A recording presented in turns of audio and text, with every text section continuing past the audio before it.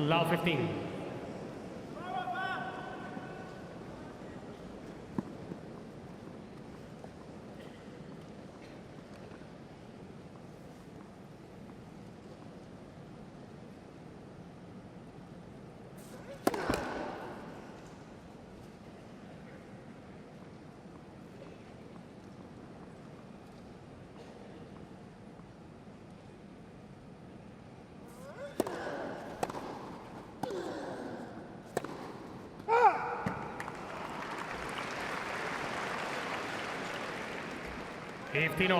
Djokovic, after his victory over Nishikori, was talking about building. He was talking about peaking at the right time. This build-up has been a compelling storyline. A finalist at Queen's Club, where he lost to Cilic from match point up. A quarter-finalist at the French Open. His form is returning to the heights that we saw 2015-16.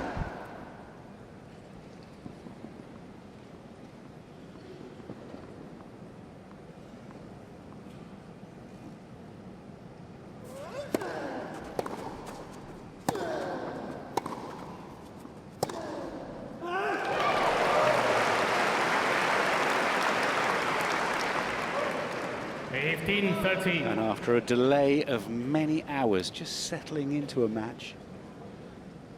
Just a question mark here for Rafael Nadal serving first.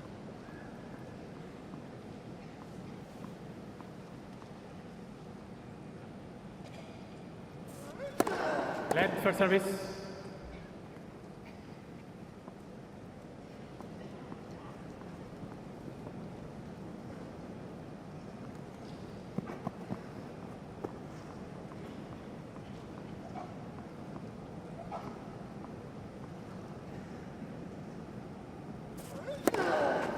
All.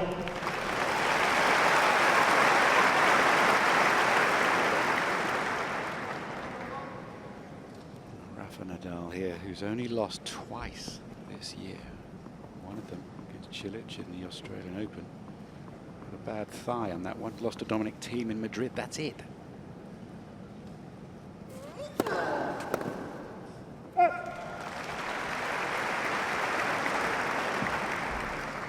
(40-30).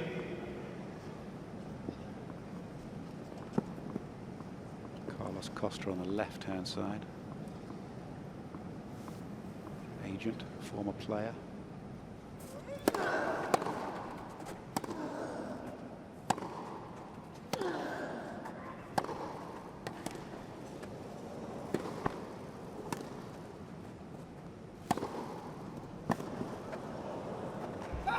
Yes.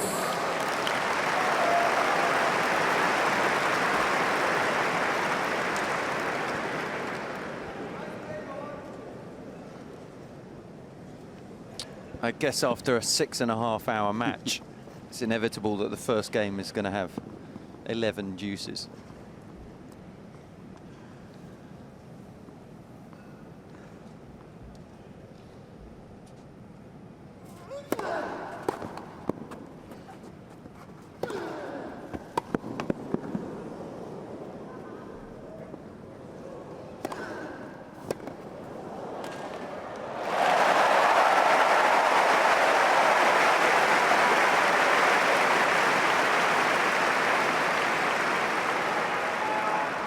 Well, that was a very well-judged lob. I think it was 18, was it 18.5 meters up to the roof here.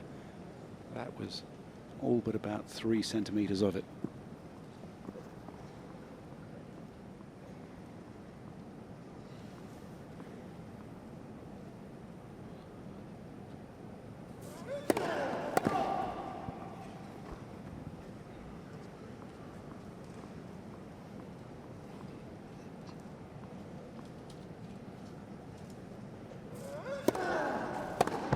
Game Nadal.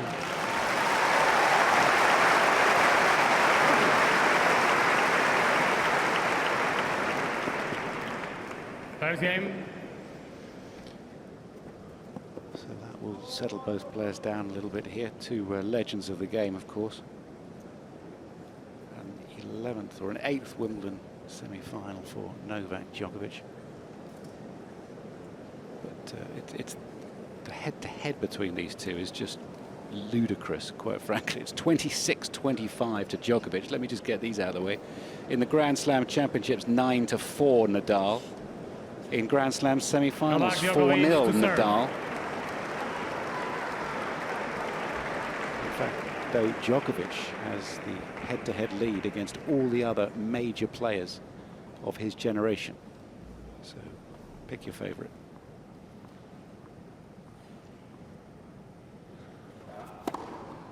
Love. Hello, Boris. Hello, Andrew. Tim, I've seen you just before. We made it. You were faster than me. Because you're much younger.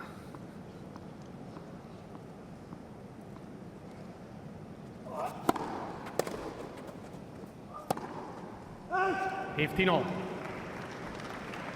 We're talking about that backhand cross-court early in the show, and that's a very important part of Novak's game against Nadal. That's where he wants to accelerate and increase the pressure.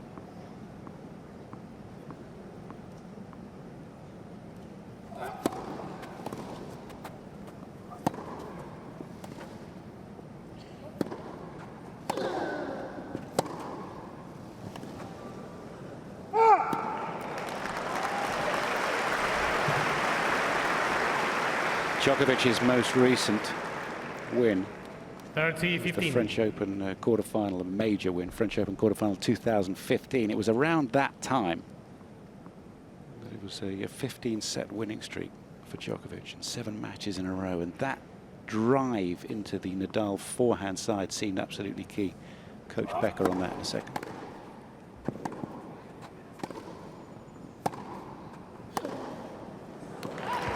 You were with him then? Yeah, I was with him, and obviously we talked at length about how you're going to play Nadal. It's difficult. 40-15. And of course you want to avoid the forehand, but then again you want to win the point, and you have to open up the court through the forehand, we found out, and then to get to the backhand. Now that's easier said than done, because if you're a little bit short, Game Djokovic. you don't have enough power, Nadal is going to punish you with his forehand. 1-all. First set.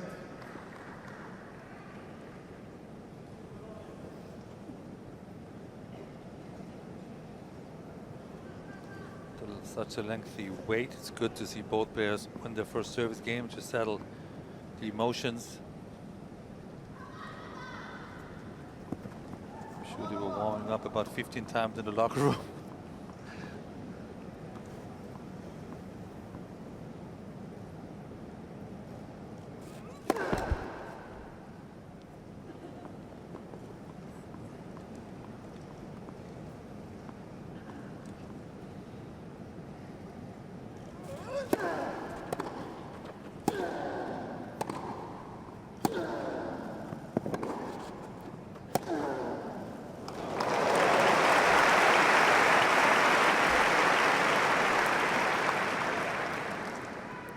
Love. I see Nadal controlling the baseline, and Djokovic almost out of your screen. He's so far back.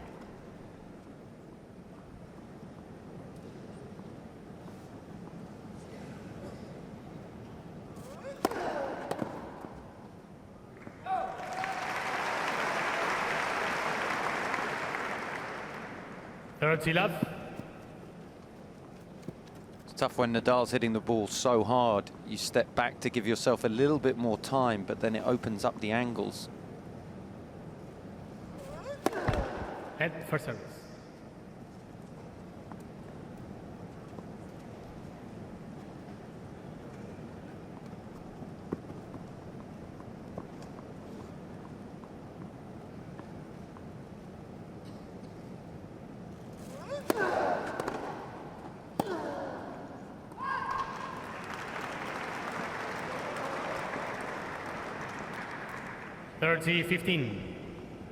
This deadly return of Novak Djokovic for the tournament so far. He's 39% points won against the first serve, 61% versus the second serve. It's tournament leading stats.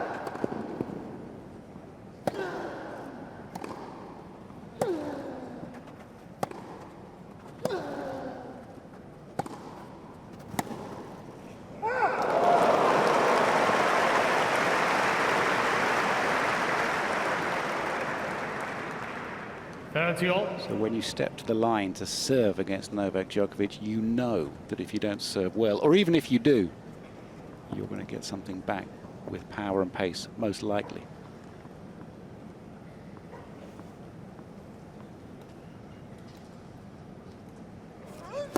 Let for service.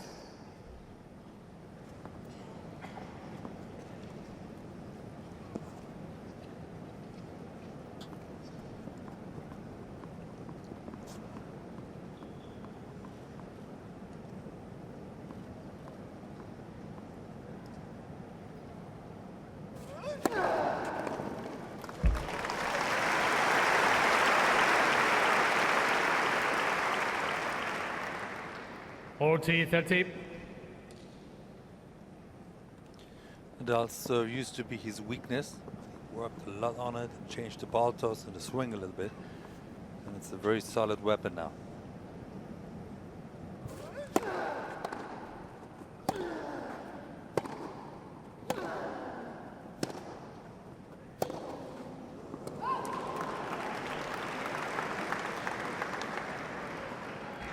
Deuce.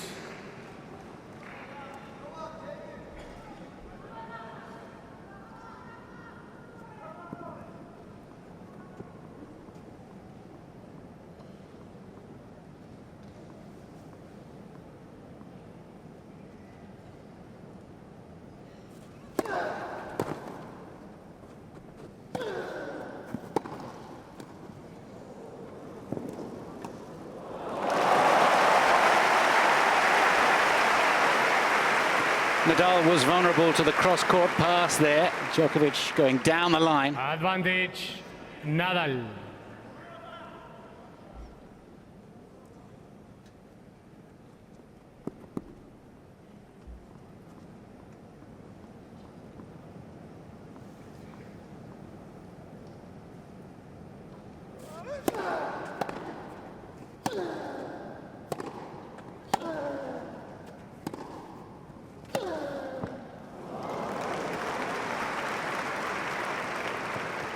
I'm not sure we've seen Nadal Yes. knocked back behind the baseline quite as much as this. Obviously, the Del Potro forehand bashed him around a bit.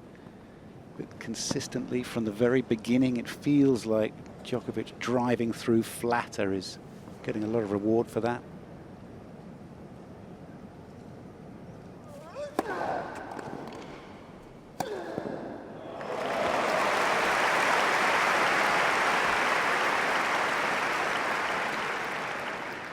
Advantage, Nadal.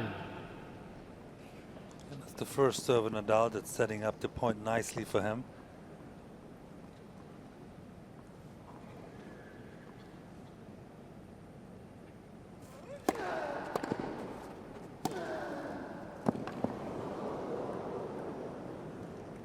Game, Nadal.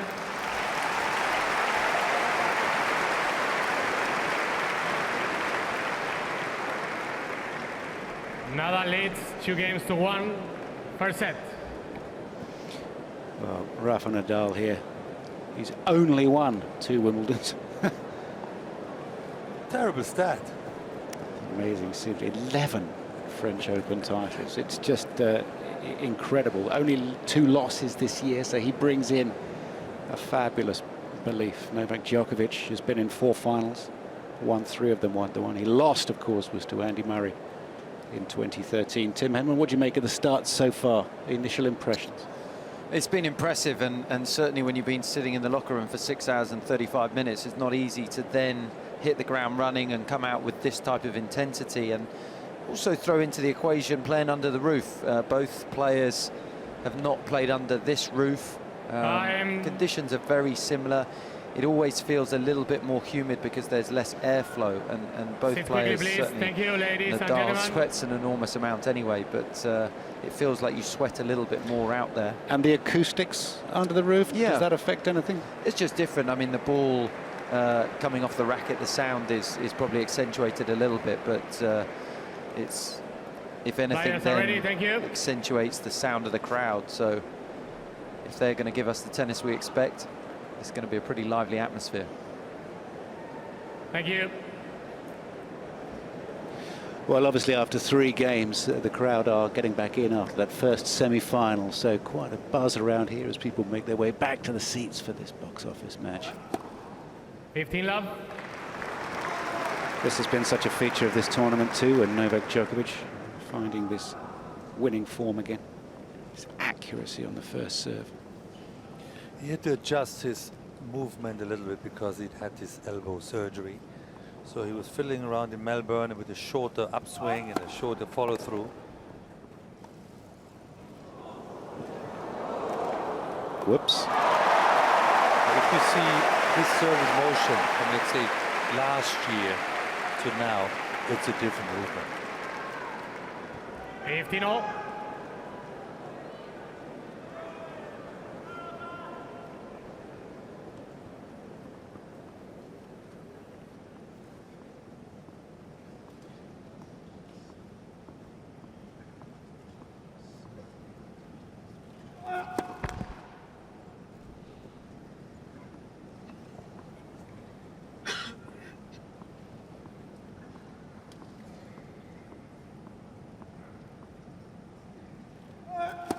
That second serve. Just have to taste what Nadal's return will be look like. He worked a lot on it.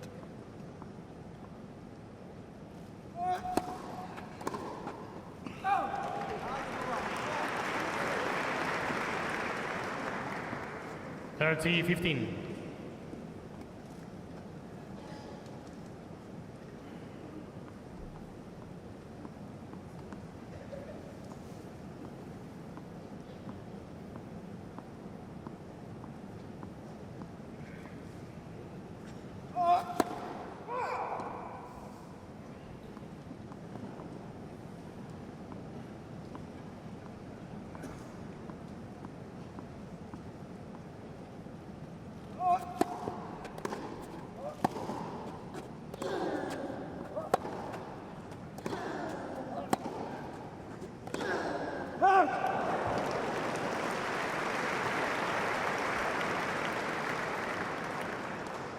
Forty 15.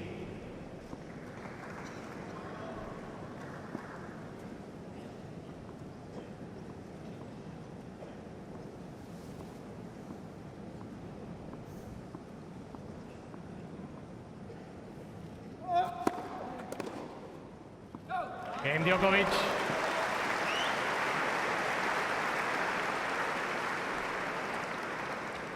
Two games all. First set.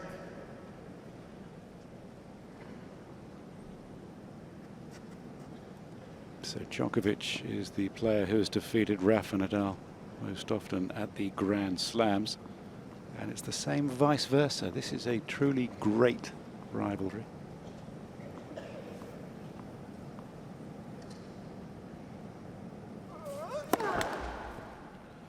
Nadal is a year older, 32. Djokovic, the baby of the semi-finalists.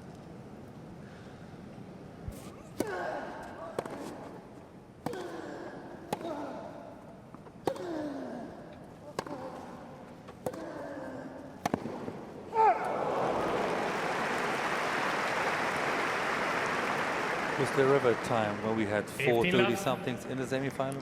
No. This is it. The oldest 4 semi-finalists in the Open era. That's at 68.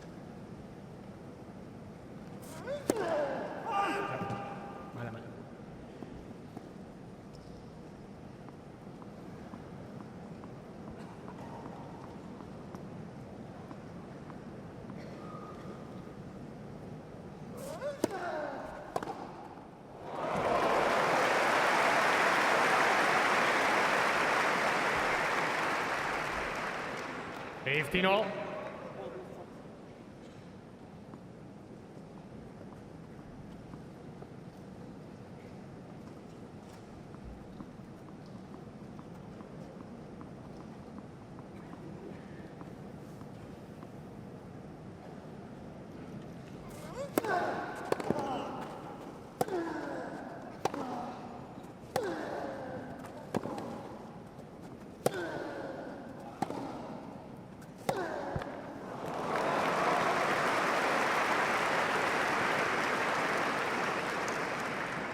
15-30.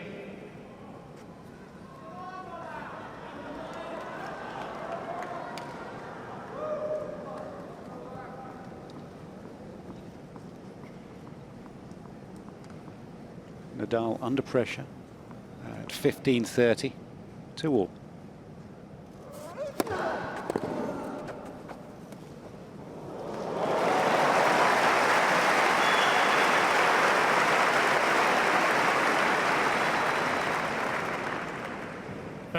Talked about Djokovic's court position. With the weak return, he's backpedaling to give himself a little bit more time to chase down Nadal's forehand. He changed it up, used the drop shot well.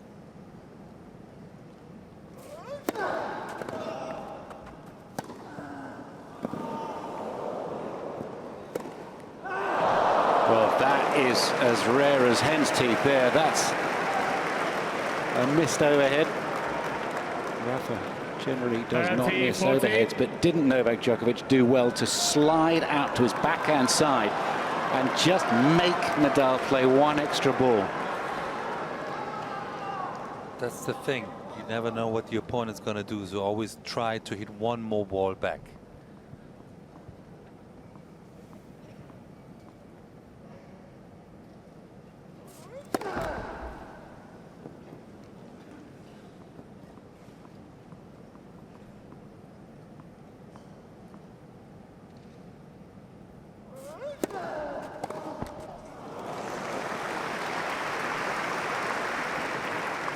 It's a better second serve from Nadal, but a man with returns of Djokovic's caliber, he'll be very disappointed not to get that one back in play.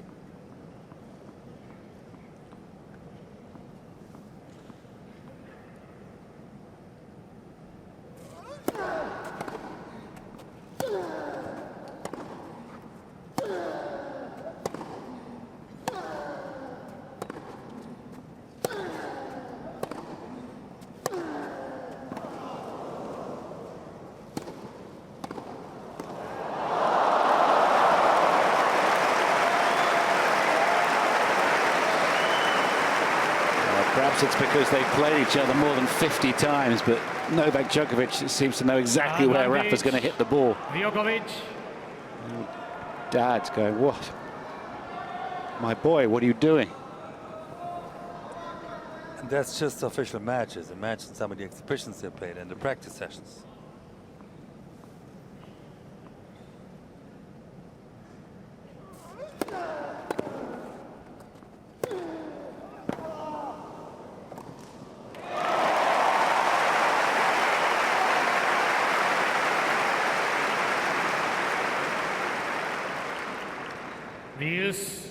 Something to look out for is Nadal's direction of first serve at the ad box.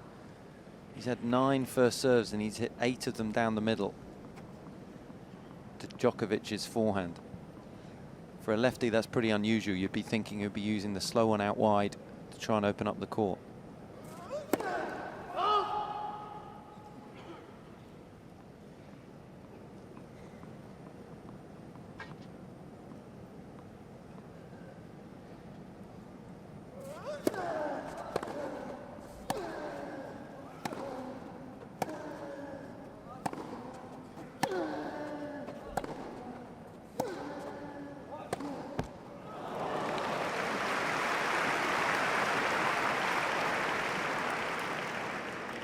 Advantage, Nadal. After Wednesday's superb match against Del Potro, Rafa Nadal, most people would have thought would have been a bit tired, winning the 4th and 5th set 6-4, diving all over the place, fabulous court coverage. He was practicing at 10 o'clock the following morning. He's a man of his routine. He likes to keep his habits throughout the Grand Slams, on his match day and his practice day.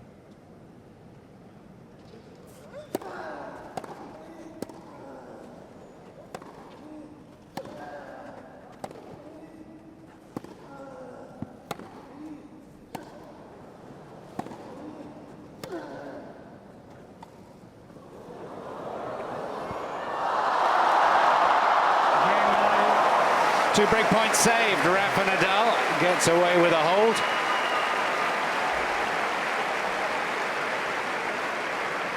And he wants his specific towel back. In Nadal fact, both of them. 3 games to 2. This is a First set. brilliant semi-final already, isn't it? I mean, listen, the winner of this is going to play somebody who is going to be thoroughly exhausted on Sunday. They are, but if you think about the context of this match, they played 25 minutes for 5 games. Unless one of these players wins in straight sets, you got to think that this isn't going to finish tonight. And therefore, coming back tomorrow, if they were to play, you know, a long 5-set match, they're going to be in better shape than Anderson, but it'll be interesting to see how this unfolds. So Kerber versus Serena Williams in the women's final, followed by the conclusion of Djokovic and Nadal. That would be a handy running order. We're not there yet, though. No. 8:30 in the morning, in the evening, and they still have 2.5 hours to go. And Sure. yes, they have a history of always long first sets because they feel each other out, and then once players up a set, then he usually accelerates a little bit. Time. And they play such important matches, these two, aside from their meetings in the Tennis Masters Cup and the World Tour Finals, which are big enough. Sit quickly, ladies and gentlemen, Davis please. Cup, World Group. Thank you. All of these pairs' meetings have been at the quarter-final of a tournament or better. Thank So you. just pressure all the way. Bjorn, 5-time champion here, knows a thing or two about these latter stages of an event. Players are ready. Thank you very much. One of the greatest natural athletes to ever play the game. My childhood hero, the reason I picked up a tennis racket Thank you. was because of Bjorn Borg. Probably my love for Wimbledon as well.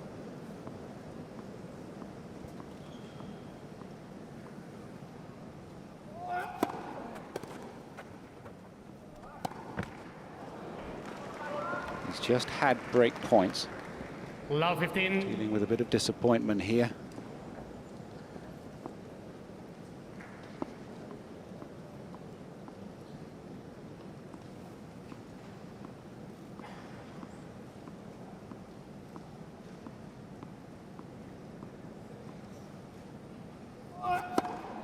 15 all.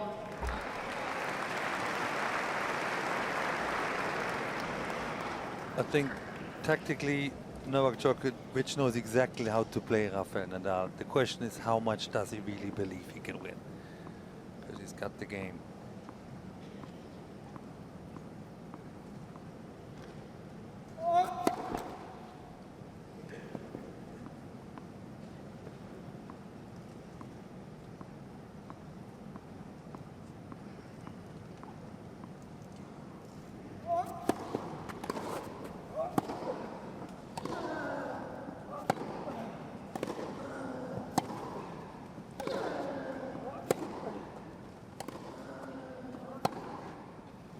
15-30.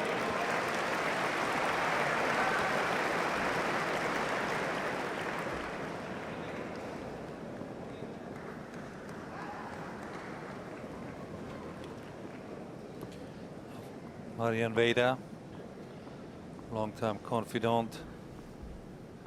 We call him the brother, the friend, the uncle. Only one person. —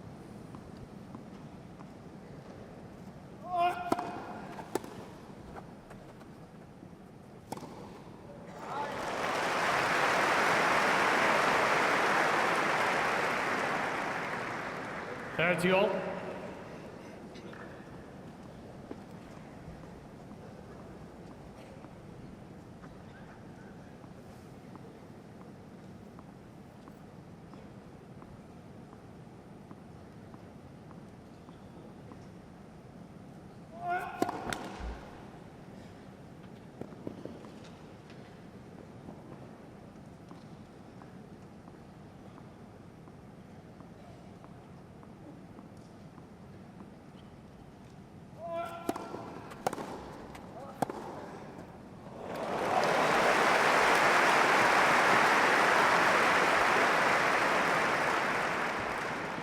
Well, Boris Novak has 14, won 13. 63 matches at Wimbledon to your 71.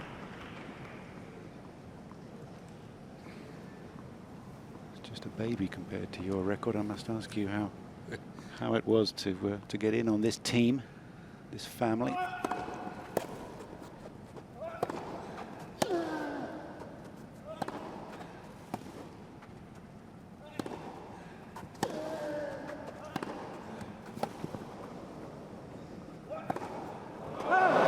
Pushing hard, isn't he? Feels like he has to force, such as the coverage from Nadal at the back. Yes. It's my Villa now. Also together a long time, married 4 years ago in Montenegro. 2 kids together.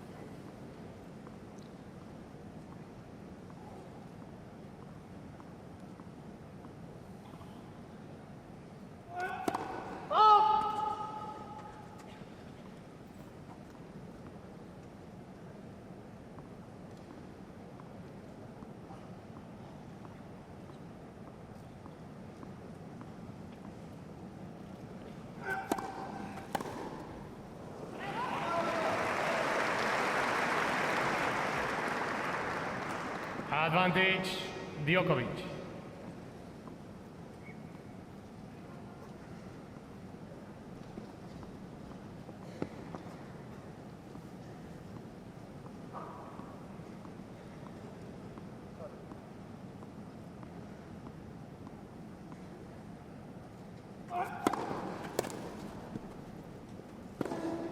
Again, Djokovic.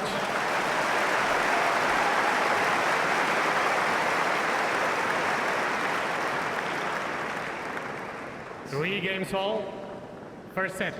So did he call you out of the blue, even though there was all this success in his life?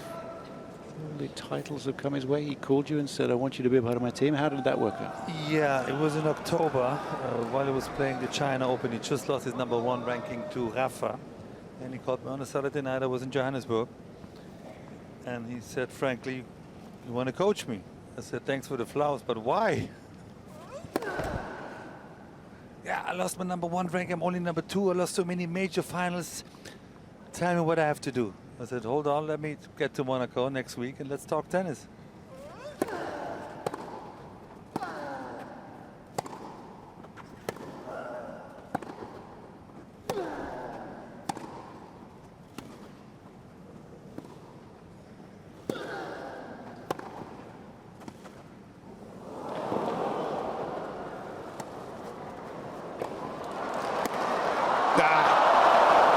This is spectacular stuff, isn't it? I mean, some of the subtleties of the game may have been missing in the first semi-final. I mean, that's not a word against these two magnificent players, isn't there? And Love 15. Kevin Anderson, but this is of a different order, isn't it? It's a different type of tennis. There's more touch. Certainly a bit of variation from Nadal there, using the slice. But outstanding hitting from both players.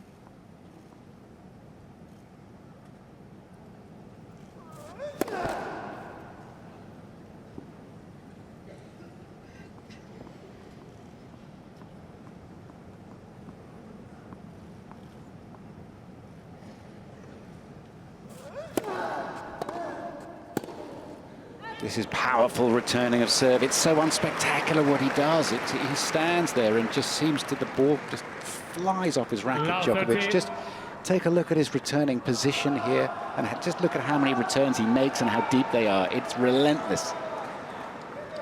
Agassi, perhaps in the years gone by, had a return similar, but Djokovic has to be the best returner of all time, I would have thought.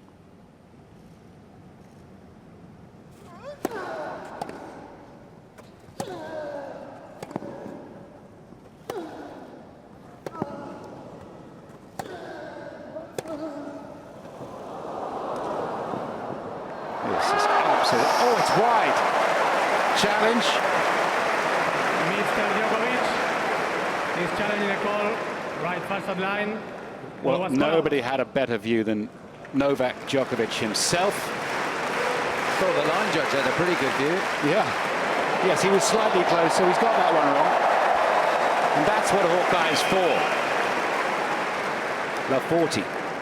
That can trigger some of the emotions we discussed in the last couple of matches that makes him a bit more aggressive and hence a better player. 3 break points. Thank you.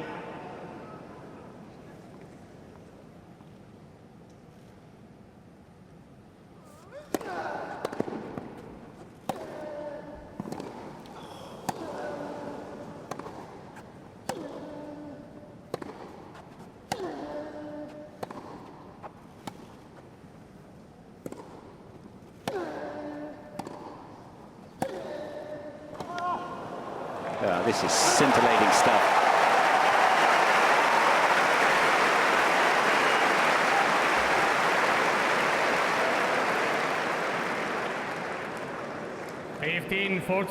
So Nadal went all out on this point. Nothing to lose. Back was against the wall with 3 break points, and deservedly won this best rally of the match so far.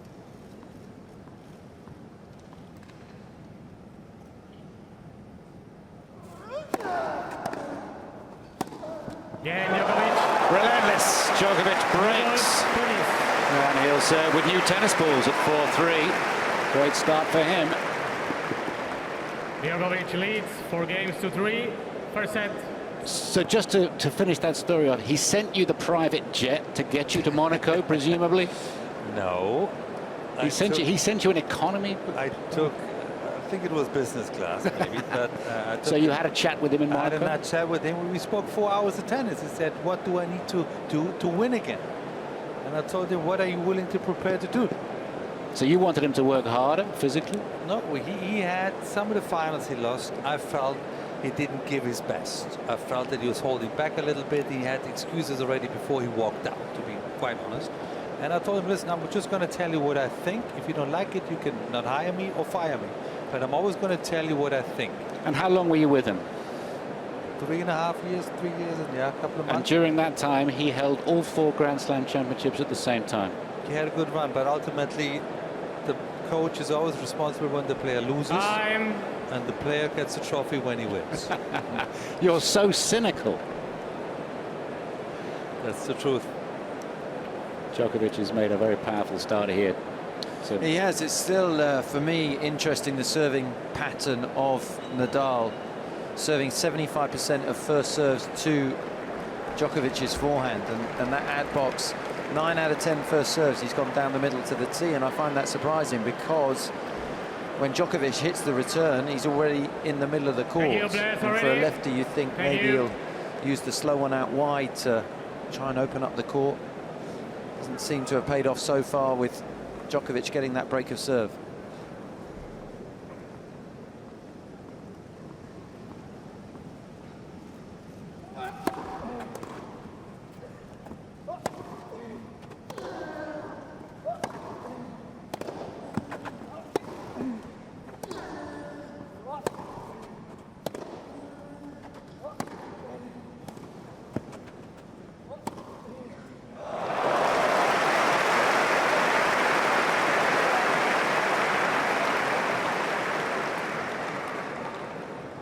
Love.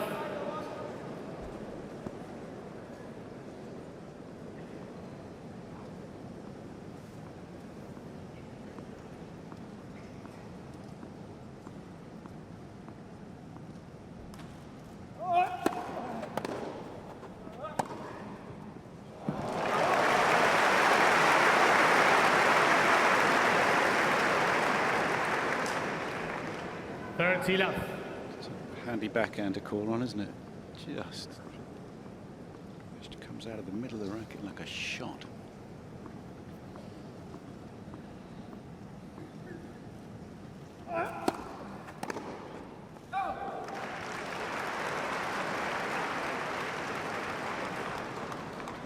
Love.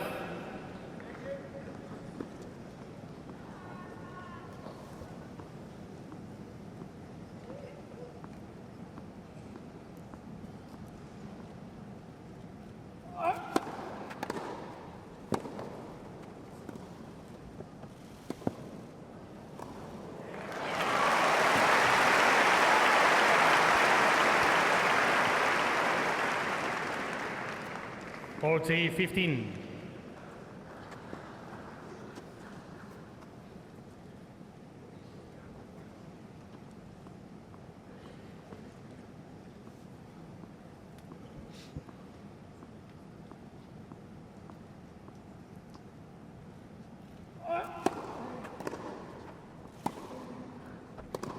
Game Djokovic.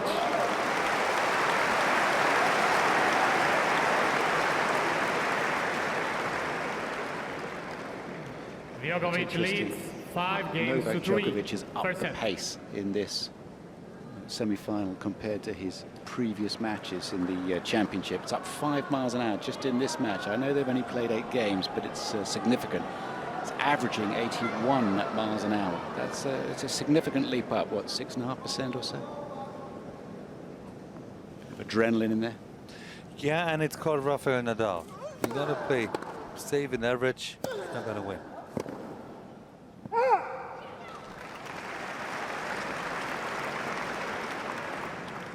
And also felt before the match started that Djokovic, this match was more important to him for the year. He needs this match to make the year matter.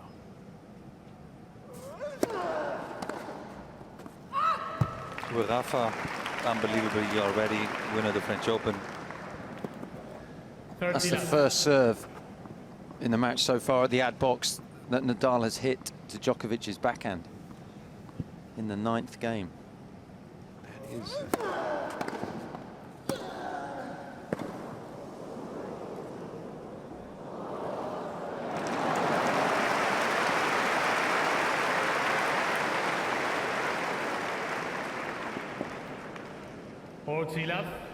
As a server, if I face such a good return as Djokovic, I would go a lot more down the body because the wings are so good. Nadal isn't doing that yet.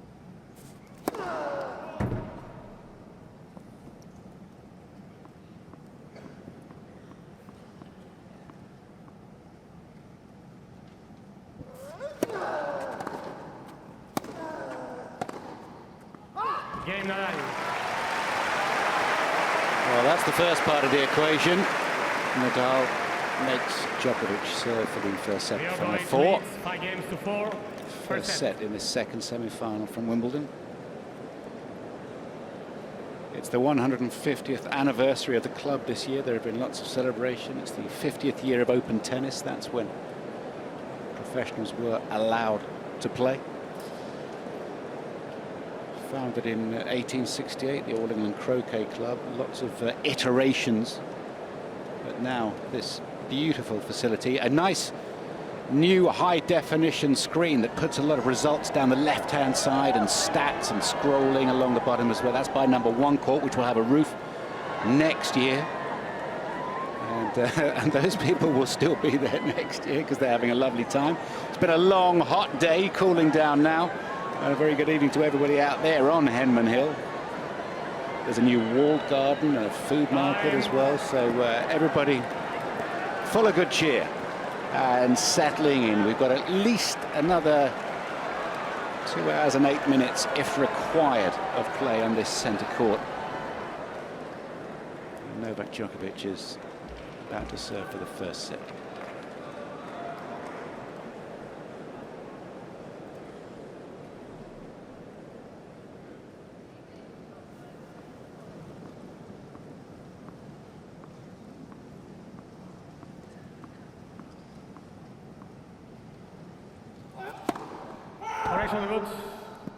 That's an ace, unless Rafa challenges back, which he does. It walks on the other side. Well, everyone's ready here, but hold on. It's a second serve. Rafa's got to do the Space Invader walk and go straight back along the baseline. Second serve.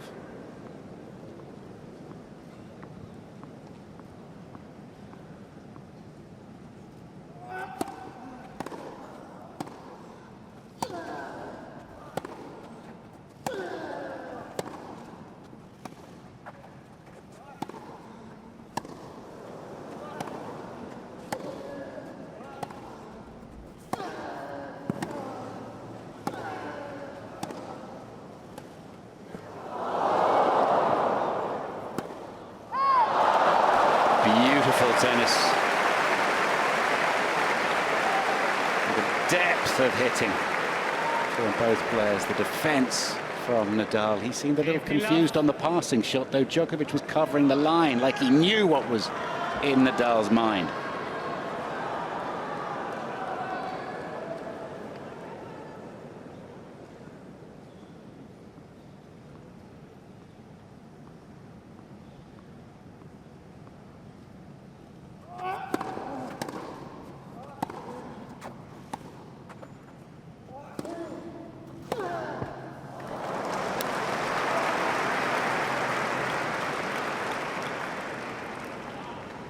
Well, it's really hard to believe that we're watching a Novak Djokovic who dropped out of the top 20 in the world earlier on this year. First time in 11 years he'd been as low as outside the top 20. He's certainly going to rise back up again.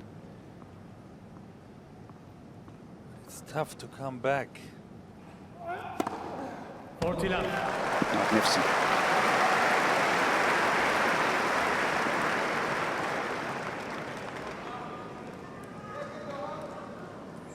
Three set points now.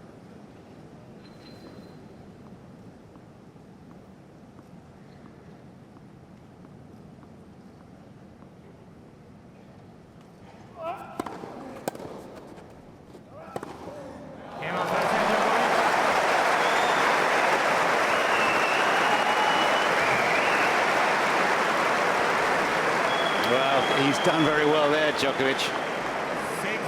6-4, 47 captivating minutes in the second semi-final. The winner of this match to play, Kevin Anderson, in Sunday's final. A serving performance to be proud of from Novak Djokovic, identified at the beginning of the match, Tim Henman.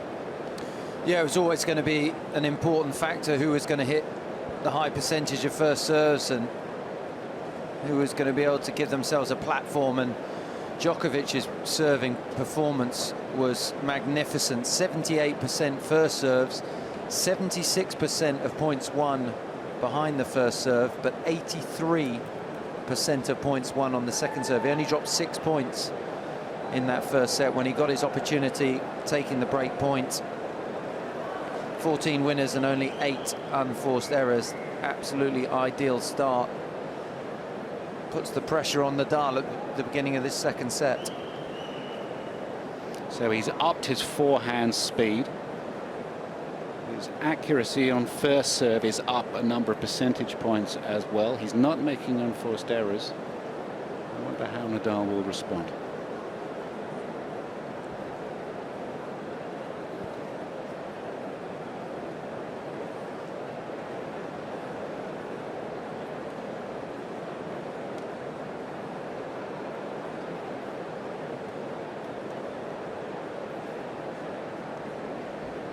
Time.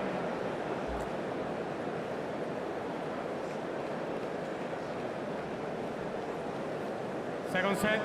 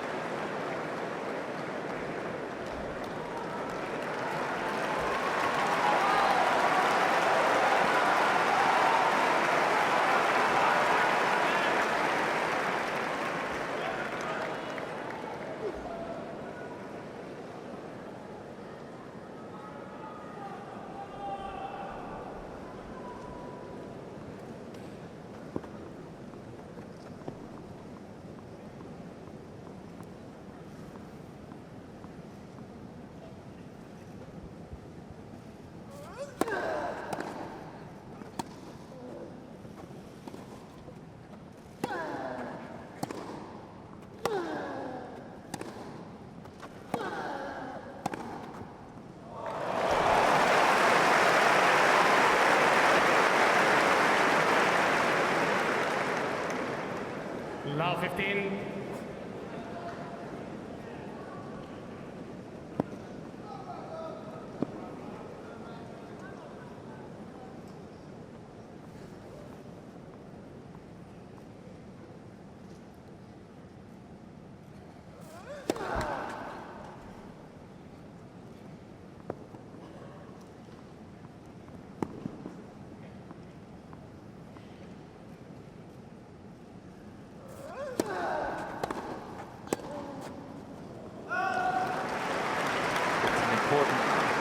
Moment for Rafael Nadal.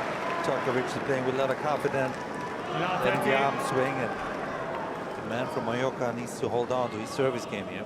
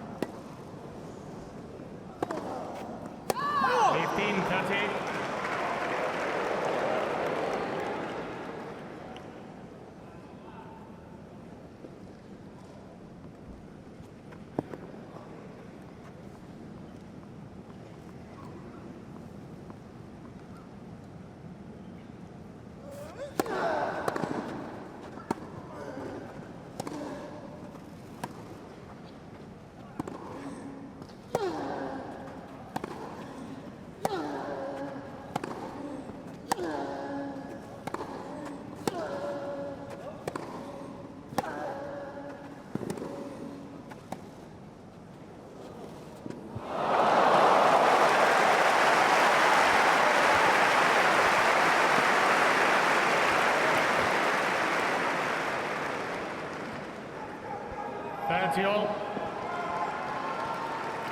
Mum and sister of Rafael Nadal. Pops in the front row.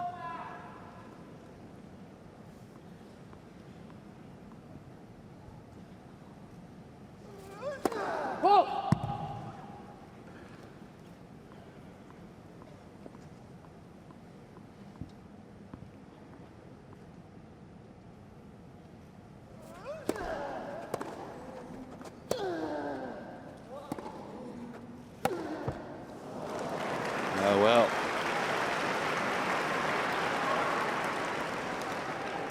This legion of fans will be disappointed with this. Looks a bit flat at the moment.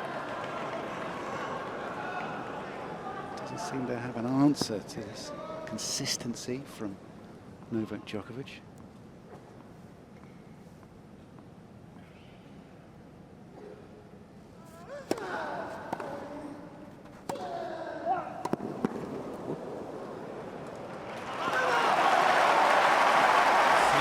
Nadal, he knows how important the first service game is. He doesn't want to get a break behind early on. Look at this. That wasn't match point. It was just saving a break point.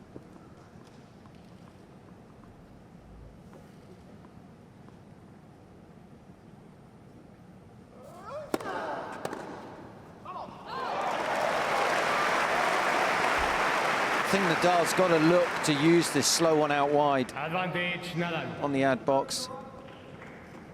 When he did that on the break point, he gets Djokovic off the court, can open up the forehand side.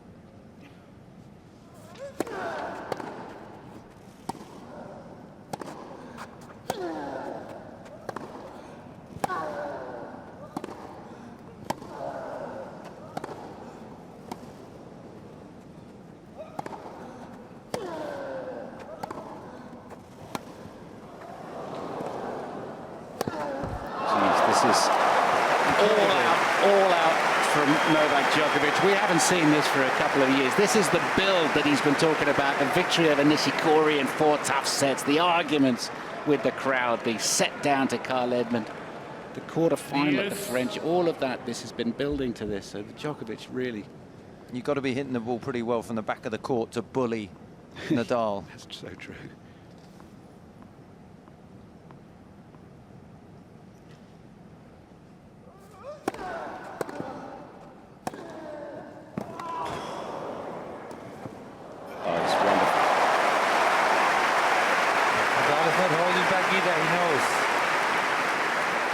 Hold his position firm.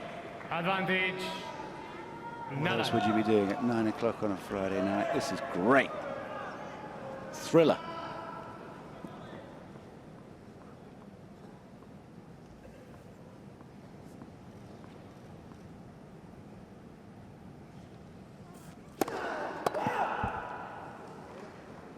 Went for it. 125 miles an hour is just about all that Nadal has got.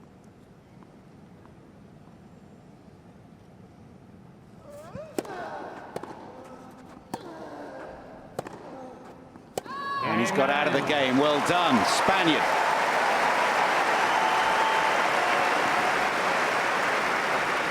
Massive hold, start of the second set. First game, second set. Now, you've been banging on about serve direction. Now, you show us it with the greatest wood in the world. I love it. What's been going on? Nadal is serving a lot to Djokovic's forehand, and in the ad box there, the 82%. It's going into Djokovic's strength, but also when the serve is directed there, it's into the middle of the court. So Djokovic hits the return and now is in the perfect position. He's only hit one serve out wide to the backhand, which obviously then opens up the rest of the court. In the juice box, he's still serving 2/3 to the Djokovic forehand, and I think that's something that Nadal's going to have to think about changing up. And none of the serves onto the body of Djokovic as well. He is not mixing up his serve whatsoever. I'm sure they spoke before about it. I'm sure he will serve to the forehand, but obviously he's down the set, so maybe time to change it up a little bit.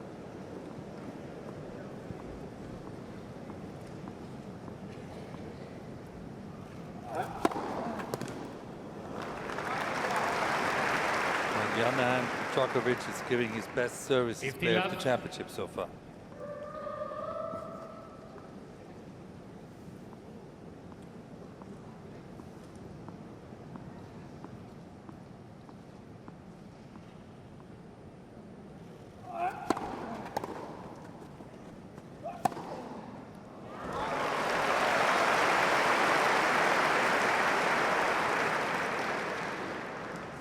Thirty left.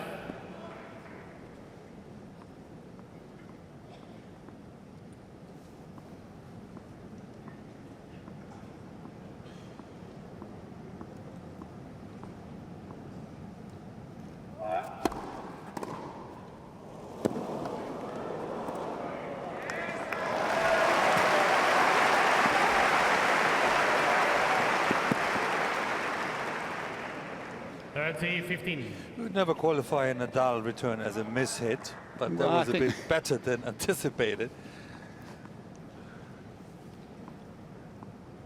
The open court's all his.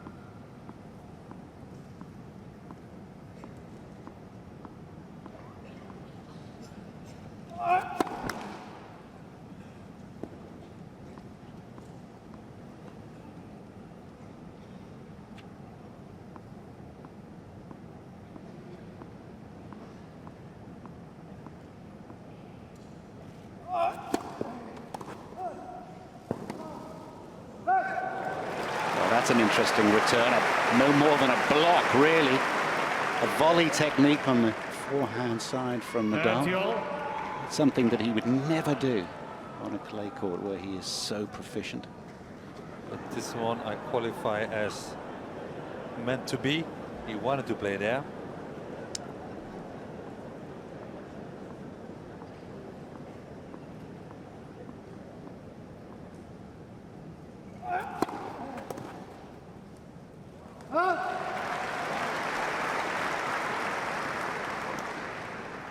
Forty 30.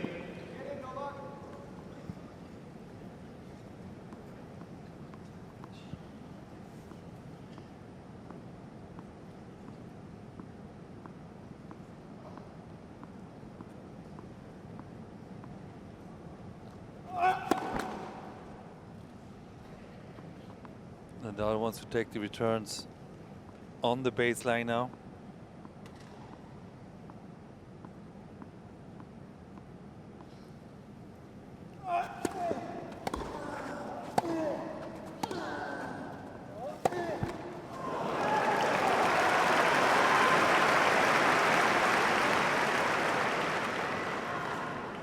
Lewis.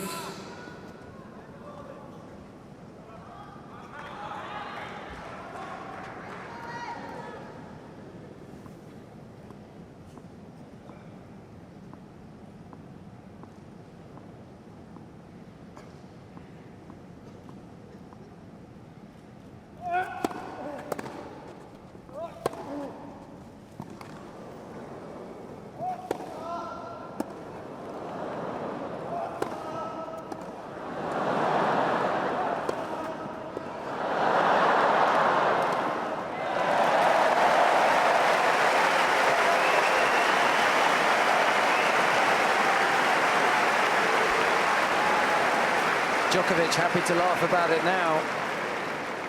I mean, every player has one weakness. Advantage. I can't tell you that Djokovic's weakness is his overhead. If you take the top 100 in the world, I think his overhead is the worst. Coming from me.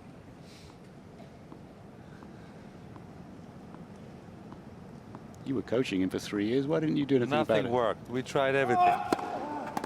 Game Djokovic.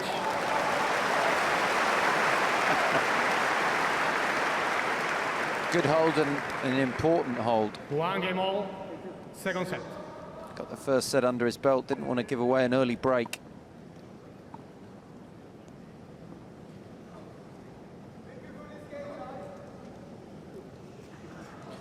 Behind Marian Veda, it's Novak's uncle Goran. On the left with the jackets is Eduardo Ataldi, his agent. There's another agent as well, isn't there? Eleanor, she's up there. How many agents do you need? There are actually a couple that helps.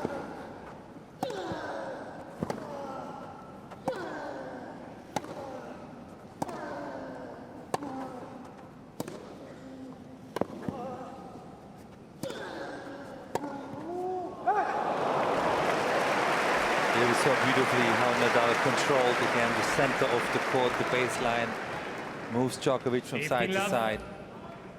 And when that happens, the outcome is obvious. There's Elena on the left, Elena.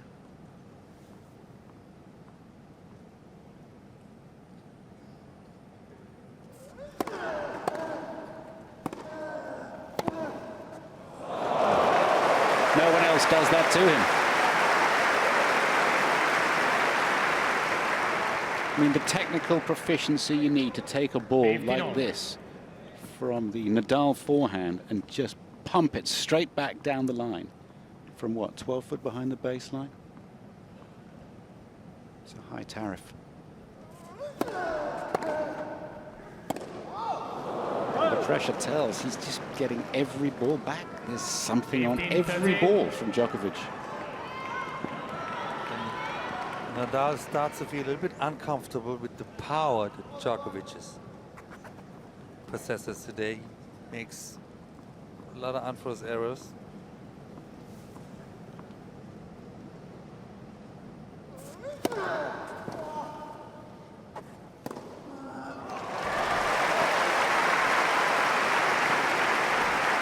Here's the white serve, Tim. I think that's got to be 30-all. his go-to. For a lefty to a two-handed backhand, you can sometimes get them to take one hand off the racket, get a defensive reply. Gary Player talking to Rod Laver. Love that.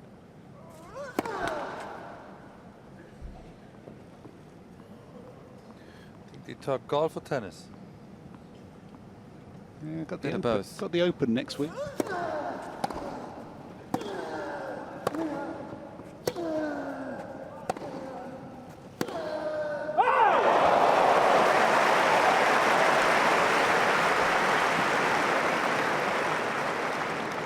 There's nothing they don't know about 40. beating opponents in one way or the other.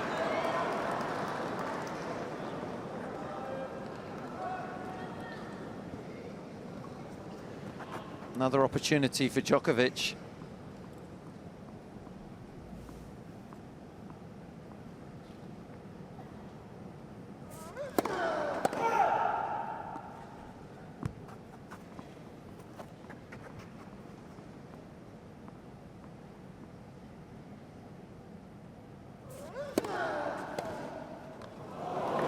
Body serve. But if a body serve worked at 97 miles an hour, Deuce. it'd probably work even better if it's 115 miles an hour. But again, Nadal went for the big one up the tee. And that's not the right thing. Doesn't seem to be working so far.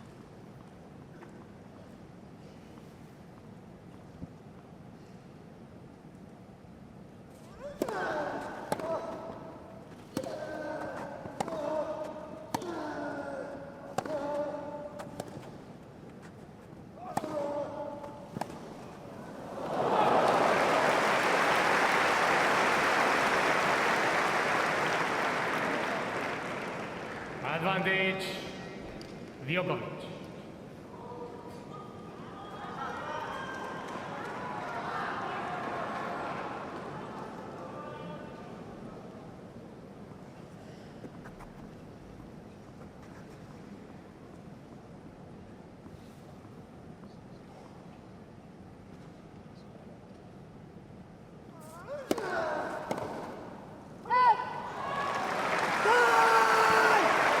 That was from Novak Djokovic. Venting like Vesuvius. Because he knows he's not going to take his chances now against Nadal eventually. Ties turning.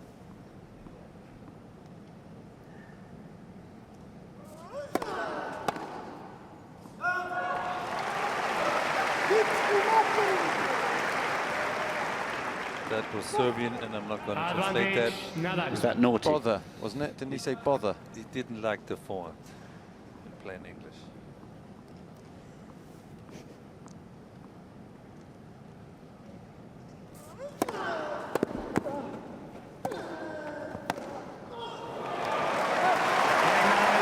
Big hold for Nadal, very important. think that second set, his chance will come. Nadal leads 2-1, second set. First set, Djokovic.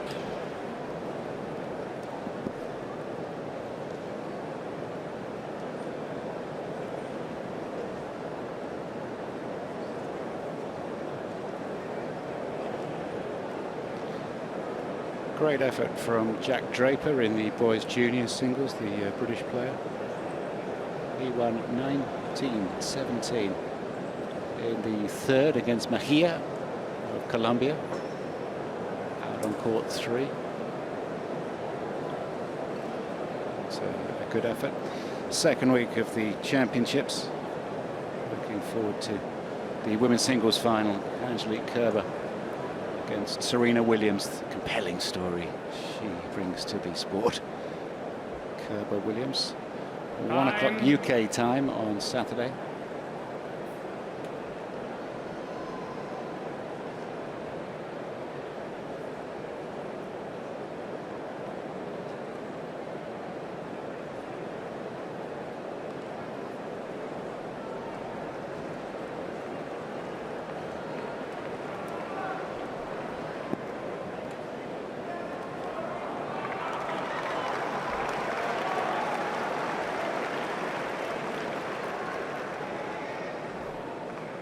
Thank you.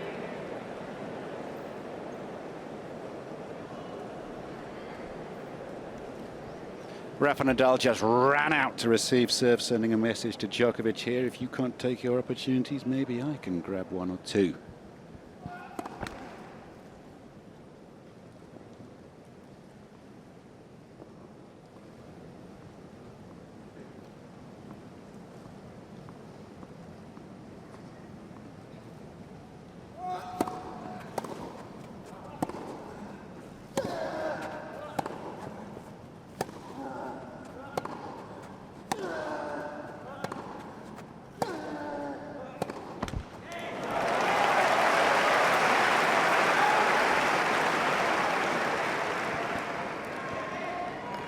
Love 15.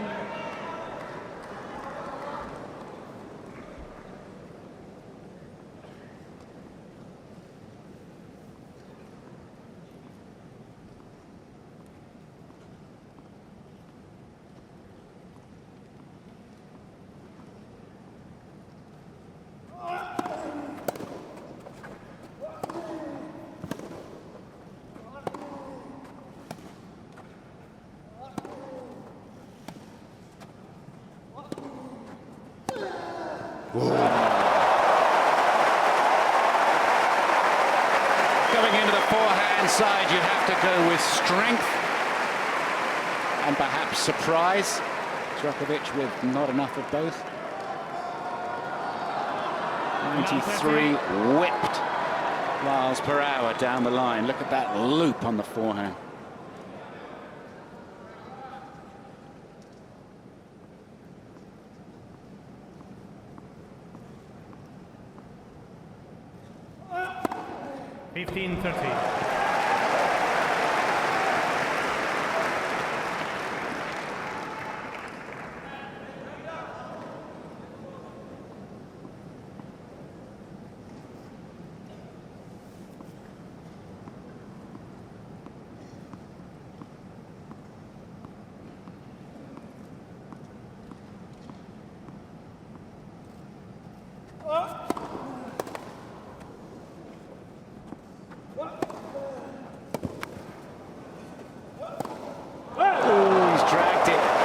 Nadal was herring after that ball, protecting his backhand side.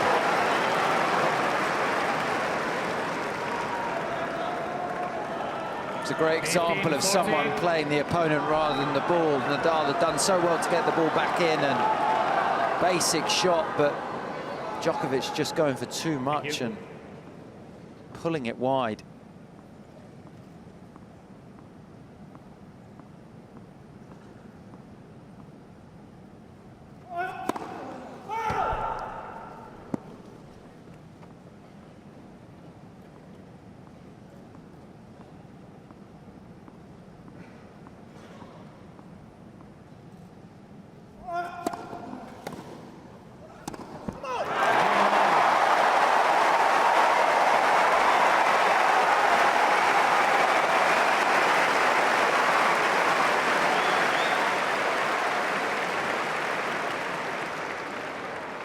Nadal leads 3 games to Well, 1. that break of serve Second set. was as much about a force of personality and a presence on court as it was about any tennis balls. Also the history that Nadal brings right from the word go in that game, running out, bouncing up and down. Wonderful. And it was his first breakpoint opportunity of the match, and he really needed to try and change the momentum. He's got the early break in this second set, now needs to hold on to his own serve.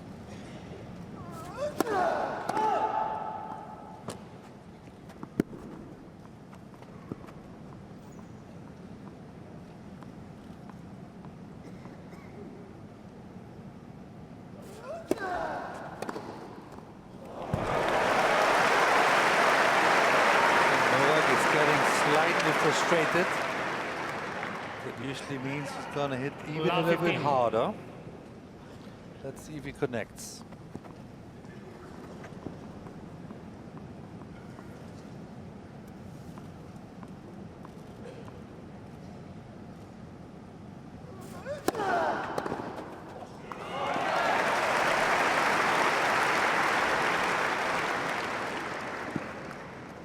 $15-all.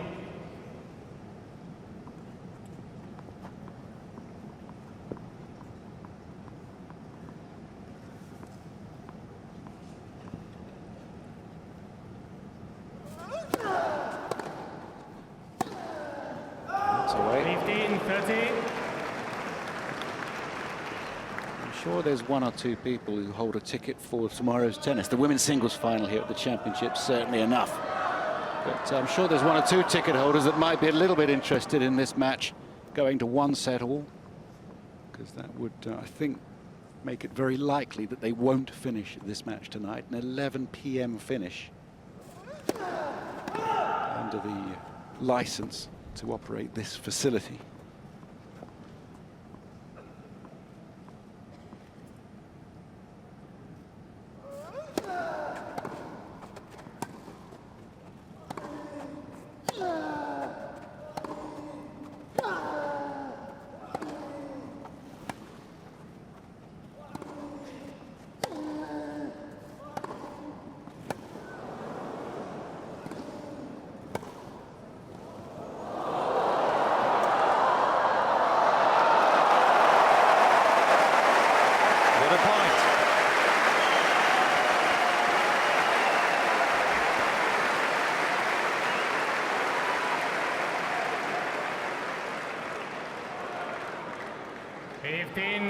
Djokovic kept hitting, was able to finish that point at the net.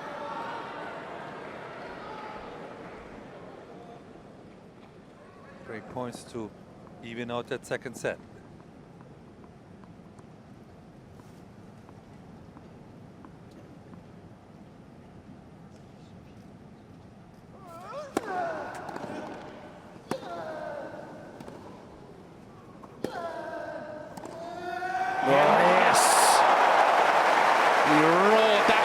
Way and it dips cross court, and their man is back on even terms. Second set.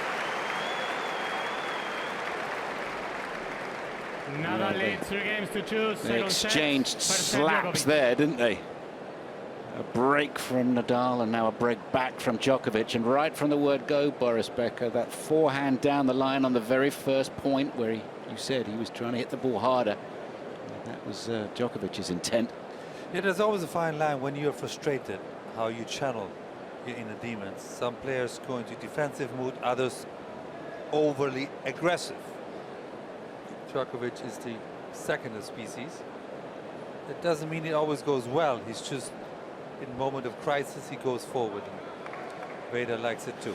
So you had Marian Vida there, you came on board, Radek Stepanek was involved, Andre Agassi was coaching him for 1 full year as well, Mario Ancic was another one. Is this now the team settled? I believe so, and on a personal level I certainly hope so. I think Vader, Djokovic, they go through thick and thin. They've been together for more than 10 years with a few breaks here and there. Ultimately it's about how much Novak wants it, what he's willing to prepare, but this man knows it better than anybody. When he was living behind the Iron Curtain, when it then was, we'd travel a little bit together. And he would always take back goods that you could only get in the West. So he used to take back salmon and nice things like caviar on occasion that you can get in little tins around the place. And even some Parmesan cheese. He used to sneak it back into his country. I hope he doesn't get arrested now I've said that. Too late. But talk about going through thick and thin. In his own life he has. He was a great friend of Milan Machir, semi-finalist here at Wimbledon himself.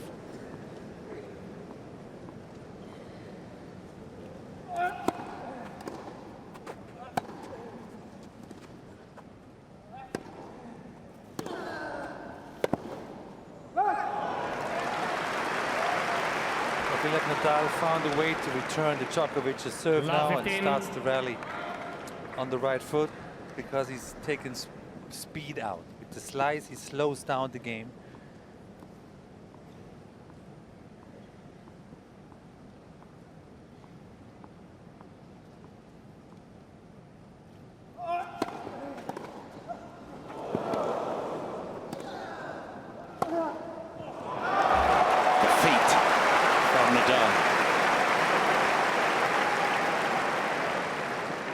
And the dexterity to get that return back in play. It was a phenomenal body serve from Djokovic.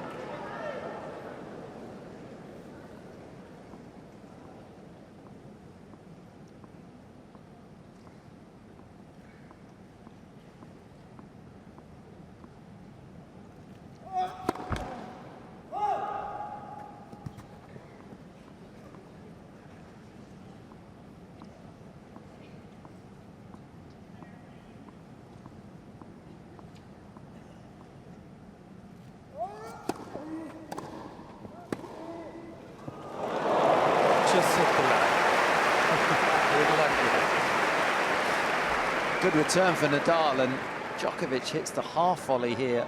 15-30. Over the high part of the net, down the line, onto the line. At love 30.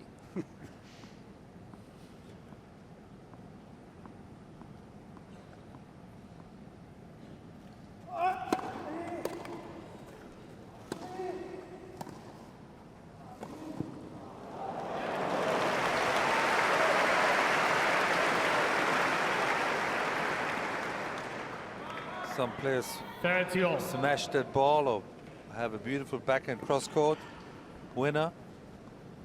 But something with high balls and Djokovic at the net, he doesn't like. Managed to hit a winner.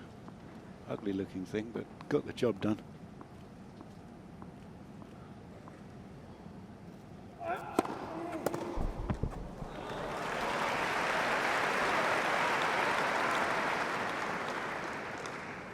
$40-30.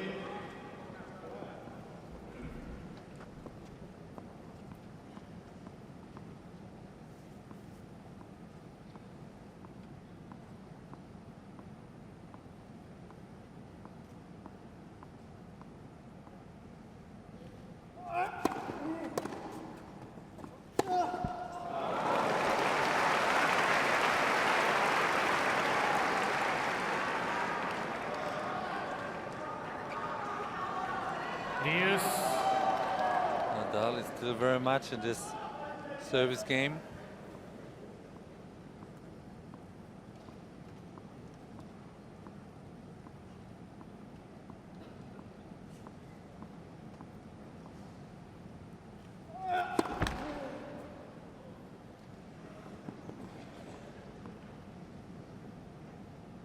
Takes his time, doesn't he? Used to drive me crazy how many times this guy bounces the ball.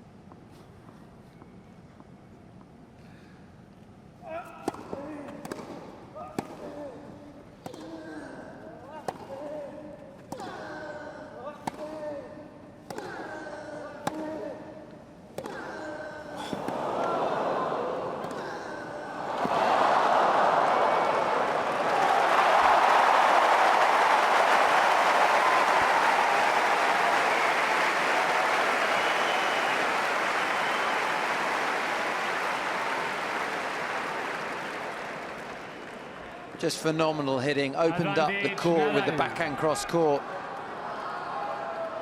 drives the forehand into the backhand corner, and by that reaction it looks like Nadal's relatively fired up.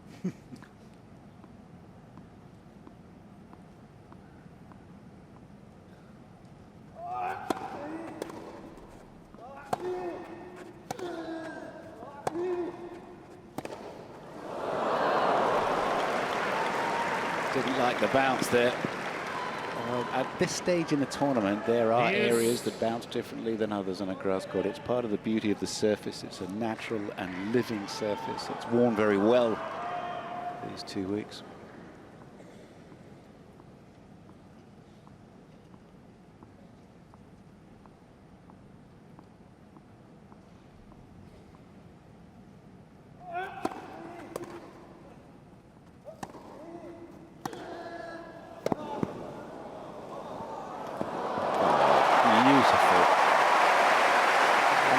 Actually stopped, such was the touch and the backspin, but it stopped well short of the service line.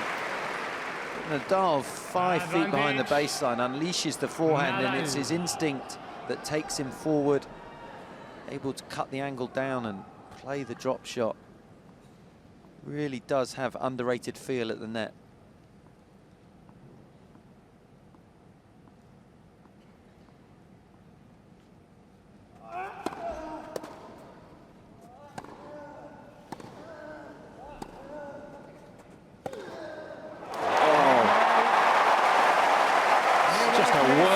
Dervish of a forehand. Racket head speed through it. Goodness gracious me. Well, we can measure just about everything in tennis. That was 4,000 RPM, and I don't really know what that means apart from it was loads of topspin. I mean, 4,000 revolutions per minute, if you think about it. That is really dipping, and the footwork that goes with it. So he gets Djokovic back there, moves, and then whip. See what it means to the Rafa corner.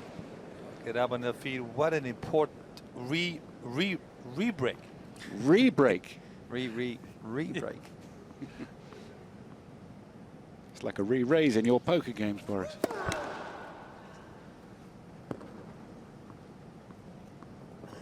Oh, can he hold?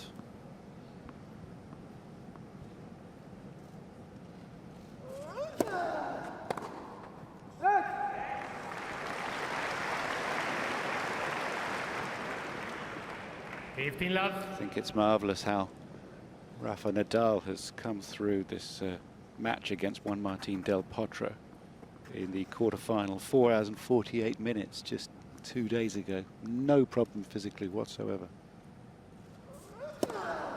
30 love.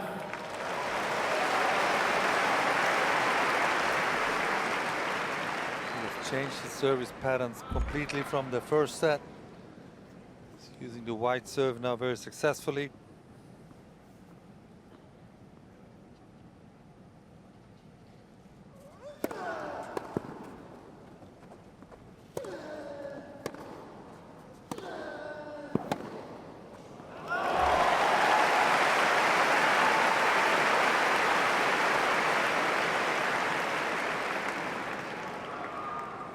Love.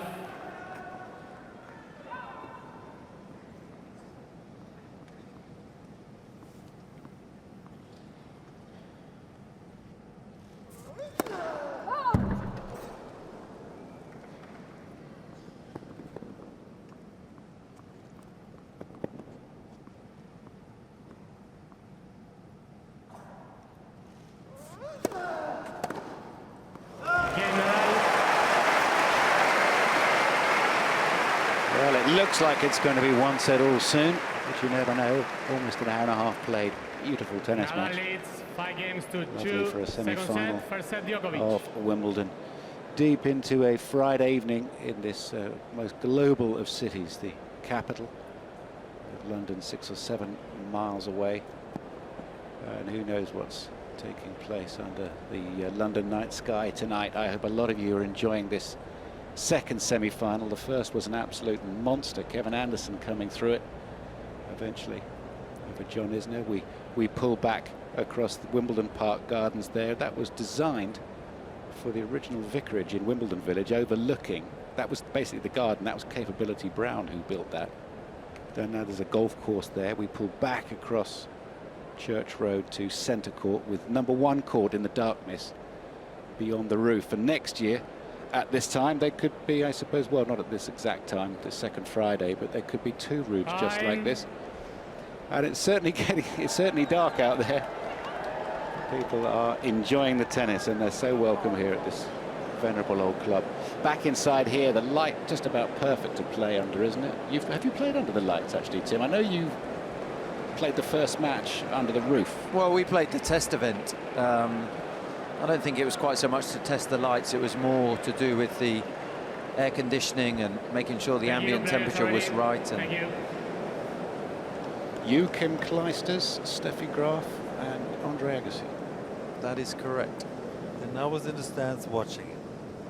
And I was talking about it. It's a pretty average tennis, wasn't it, Boris? It looked good, but now it felt. You're a good man.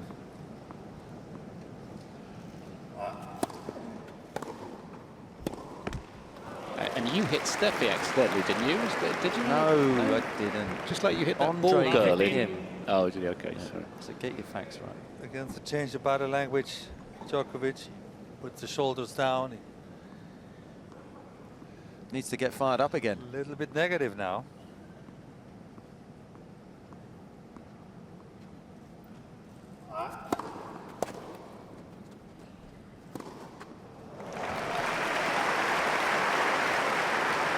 Goes through such a roller coaster emotionally. 15-all. Carried him to 12 majors, but it also carried him to some surprise losses over the years.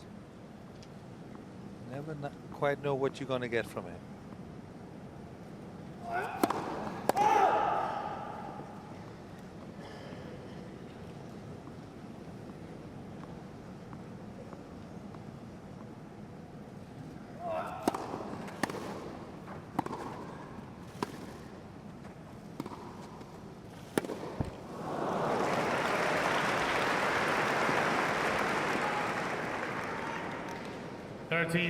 Rafa Nadal will stay at world #1 no matter what happens in this semi-final and the final on Sunday. Novak Djokovic projected to rise to #11 in the world,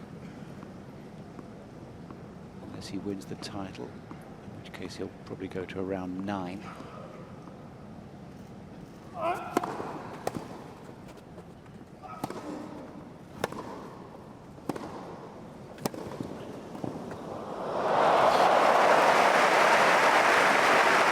Whoever said he can't volley?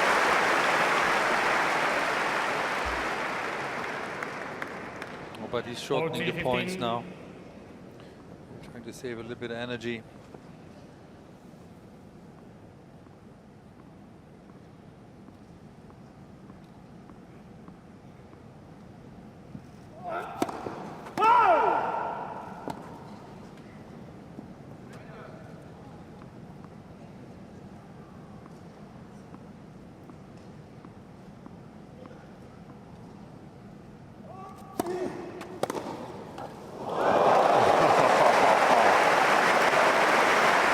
Quicker than an email.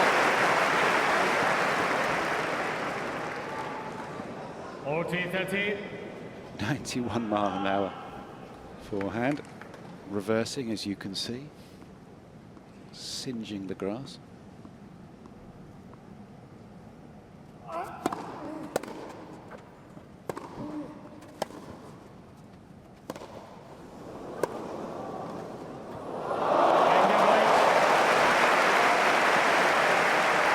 So this is a moment of truth. 5-3 Nadal serving for the second set. It's amazing Djokovic finds smashing so difficult when he can hit touch volleys like that. Nadal leads 5-3. Exactly. Second Have set. you worked with him for 3.5 years, Boris? Blame it on me. You should be looking for a bit of a refund, I'd have thought. All right, here we go then.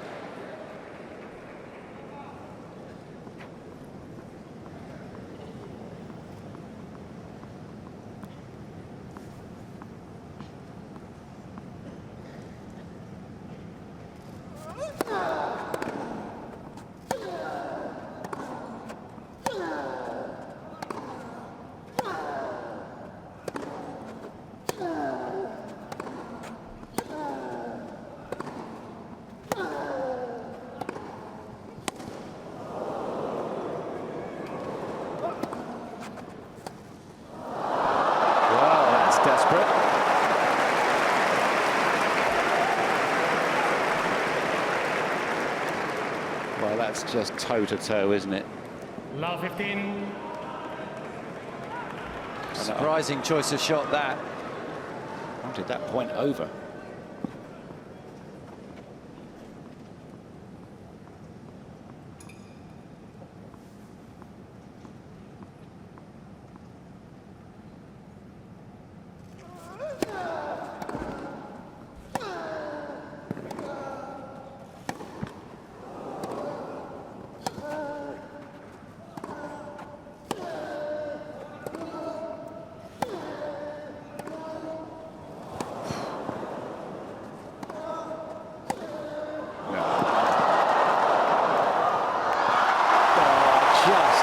Absolutely fantastic.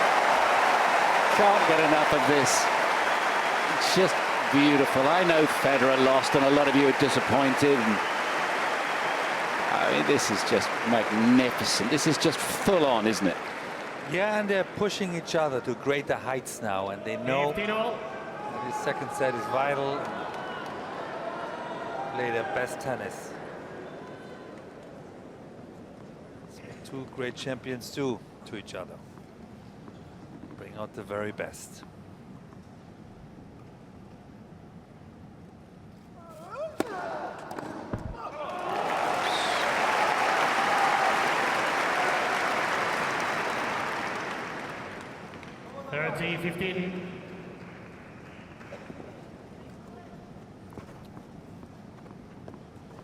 Djokovic is still breathing pretty hard after that long exchange.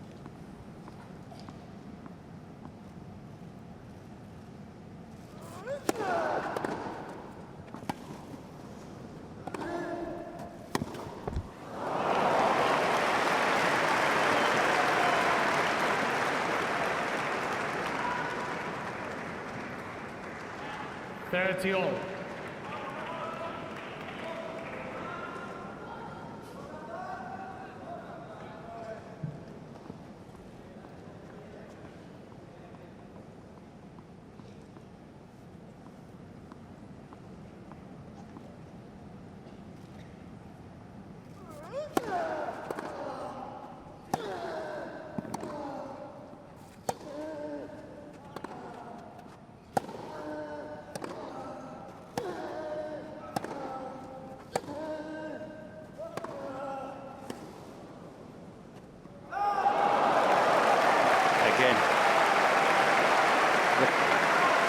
Perfection. Nadal feeling the need to throw the ball higher over the net and buy some margin for error. How interesting. This great ground stroker feeling he has to change to make Djokovic miss. 40. Quality-wise, the best part of the match so far.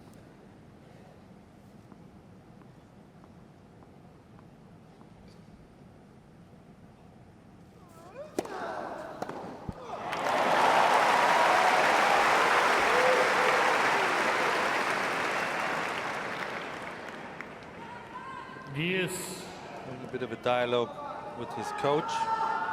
It's not allowed, that it's non-verbal, right? But sometimes just a look in the eye helps.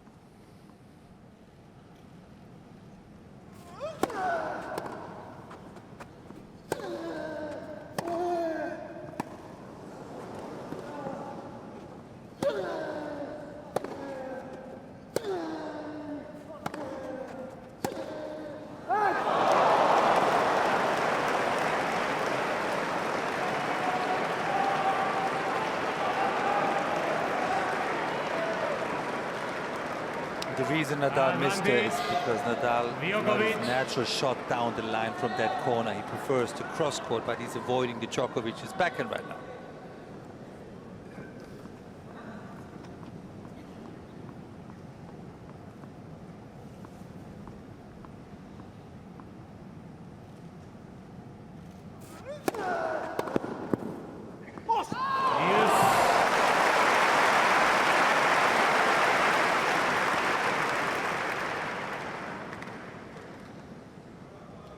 The Nadal shirt and the sweat on it. So much. Boy. It's not big enough to contain all those muscles, is it? Incredible.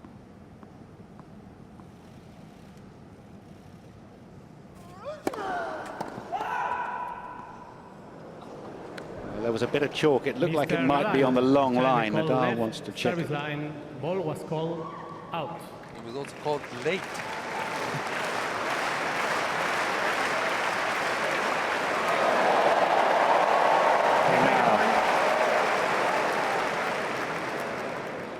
For service. Deuce.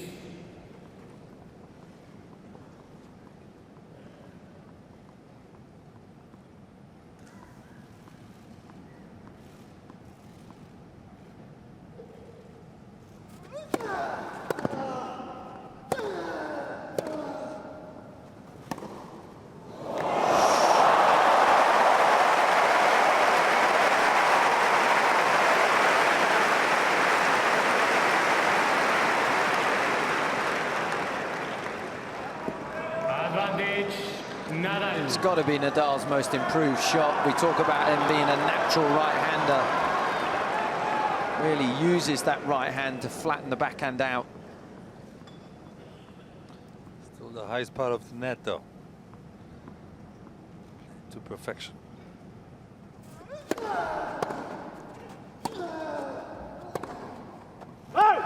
on second set, An hour and 40 of this intriguing semi-final. It's one set all. And I doubt very much that there's time to fit in 2 complete sets between now 6 games to and 3. 11, which means they may 1-0. well be playing tomorrow.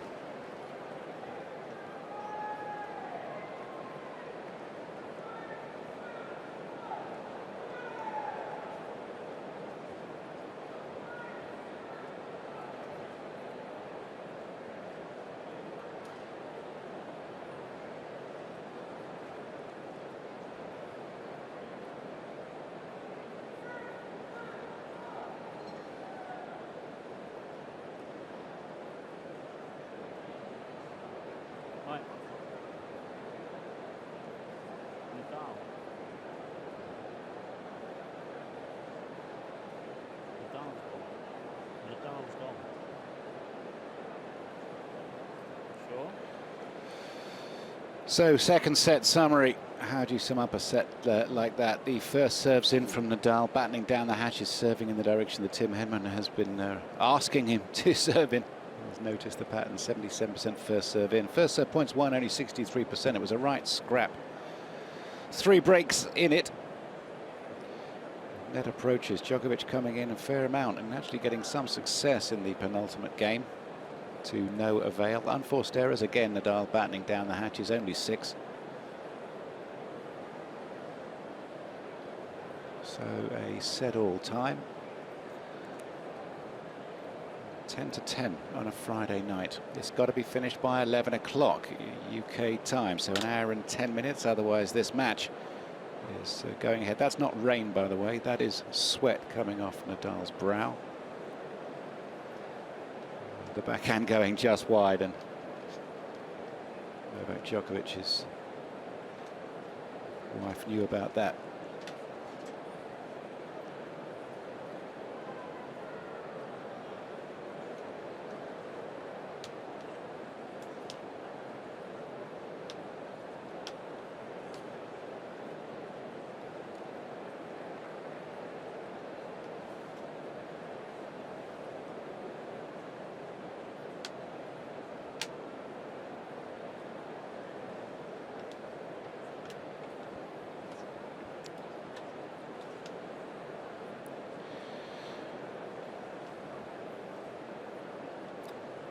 Well, that's the Rafa box saluting their man under this roof on Centre Court. Plenty of people in the Raw box as well. What a marathon day.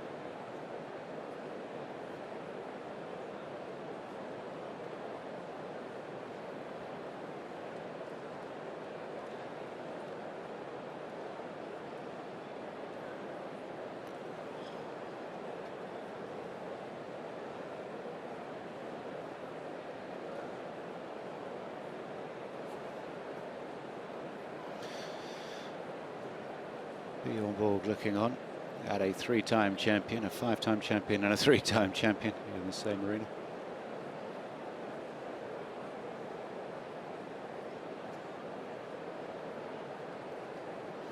So deep in thought, Novak Djokovic, after losing the second set. This intriguing rivalry, 26-25 to Djokovic. The patterns that they produce together, just glorious. Members of the combined services looking after all the entrances and exits into this centre court.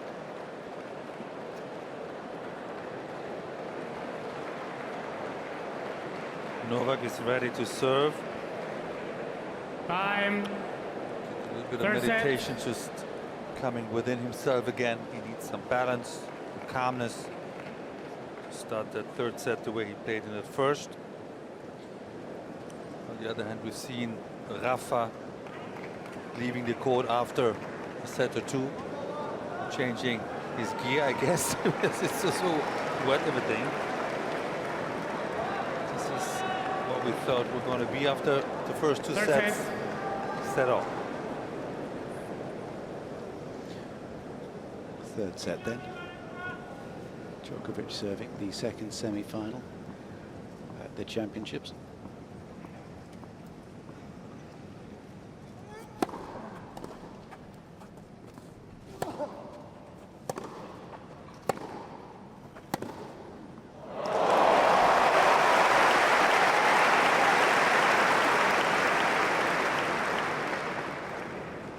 Love 15. We had a similar scenario at the beginning of the second set when Nadal had to be careful to hold serve. Djokovic's got to be careful now.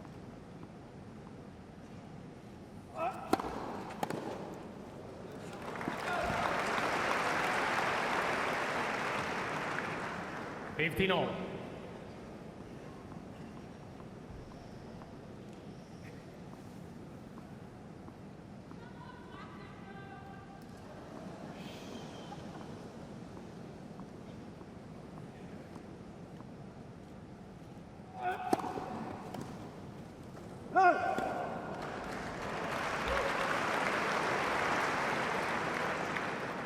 This is their 13, third 15. meeting at Wimbledon, their first since 2011 when Djokovic defeated Nadal in 4 sets in the final that year.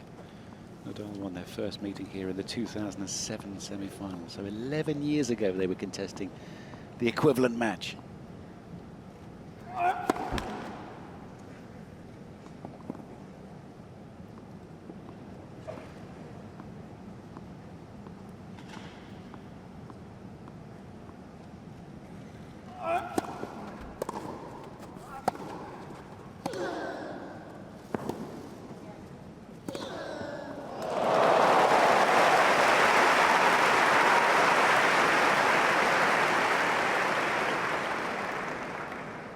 $30 all. Nadal getting more comfortable on the Djokovic's serve. Returns with much more confidence and authority.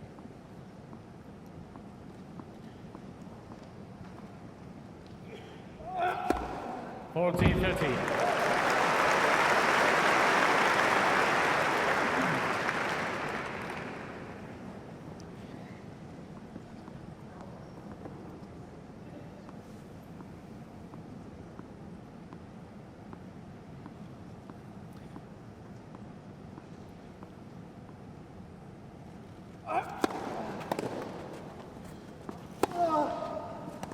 And Djokovic. That was very important for Novak Djokovic. Hold serve. First game, third set. It is a third set with your nose ahead just a little bit.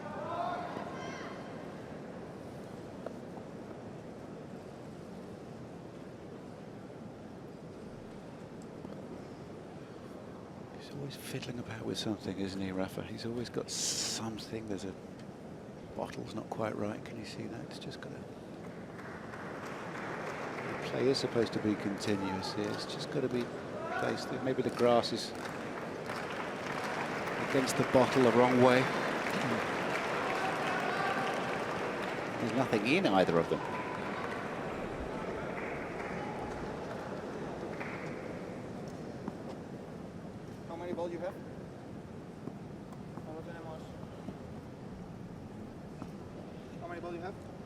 Check all the tennis balls. Missing one maybe. Aha, right, hunt the tennis ball. Who's got the tennis balls? Damien Steiner. Right, there's 3 coming in there. And I think there's going to be 1 or 2 introduced. He'll take a look at the condition of the balls that are in play and try and find a couple of that are in similar condition. Well, for a man who is so precise with everything, Nadal just making the point that there are 7 balls in play now instead of 6. He's directing traffic out there.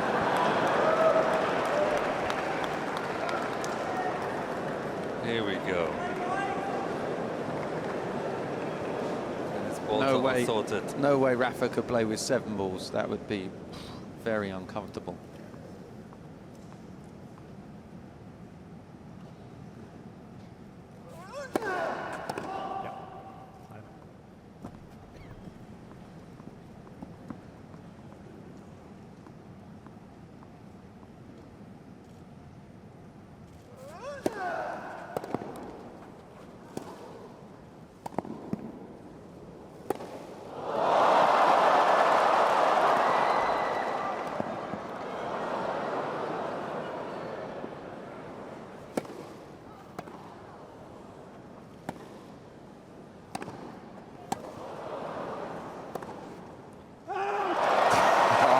Wonderful moment, wasn't it? The overhead from Rafael Nadal just snapped. The point almost felt like an exhibition. This was gorgeous. It was just sort of going over his backhand side enough, and there's the pirouette.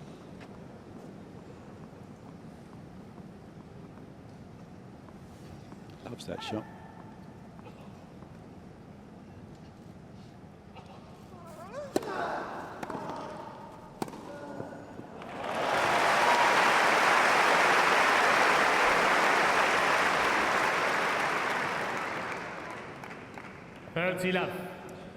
For a lefty, that's the bread and butter serve. Out wide opens up the court. 40 love, correction hood. No? So Damien Steiner says that that ball was good and therefore an ace. Novak absolutely convinced. And sure enough, that is a mistake from the umpire's chair. Seconds here. Oops. Yeah, that is a bit of an oopsie one.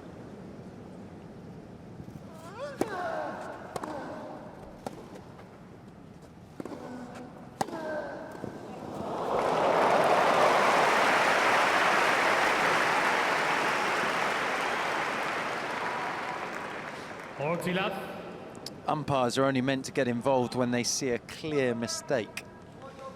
Not quite sure what he saw there.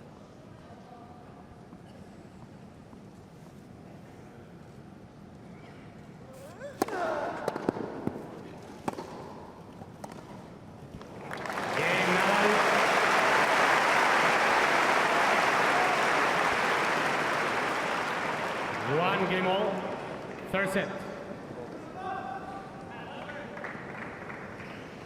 Well, we've got an hour to go here. Does that play on the players' minds? Or are they not thinking about that? They will have known all the rules before they went out there.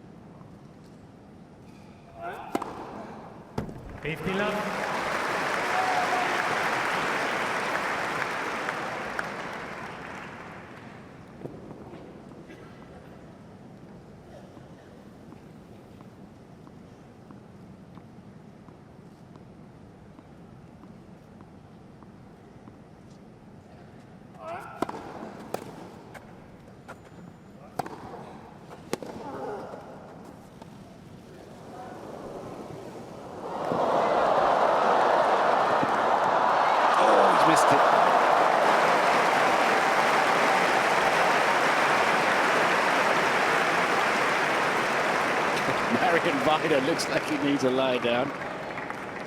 30 love. The tennis that they are producing is fantastic after the weight that they had from the previous semi-final. And a total different style. 40 love. Djokovic's serve has been very impressive today, still at 75% first serves. But he's dropped his winning percentage on his second serve now, down to 44.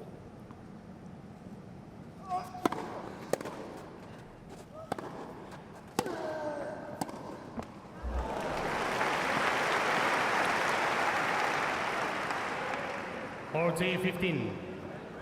I think both players have locked in now. They find their rhythm, they find their form.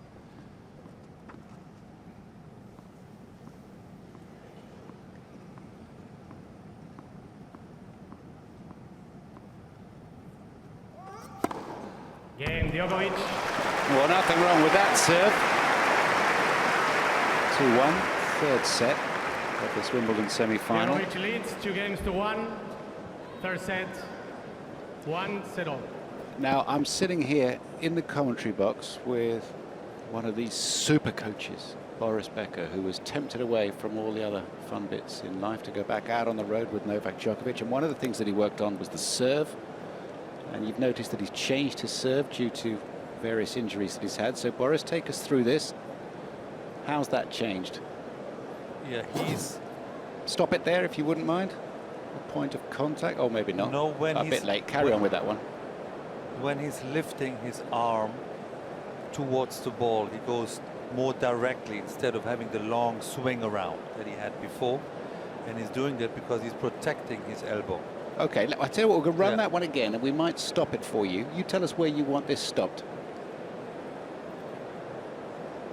This is a free coaching lesson from Boris Becker. You tell us when you want it stopped. That part was last year a little bit longer. He was in fact even shorter at the Australian Open because he wasn't sure how the elbow was holding up. He's regaining strength and confidence that he's completely injury-free, so he's going to prolong the swing on the serve, which bothered him last year, and that's one of the reasons he stopped. There are only details, but to a player that means a lot if he has to change his swing because of an injury. Sir David Attenborough in the roll box, which is still pretty full. I'd say 14,500, maybe 15,000 people in here. That's the capacity. There's not many spare seats.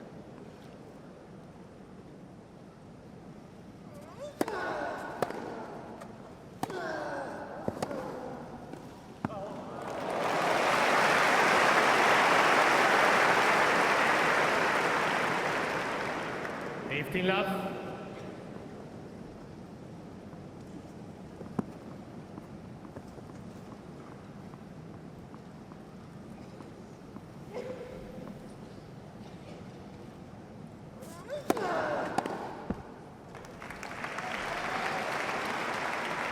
If you really look at Nadal's serve from 10 years ago to now, it's like a different stroke, how much he's changed.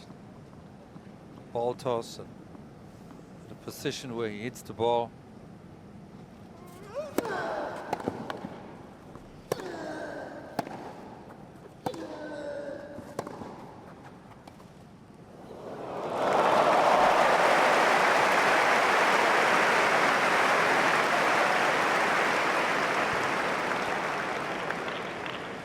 Interesting tactic from Nadal. It was something that he did a lot in the 4th and 5th sets against Del Potro. Used the drop shot. And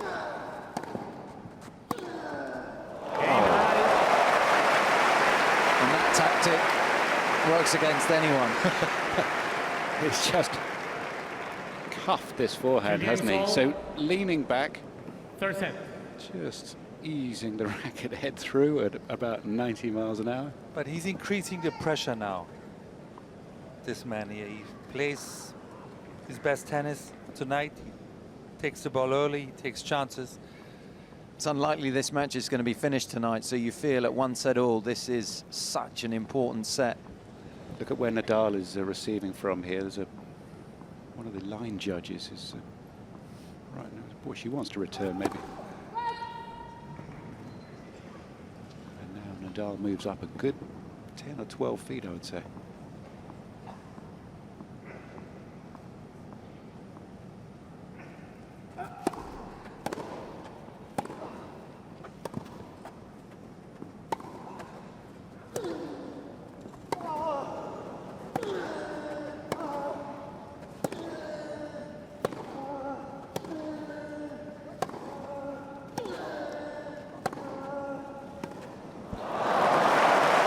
This is as good as it gets from the baseline.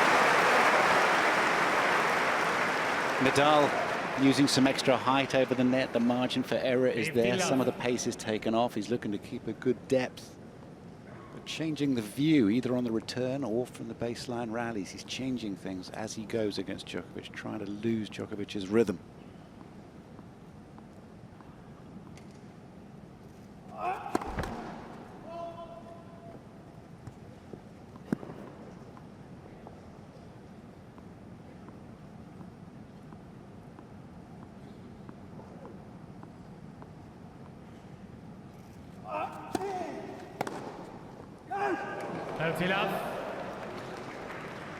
Not far. It's the one area where Nadal struggled the last couple of years with the return of serve. He spent a lot of time and effort in his practice week in Mallorca to improve the position and therefore feel more confident with it.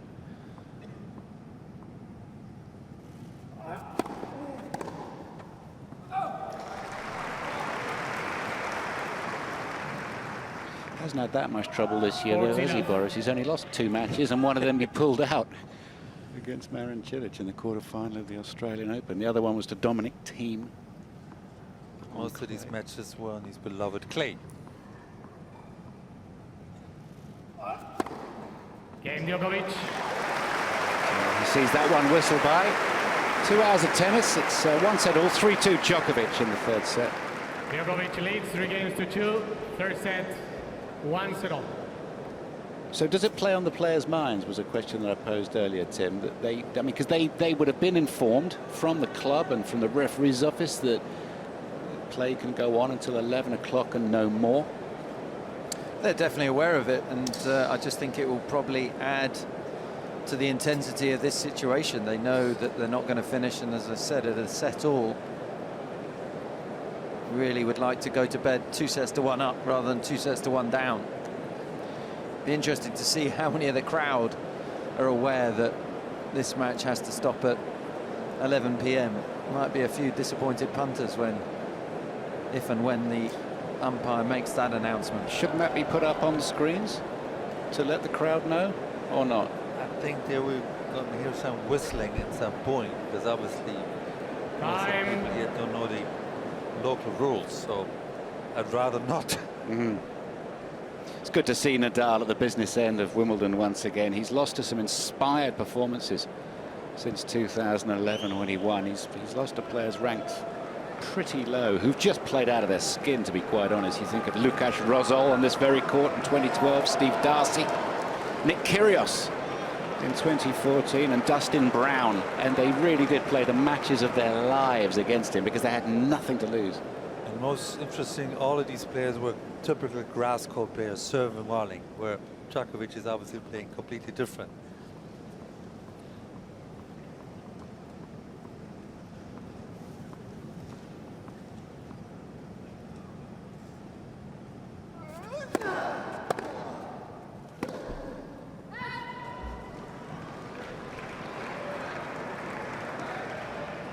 Love 15.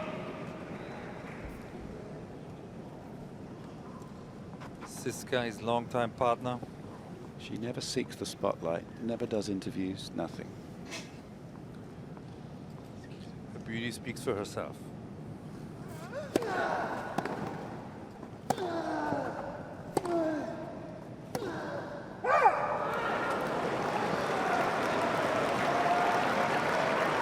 Well, the one time she did do an interview, she said that traveling the tennis circuit would asphyxiate her. She said it would be too difficult to watch Rafa, who she's been with for so many years, Love to 30. play and to compete, and it's the last thing that he needs is to have to think about somebody else the whole time. So she stays away. Here's a moment of crisis for her partner.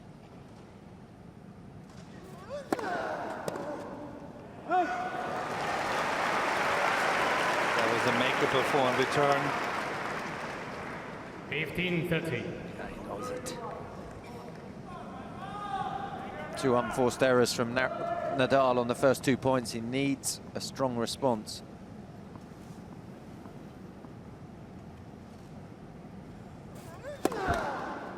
Let first service.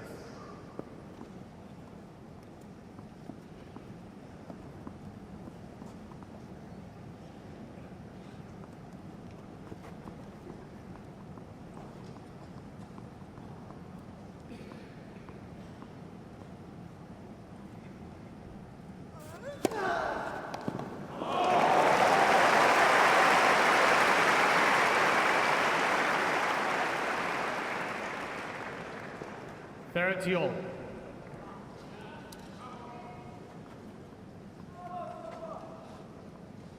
Carlos Costa with the green jacket. Rafa's long-time agent.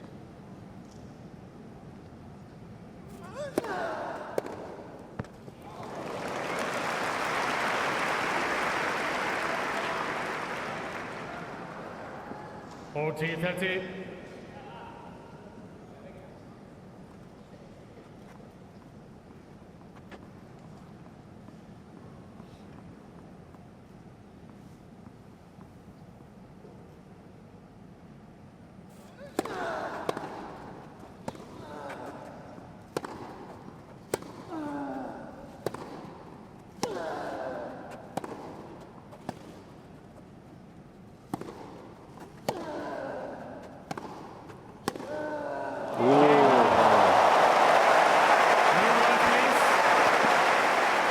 From love 30 down, Rafael Nadal 4 straight points, finished with the bullet down the line. And that will do 3 games nicely. all.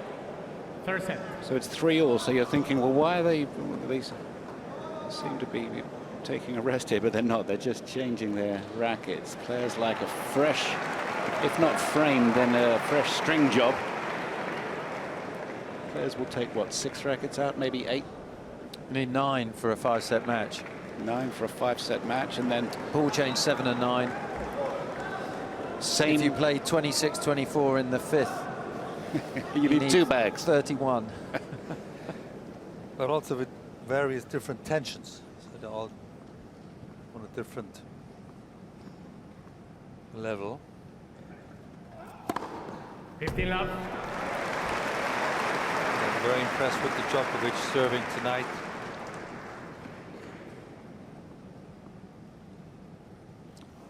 Aces, and we're only in the middle of the third set is a lot for him.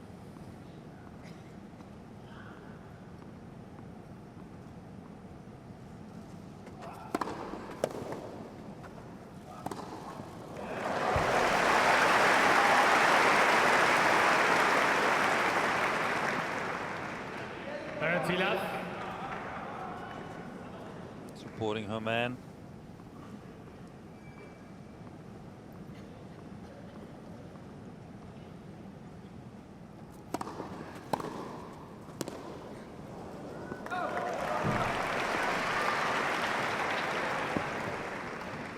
$30-15.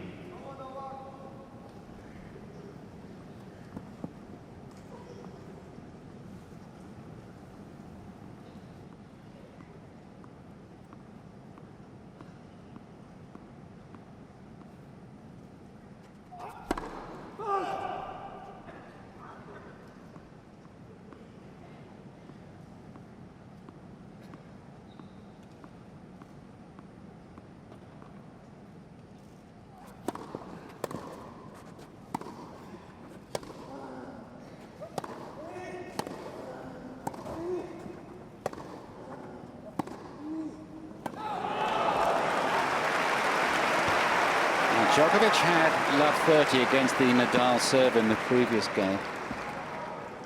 Head back to 30-all in this game, certainly feeling the pressure. Everyone playing the match from the sidelines. So much easier from there.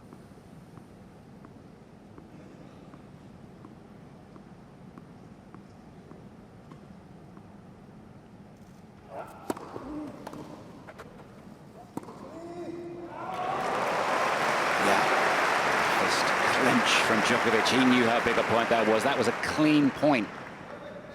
40-13. Seems like he was seeing from the corner of his eye Nadal moving first in the open court, and therefore he waited just a tad longer to finish that down the line.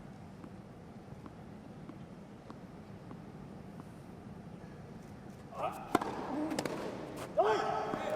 Djokovic. Big hold.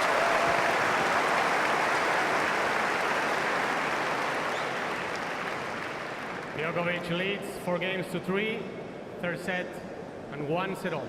So Tim Henman, do you have a direct line from here to the mayor's office in Wandsworth or Merton? Because we'd very much like to finish this match. It's really a good match, and we don't want the schedule messed with. We want these guys to not have to come back tomorrow and finish.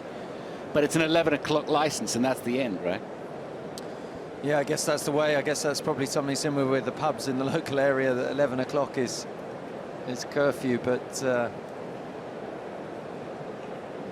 it does seem a little bit of a shame. The two players in full flow. That looked like Tony in there, who is one of the guys in charge of the catering and the members. That's the balcony. The famous entrance that Boris Becker came out of in 1986 and said, "I just lost a tennis match," or was that 87? That was before internet and color TV. 87. Was it 87? It was 1987, yeah. Oh. But interesting now, we have 10-19. And the score is 4-3 in the third set. So theoretically, somebody's going to win the third set. And it might be 3-all or 4-all when the match has to be stopped. That's a pity. And that's tricky. Yeah. Tricky for the players. You've got to hit the ground running tomorrow when you come back on. No easing into the match.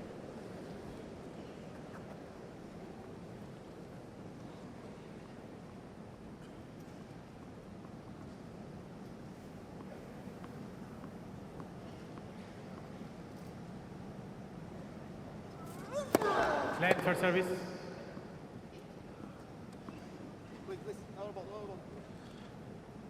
But both players know that they only play until 11, right? They're aware of that. Yep. Yeah. It's going to come as a terrible surprise to them if they get dragged off court at 11 o'clock.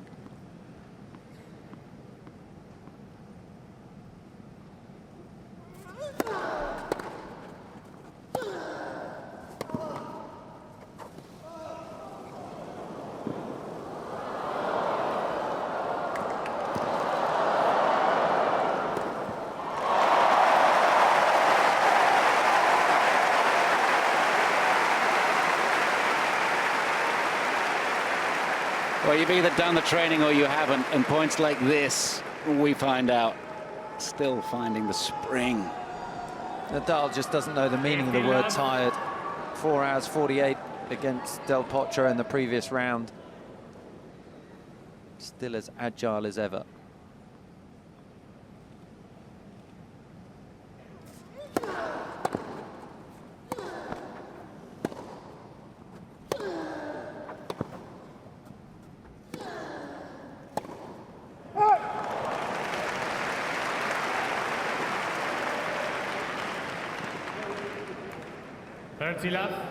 Where Djokovic was controlling the baseline rallies for the first set and a half, Nadal has switched the gear. And you feel like the longer the rally goes, Nadal is slightly better.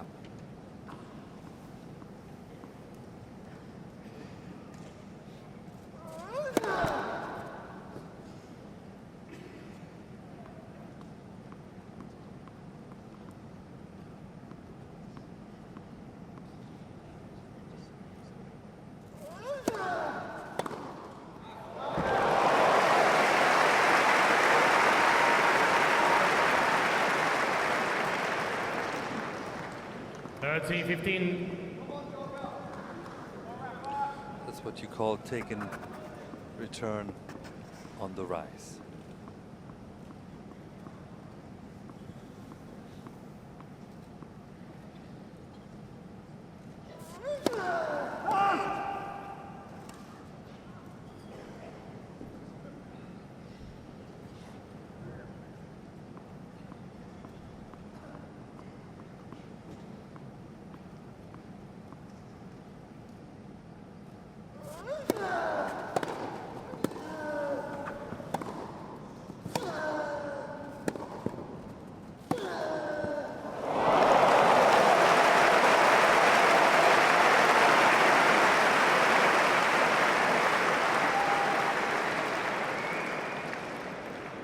40-15.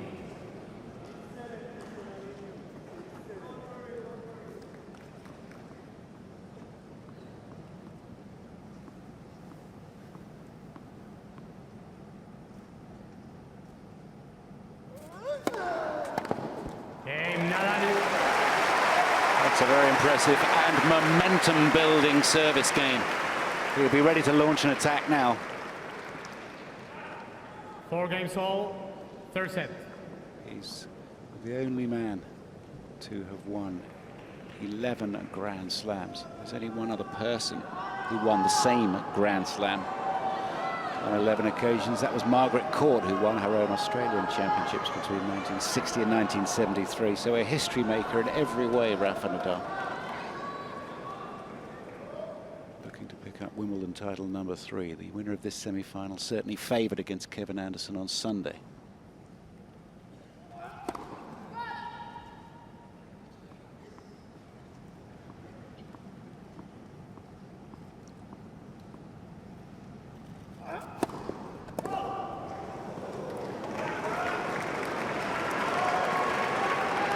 First double fault of the match.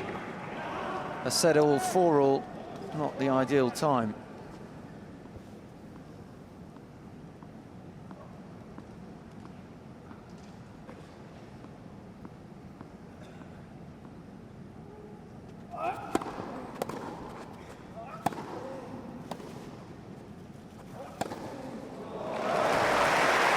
That's brave. It needs to be. 15-all. Most other players like just a classical forehand volley. Not Djokovic. He hits it through.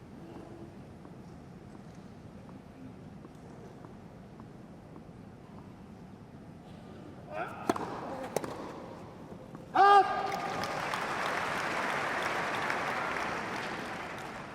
30-15. His first serve is holding on.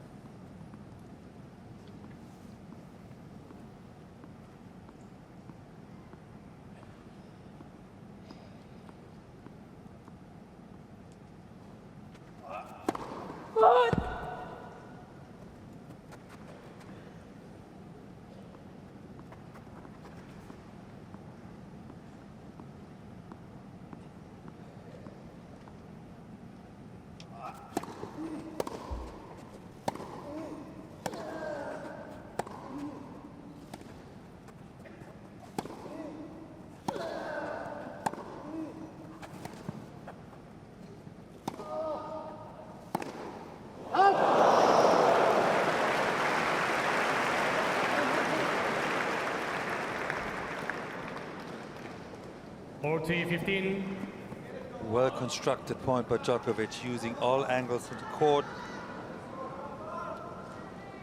He's feeling the ball well now.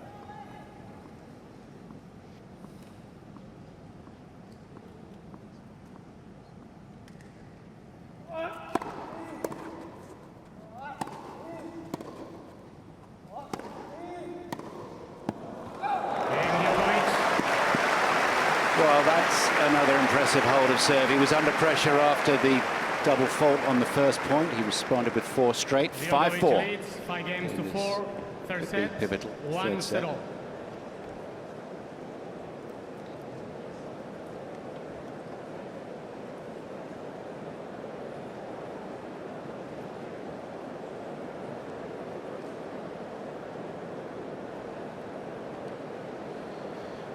So it's interesting what you were saying, Boris and Tim, about how, as the rally develops, you feel that maybe Nadal is gaining control of these rallies. Points won by shots, so under 5 shots in the rally. Djokovic, Nadal, 54-52, 5-8, 20-22. So it's very even. Even the longer rallies, perhaps second and third sets, you feel a little different from the first. Exactly. I felt Djokovic came out of the gates very aggressive, taking the ball early and winning most of these exchanges. And as the match went on, Nadal started to be more comfortable with the speed that Djokovic was giving him and taking more control of these longer rallies. And it's a toe-to-toe battle. We expected that. Two of the players of all time. We have 29 majors on the court right now. And if you add Roger Federer's 20, it's absolutely remarkable. Yeah. This three ball that have driven the record book, aided by the likes of Wawrinka and Del Potro, Cilic, and of course our very own Andy Murray.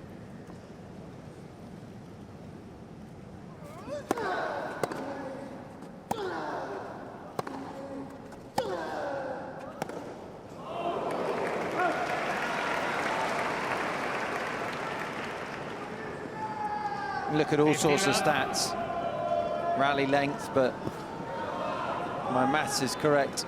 Nadal has won 87 points and Djokovic 86. Some important points coming up.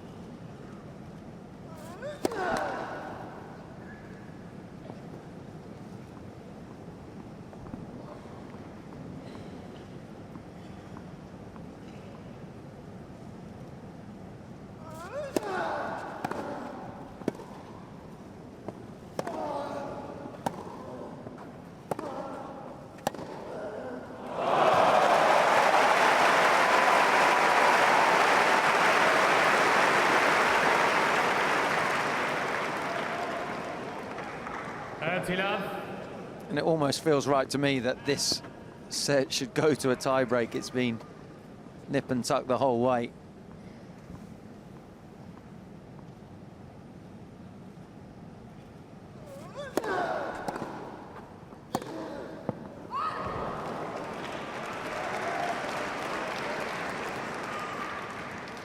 (30-15).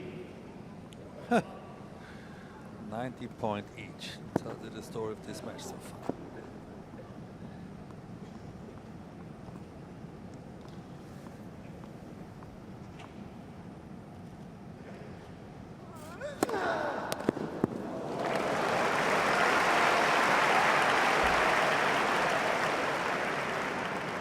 (40-15).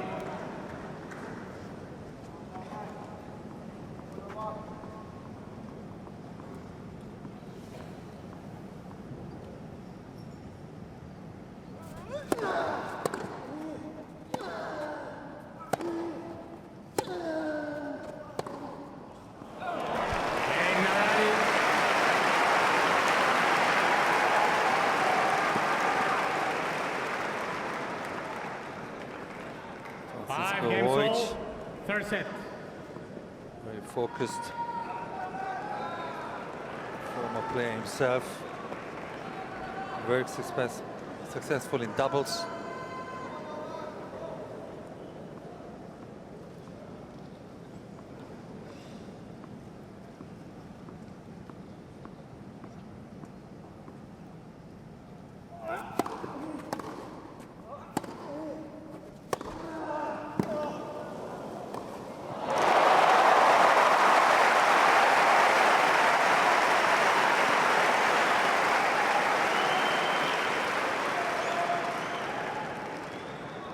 Love 15.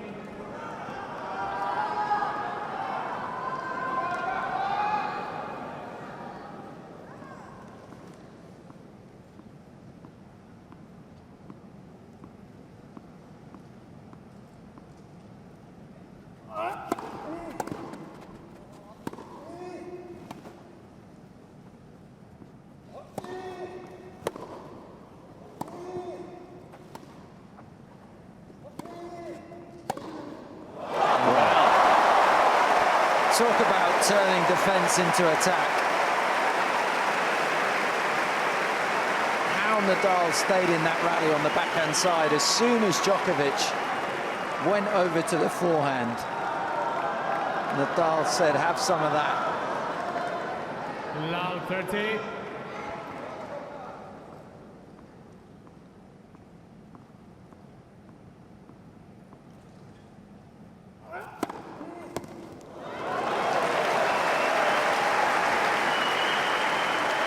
Will his serve save him again? 15-30. Slightly worried look on her face.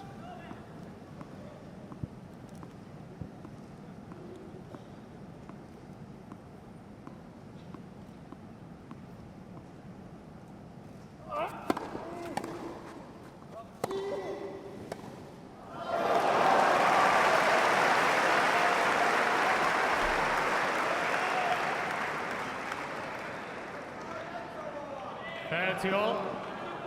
At 4 all, he was love 15 down and came through the game. This time at 5 all, he was love 30 down. He's got back on terms again.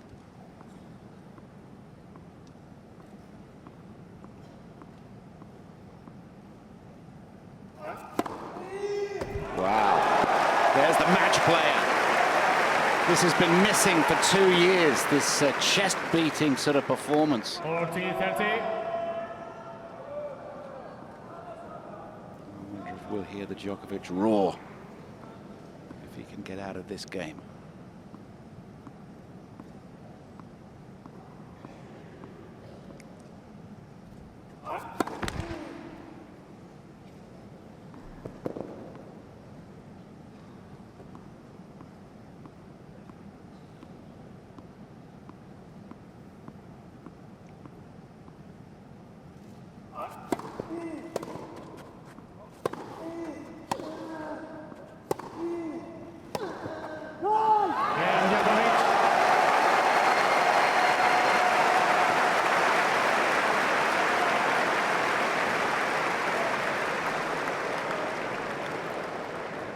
Djokovic leads 6-5, third set, 1 all.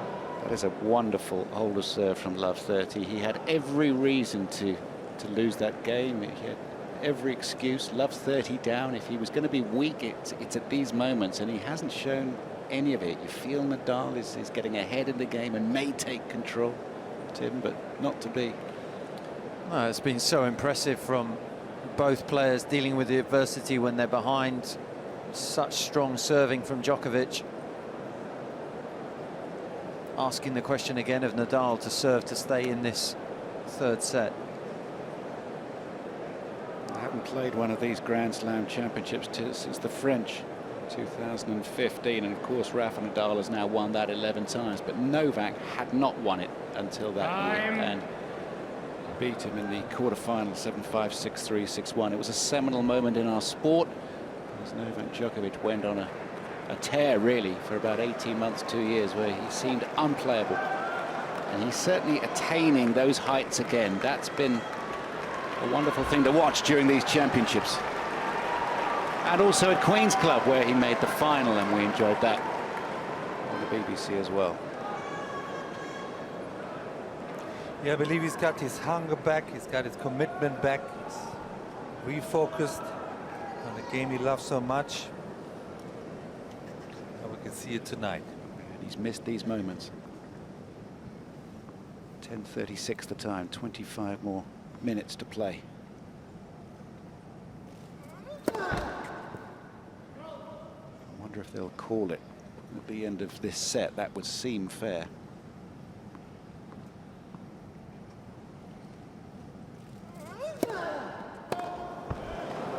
Let's just make it best of 3. And very similar to the last service game with Djokovic, where he started with a double fault. Nadal. Please, at the back of the court, don't use flash photography.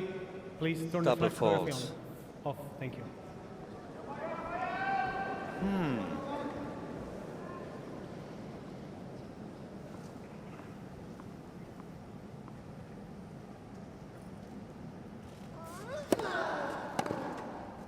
Out. 15-all. That ball on his racket. That's his bread and butter shot. Been 9 hours of play on this court today, and that baseline's nearly worn out. It's got middle-aged spread, hasn't it?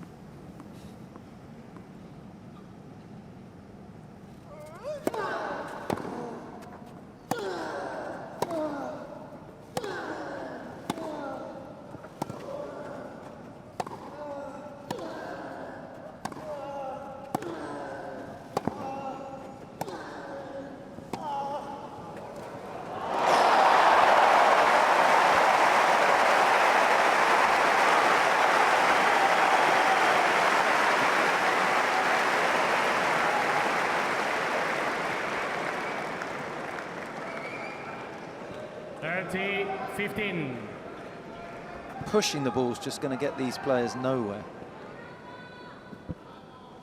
That was not that far over the net, was it? Brilliant. Just for a moment, I thought, but no, safe.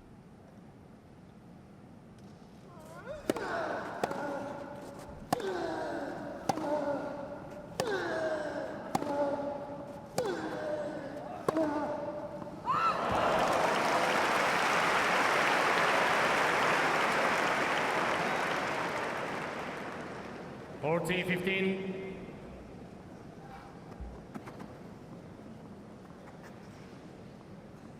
Bear and Shara Grills.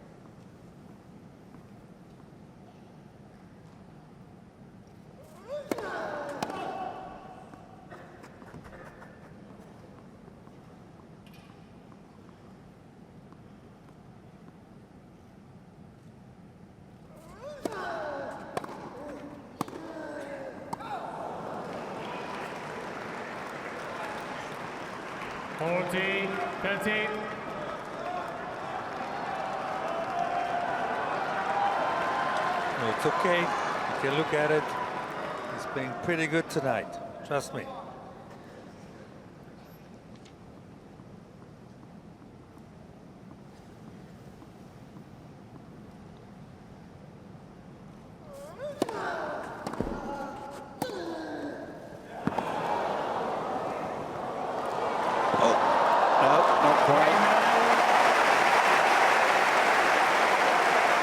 Well, some tremendously impressive moves to the net from Rafa Nadal as he commits to this victory. Absolutely pivotal tiebreak coming up, as Tim Henman's been saying. This feels right, this tiebreak. Both players receive an additional challenge for the tiebreak. Yeah, at this stage of the game now, any point will do. That's a key moment. I wonder, it'll probably be the last act for this evening at 10:40. Thank you. Thank you. Doesn't seem too much point in starting a 4 set, so this place in the final could be at stake on this breaker.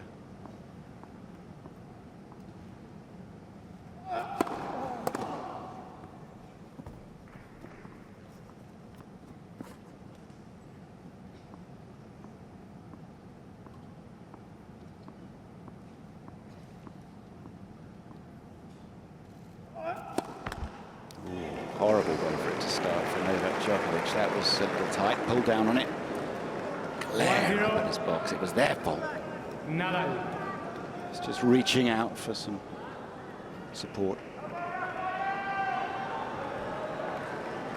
There's no one else out there to help you. It's an individual sport, no teammates, as we know.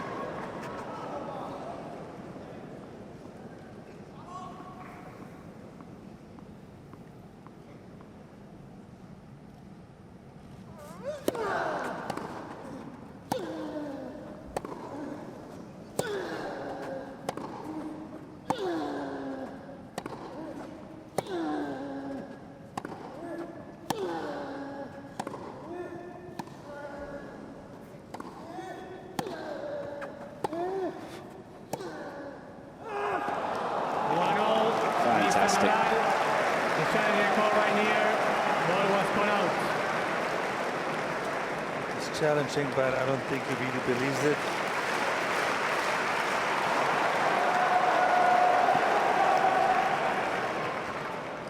It almost felt that Djokovic has given his advantage away in that rally. But Nadal missed, so back to square one.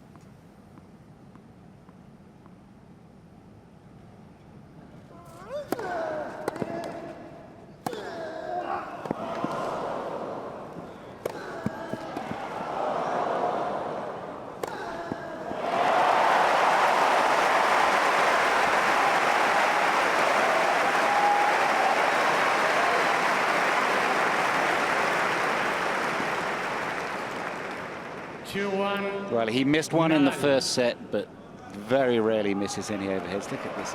Up and use the leg strength. Over 2.5 hours in this semi-final. It's just a baby compared to the 6 hours and 36 of the first semi-final.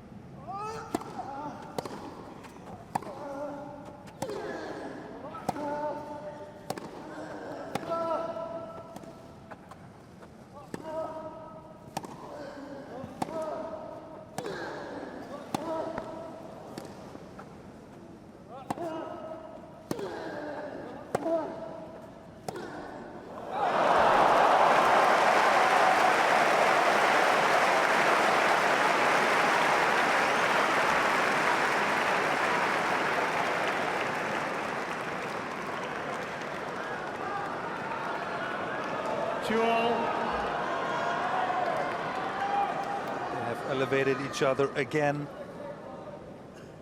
Playing incredible tennis now.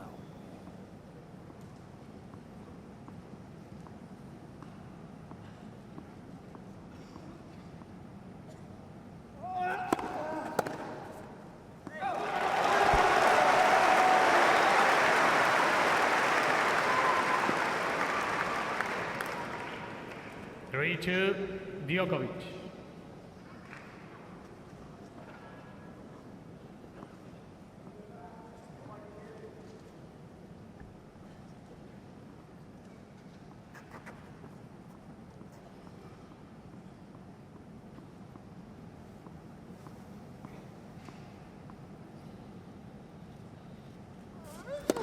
Red for service. You can hear a pin drop now. Total silence.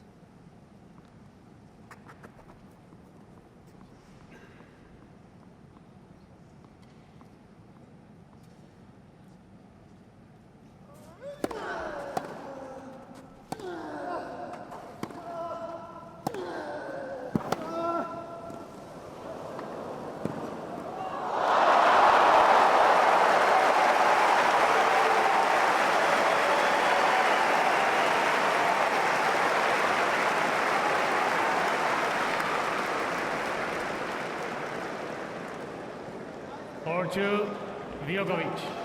What a tie-break this is. Sliding ground strokes. Nadal once again, as we were saying, comfortable at the net. So many winning volleys. Happy to move forward, but that one he was just a little rushed. This tie-break will be the last tennis we will see this evening. Checkton. I think so. It seems strange just to start the fourth set to play one, maybe two games. Play must finish in 13 minutes time or very shortly thereafter. So this is the last breaker. It will resume tomorrow, perhaps at 1 p.m. before the women's final. So a bonus on women's final day.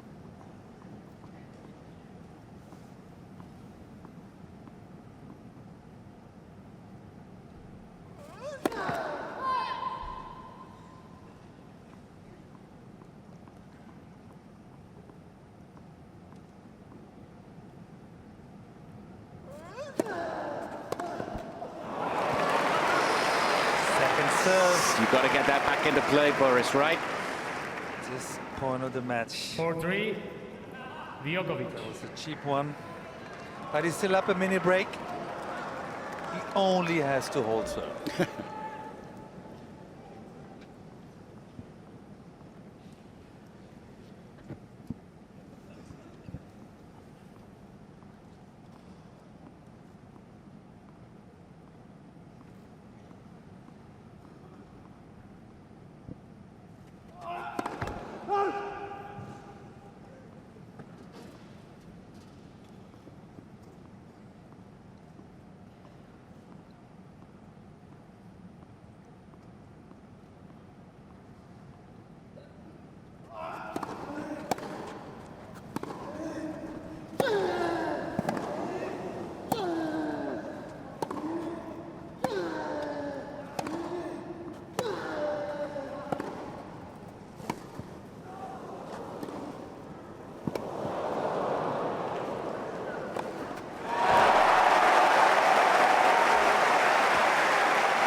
What a backhand down the line that set up the lob, coming in for the overhead.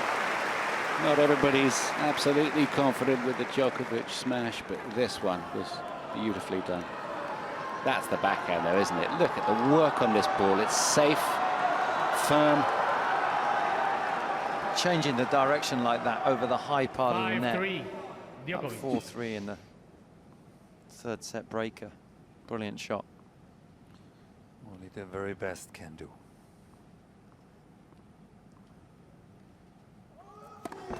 Let for service.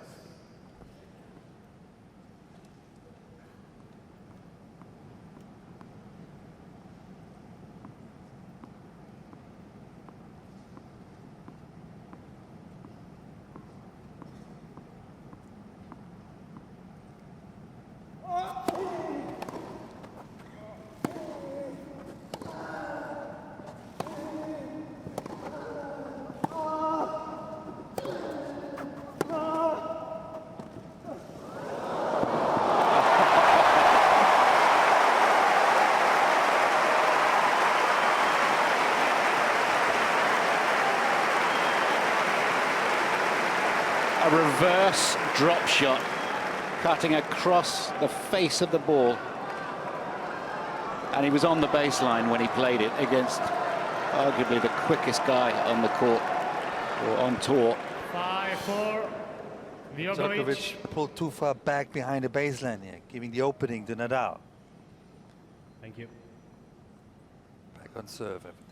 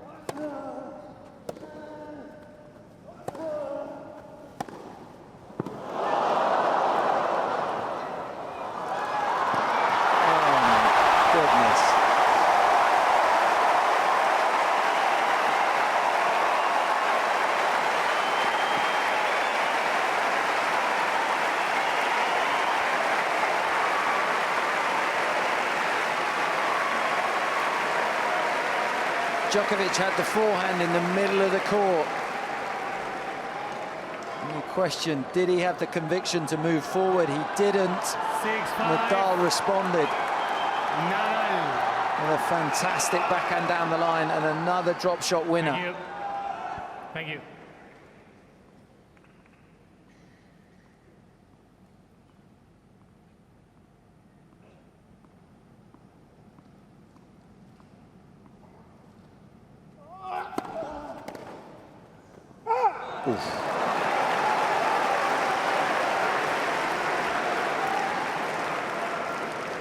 It was to be expected.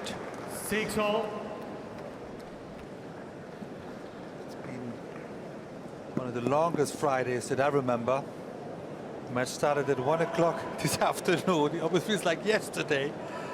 You've known a lot of long Fridays, Boris, but this is a wonderful day of tennis. This is only the second match on the court, starting at 1. Kevin Anderson through to the Wimbledon final. Serena Williams against Kerber tomorrow, the women's final, and this will feature on Saturday's program as well. So you'll see the conclusion if you're lucky enough to have a ticket on women's final day. 6 points all. The Nadal drop shot is featured in this breaker more than you might have imagined.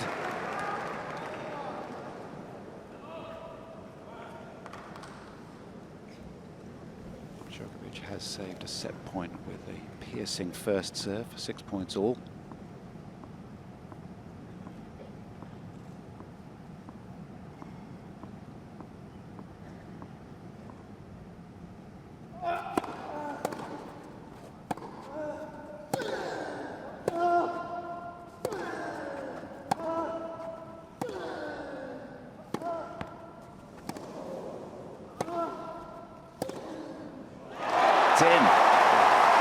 Of course it's in. It's Nadal's forehand. He's whipped another winner.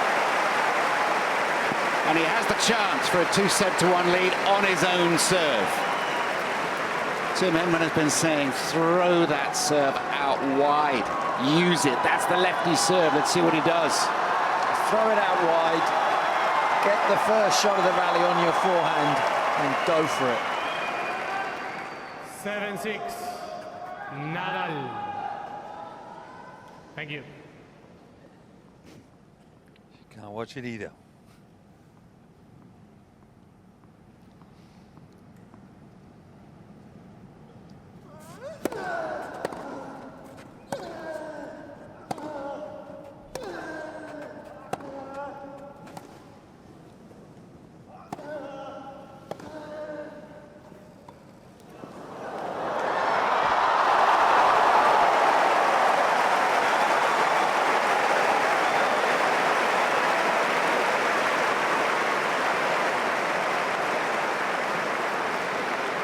This is reminiscent of that tiebreak in 1980, Borg and 7-all. McEnroe, where Borg started to serve volley, McEnroe started to stay back. It was so strange, all these drop shots.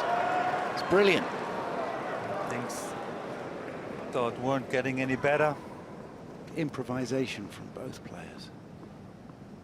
Up the antes again.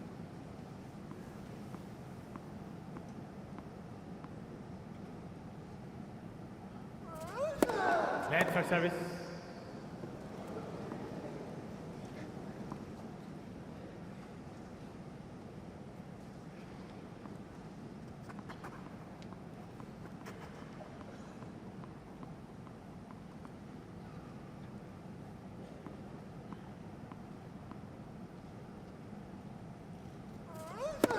Net for service.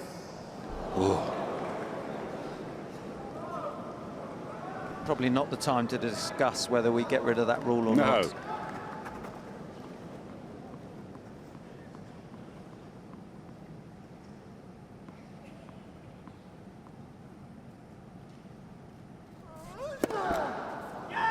Please.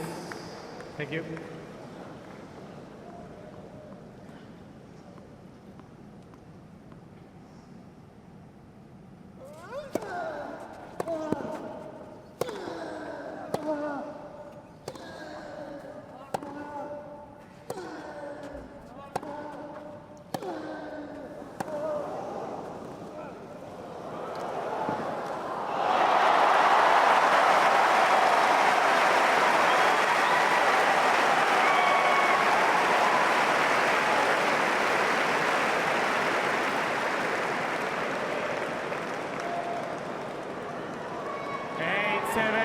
What's that, 4 drop shots in the last 6, 7 points? Normally when it gets tight, you play to your strengths. Against one of the fastest movers on the tennis court. Another set point for Nadal.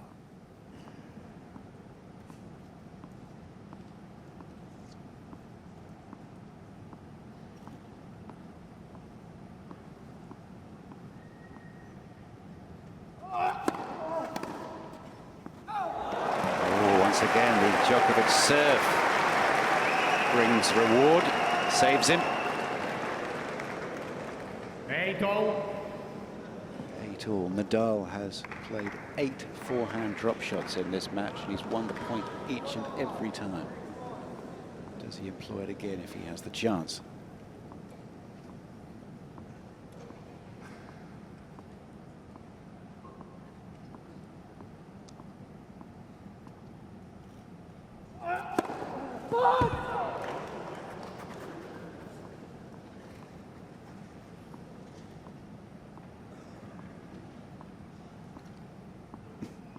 Poor thing.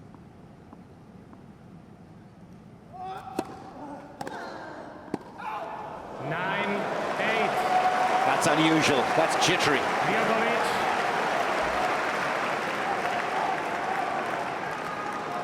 Giving Djokovic his very first set point in the third set. Really take advantage. It's 10:59.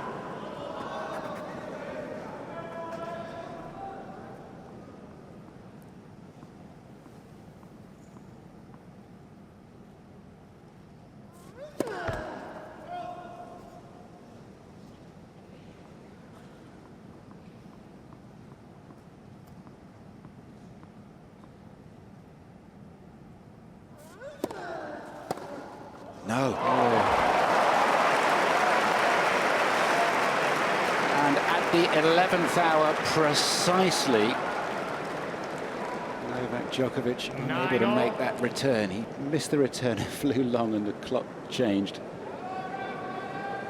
But I just thought he might lay an ambush there and take this set, but no. The match will not stop now, obviously. We'll finish the tiebreaker, but that will be it. Resumption tomorrow. Both players have to forget about all these chances to have the third set. It's 9-all. It's now or never.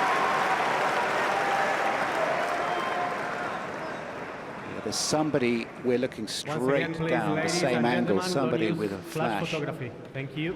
You know these mobile phones, they automatically engage.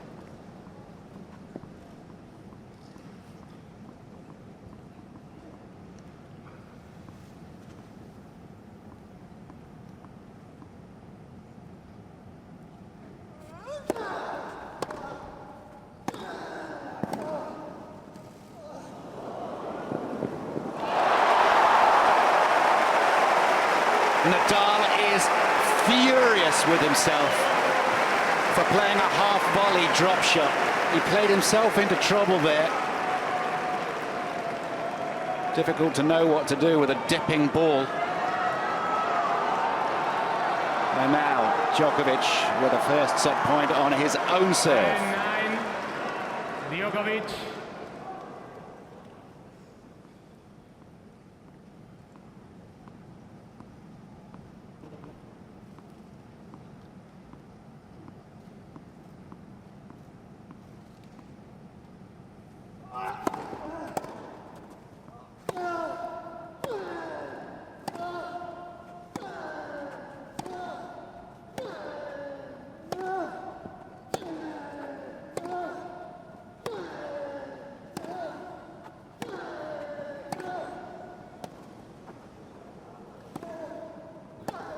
Wow, gorgeous tennis. And the Djokovic backhand down the line once again finds its mark. It is 2-1, Novak Djokovic, and Andy Jarrett, the tournament referee, makes his way onto court, and I'm sure the players will know those were the final throws of the dice. Some of the crowd will be disappointed, but this will merely be confirming what they knew when they stepped out onto court. We have reached the 11 o'clock time deadline. The match is suspended until tomorrow. Play suspended. Thank you. Okay, so that is it. Well, what wonderful Friday entertainment this centre court crowd have had. 6 hours and 36 minutes of Anderson versus Isner, 26-24 in the fifth set. Anderson awaits in the final on Sunday. Which of these two men will advance after the resumption tomorrow? Well, that's just sheer class. Sheer class that he can acknowledge this crowd after all the disappointment of that tie-break. That is very cool of him. Novak Djokovic exactly the same as he takes his exalted position at the head of men's tennis once again, alongside Federer, alongside Nadal. He's made himself a part of this party once again. So the resumption tomorrow, I assume, at 1 o'clock. We can't wait. Novak Djokovic, Rafael Nadal, 2-1 to the Serbian.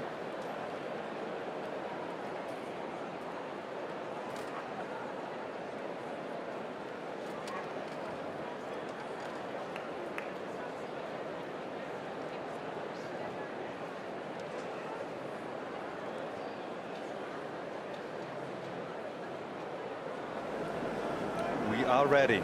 Ready? For some more action.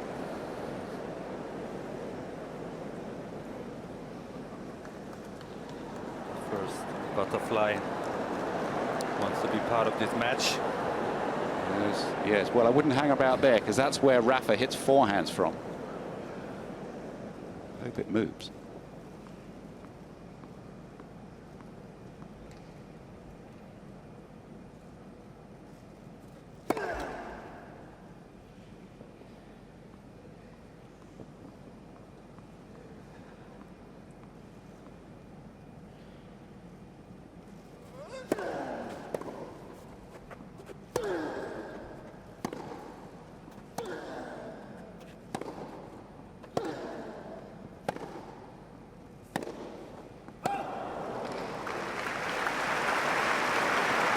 Tim, strange to come back, isn't it, and resume?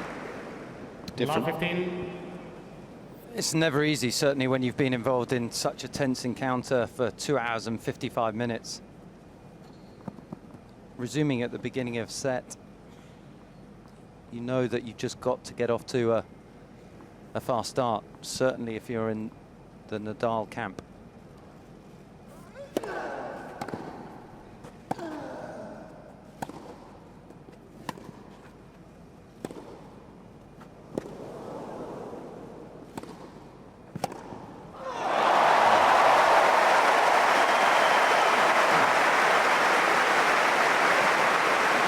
brutality of that backhand. 15-all. In stark contrast to the butterfly that Nadal was just dancing around when he hit that. I wish that butterfly's bothering me. Important game this straight away. Look, keyed up.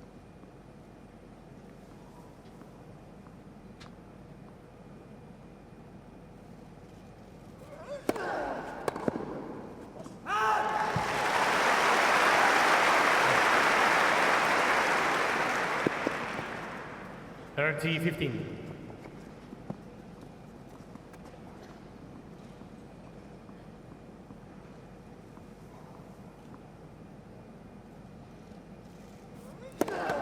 Left for service.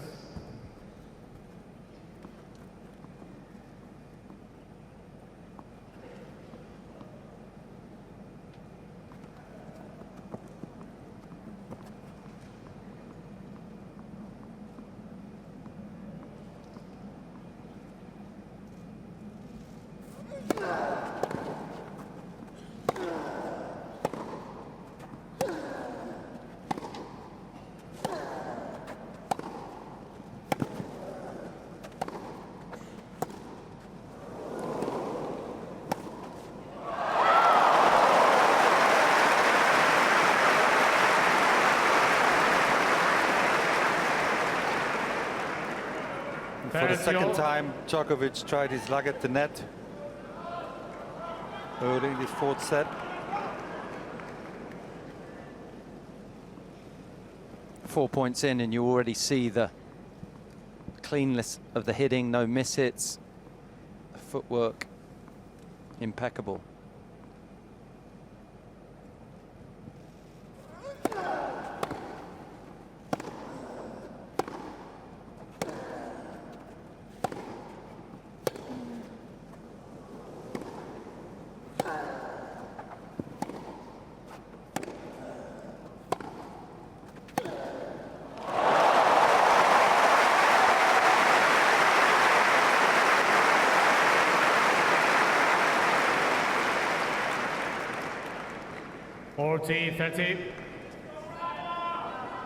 That's 6 feet behind the baseline over the high part of the net on the 5th point of the resumption of play.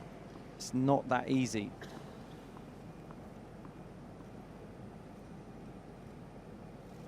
I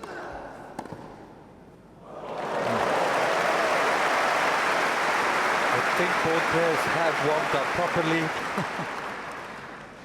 They started where they left it off last night. What a return after a good wide serve by Nadal.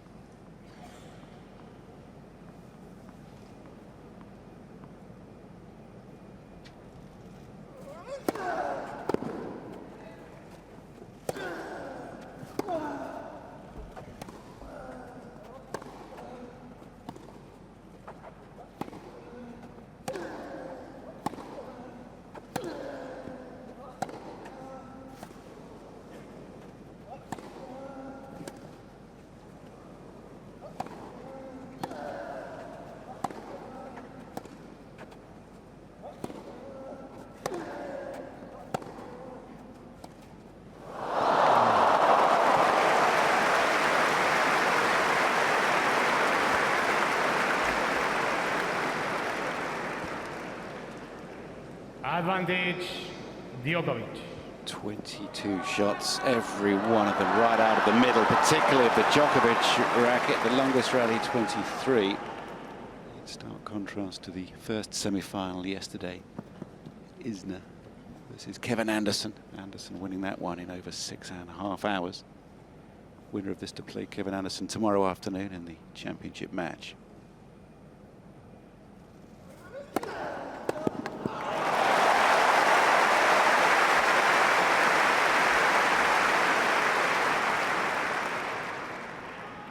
Deuce.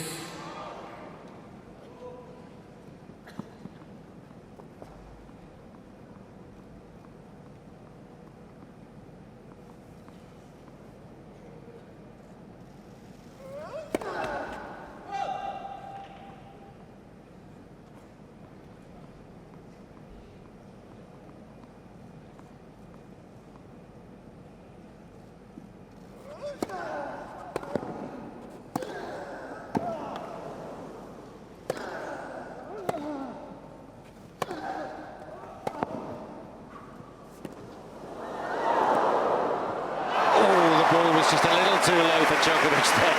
The court coverage is amazing to watch.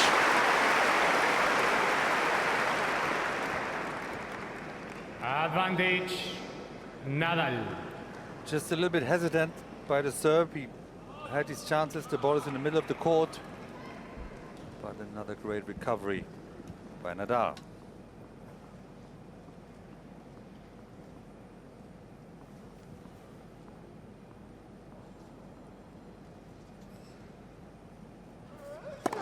Led for service.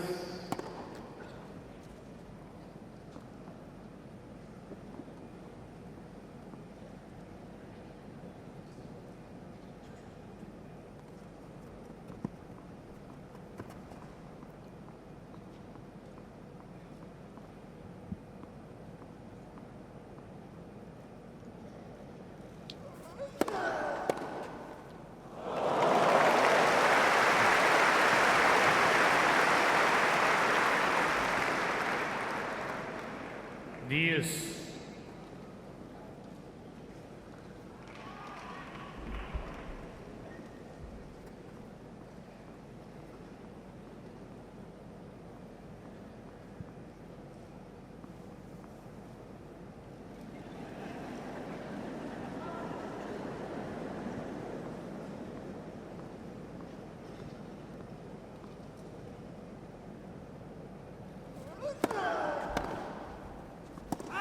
Advantage, Nadal.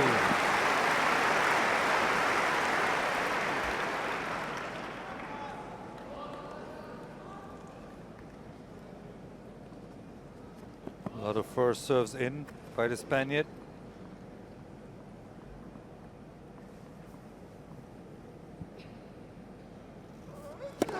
Led for service.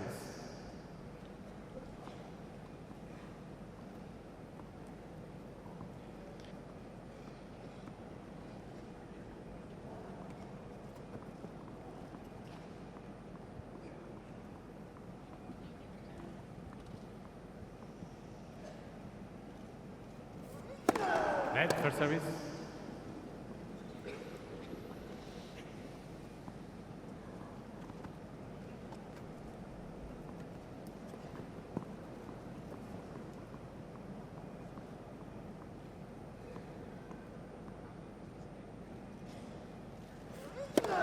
Led for service.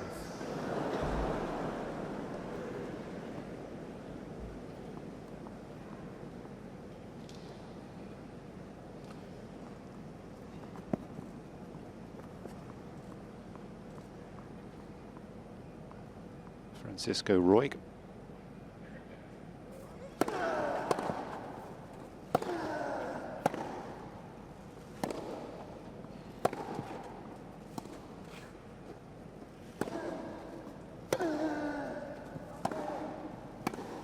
Oh, what a game this is. What a contest. Again, just as we saw last night. You almost feel like Nadal is teasing Djokovic to come to the net so he can pass him. Yes. And Djokovic doesn't do him the favor. He hits another semi-hard ball onto the open court and prolongs the rally. 10 minutes, first game on resumption. Very much a cat and mouse game right now.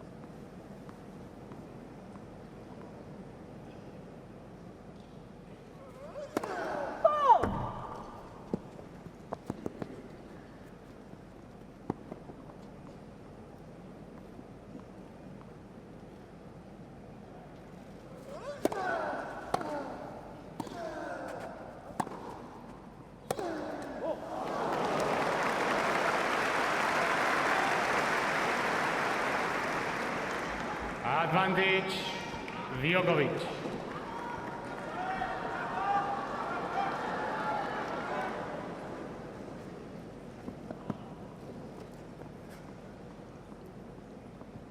Key moment, second break point of this huge game on resumption. 11 minutes plus now.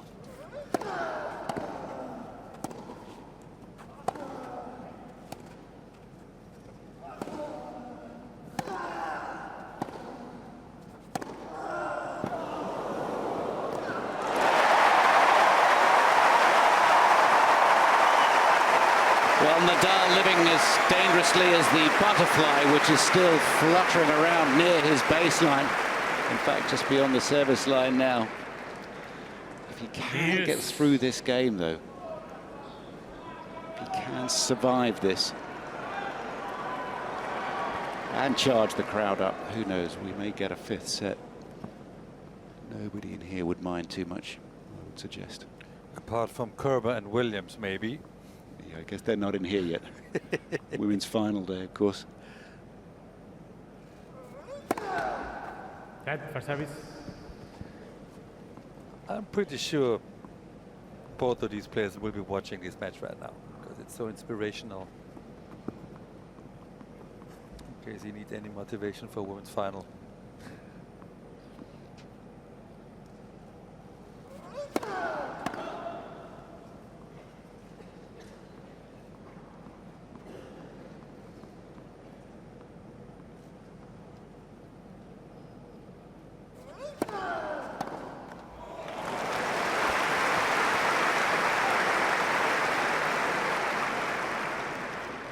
Advantage, Nadal. Evidence of the effort from Rafa Nadal.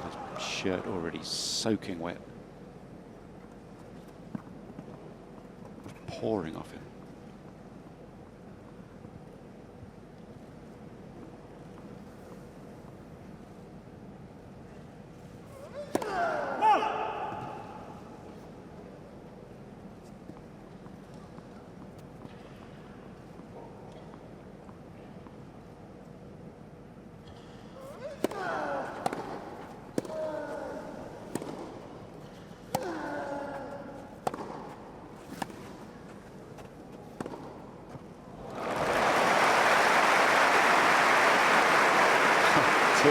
This is unreal. 6 deuce.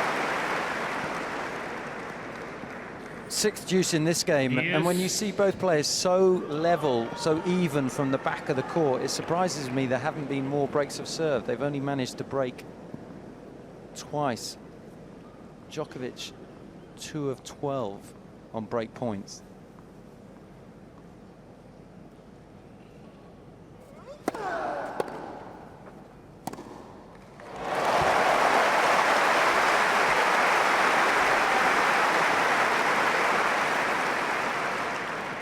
Advantage, Nadal. What about a sneak serve volley now, out wide? Something different to try and get out of the game. Slide it and move on in. Nice idea. Has he served and volleyed yet in this match? In this Nadal? No, 0 for 95. Game now. Well, one delivery. Nadal escapes the first game after a quarter of an hour or so.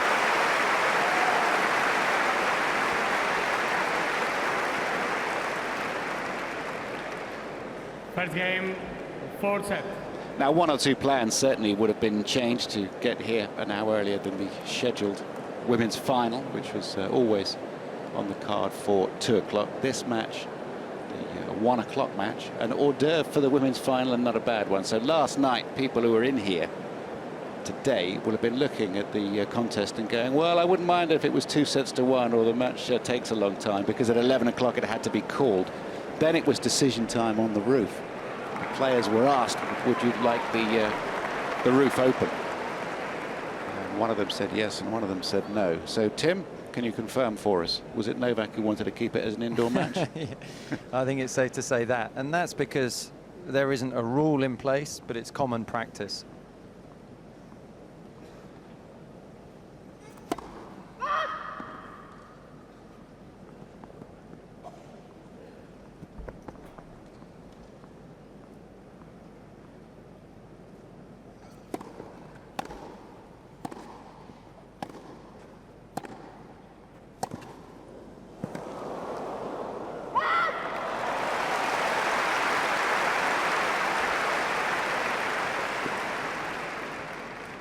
Love 15.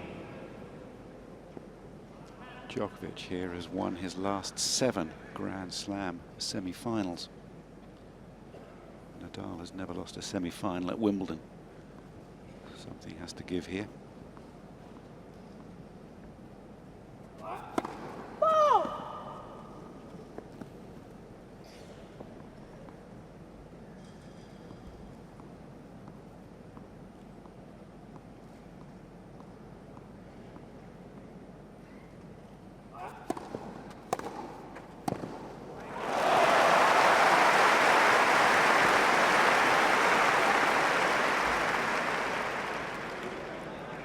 Love 30. A sign of Nadal looking to be very proactive on the second serve return, standing in, a bit short from Djokovic. Great hold in the first service game, and now love 30 on the Djokovic serve.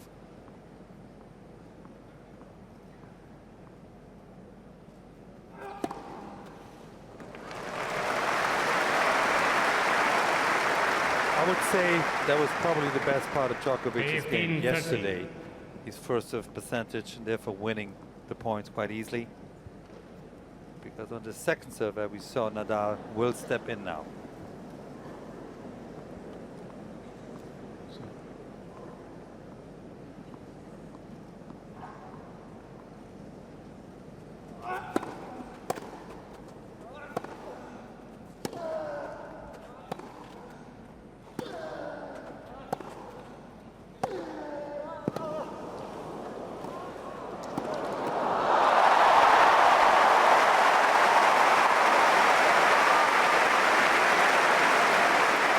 Very unusual for Nadal to have to play a second volley. He normally sneaks in and puts the ball away with great confidence, but that's called closing. Whoa!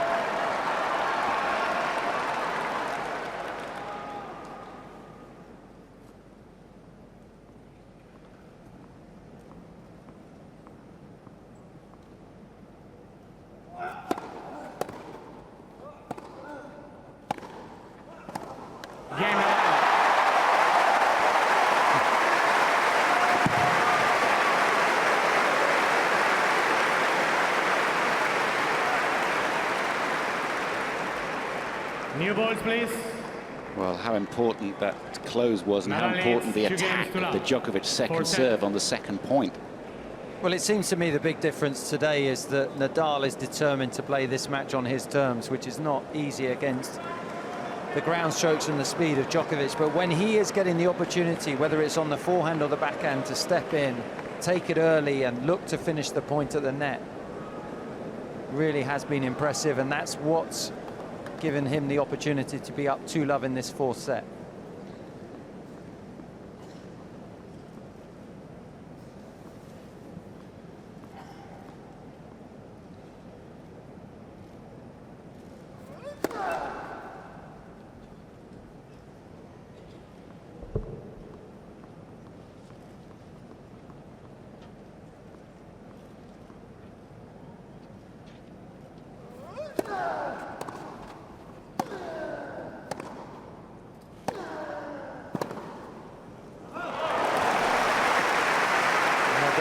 The aggressor today. 15 love. The one that dominates the tempo, the rallies, not afraid to come in. Djokovic way too passive.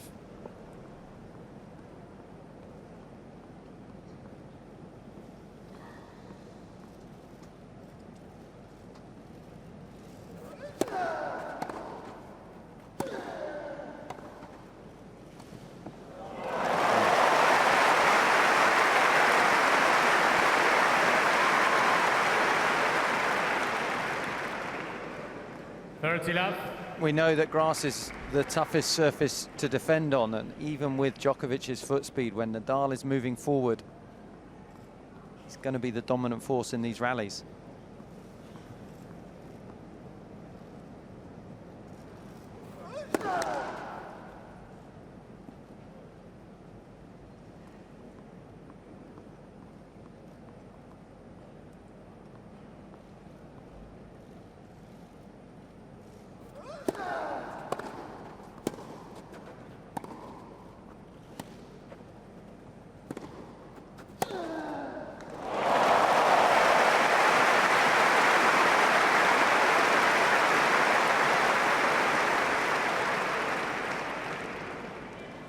Djokovic is the one that had the opportunity there in the middle of the court, didn't find his spot.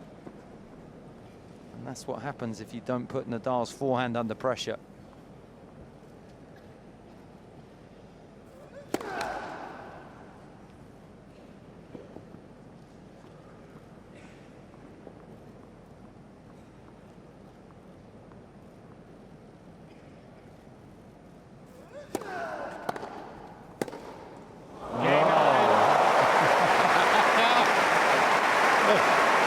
team.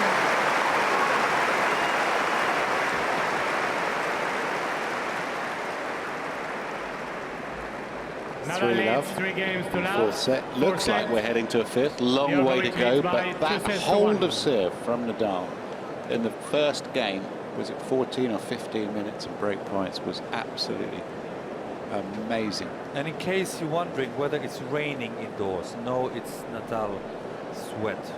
I've never seen something like this after 3 games. It's soaking wet. Well, we were concerned about the health and well-being of this one earlier on.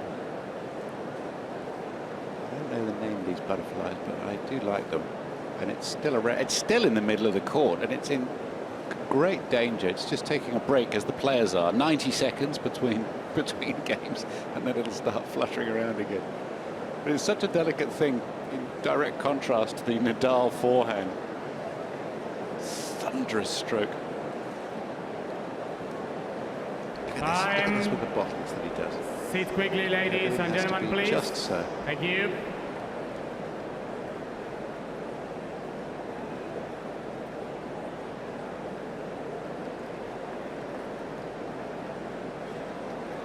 Players are taking quite a lot of time between points, actually over the 25 seconds on average, I believe, at the moment. But the umpire, Damien Steiner, I think doing the right thing and just letting them get on with it. Important game this for Djokovic, really, to establish himself in part 2 of this match. Down love 3, doesn't want to go a double break down, because that really would end the fourth set.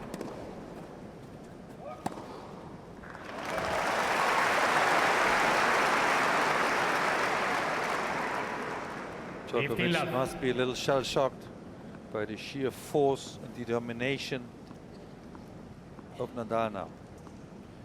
Sure didn't expect that.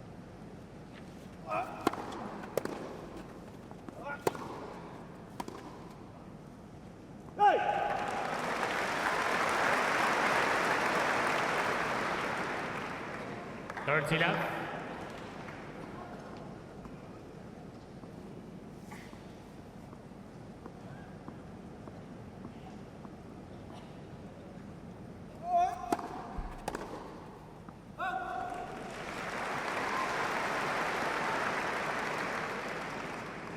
Fourth love.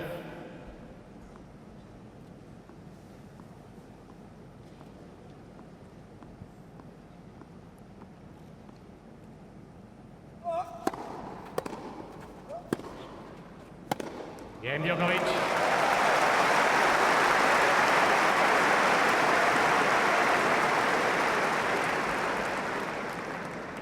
Nadal leads 3 games to 1, fourth set.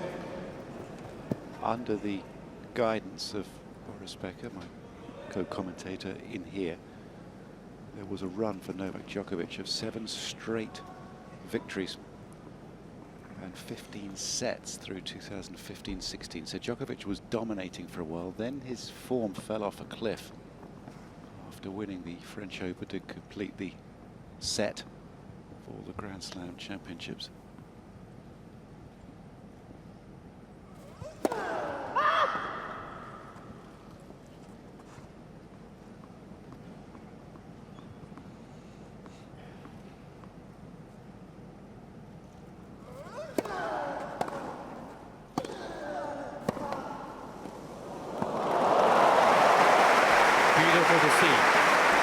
Nadal attacking the net and being successful with it.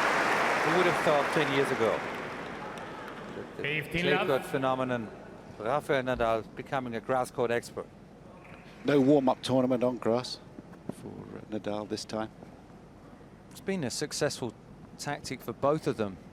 Points won at the net.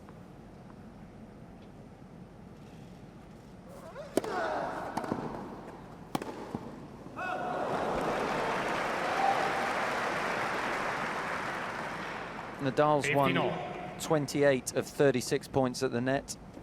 Djokovic 19 of 28, so they're certainly efficient up at the net. But they're not chip and charging, are they? They're coming in on strength. Coming in behind Nadal's forehand's not that difficult.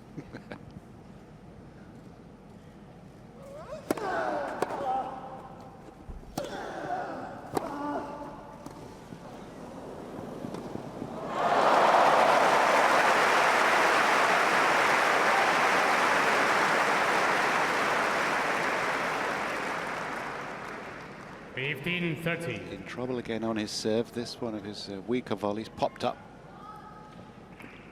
It's all about the right timings when you come in. Obviously, both players have incredible passing shots, so you want to pick your moment.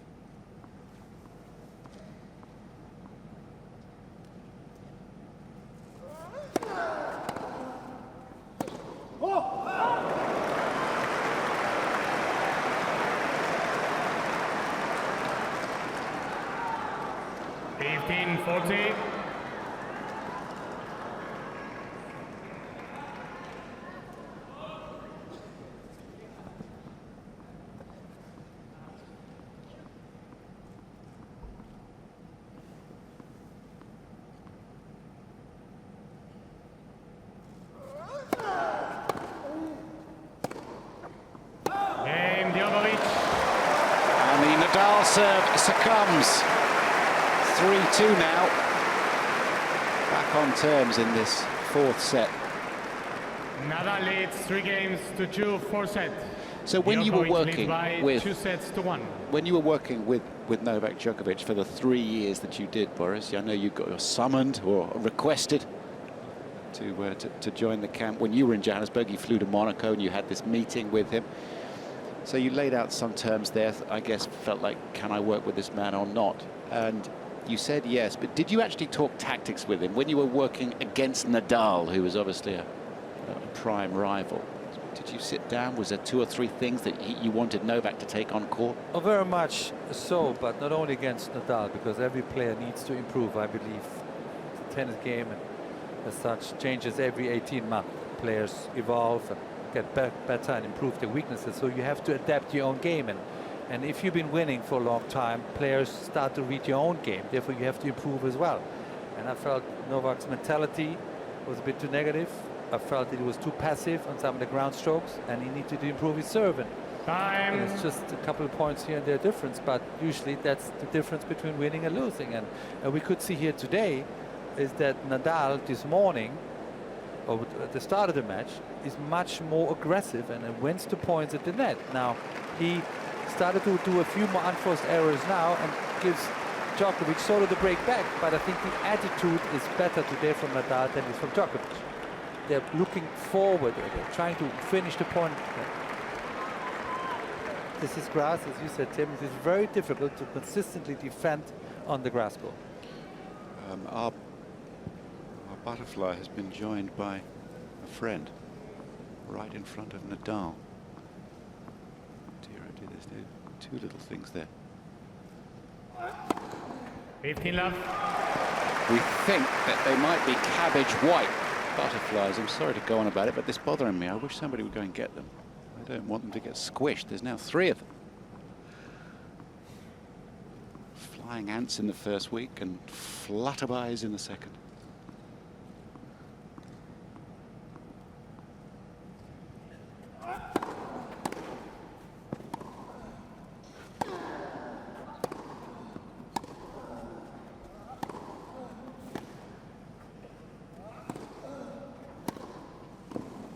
Wonderful volley.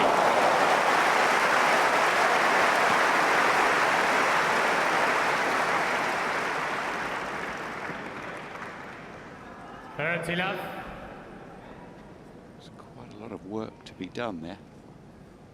Round about the height of the net, just cupping the ball and taking some of the pace off. Lovely drop volley.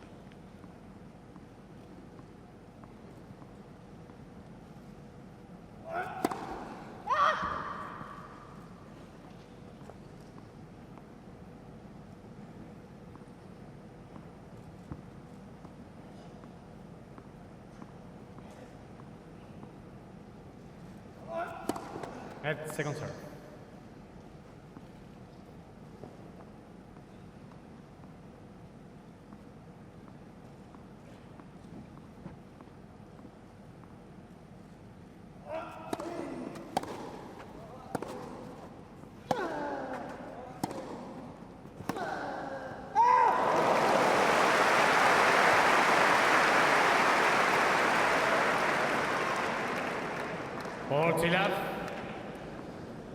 After the fast start from Nadal, it's a great response from Djokovic. held to love, broke to 15, up 40 love on his serve. 11 of the last 12 points.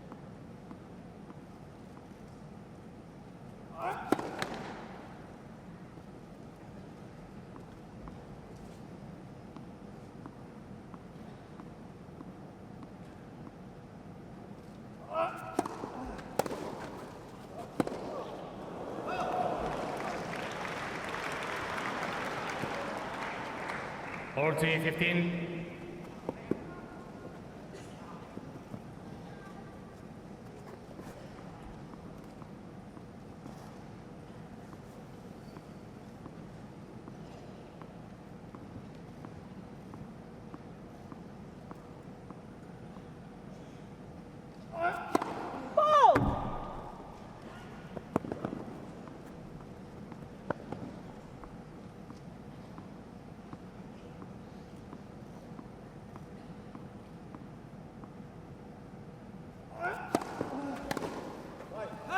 Djokovic.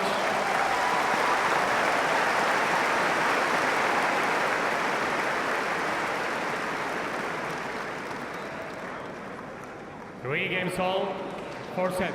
For the most part in this match, Djokovic has been carrying himself with the serenity that he had throughout, well, two periods really, 2011-12 and 2015-16. He was virtually unplayable at times. At one point had a 49 match winning streak, which Federer ended at the French Open 2012. And he won all the slams. Only Budge and Laver had done that. Held them simultaneously. So two great players. Rare to have one of these in any era, frankly, but to have three of them playing at the same time has been a luxury.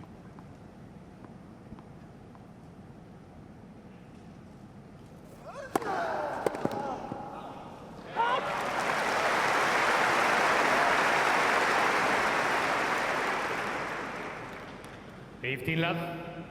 No, it doesn't get any better than this, and it's very difficult for the younger generation to fill that void that eventually will happen. And these two great players, and obviously Roger including, call it a day.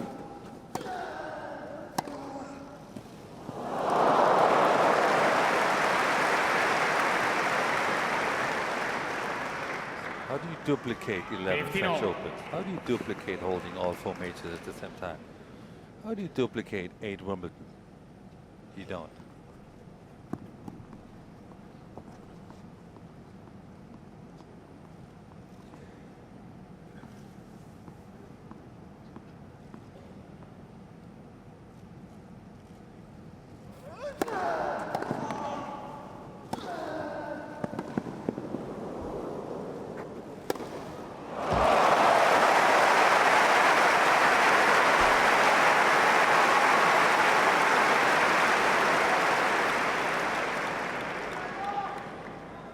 .15. That is not an easy smash, even with the roof closed, because sunlight comes in and your vision gets blurred.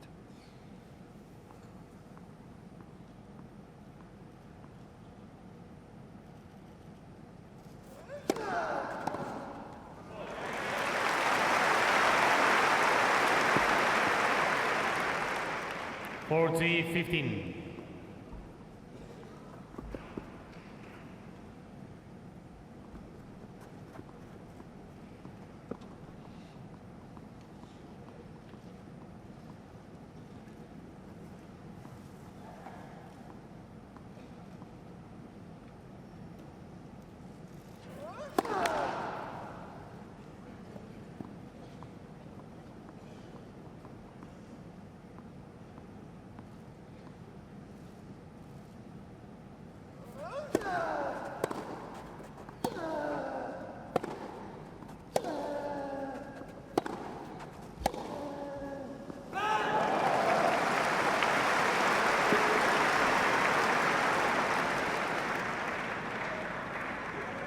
.30.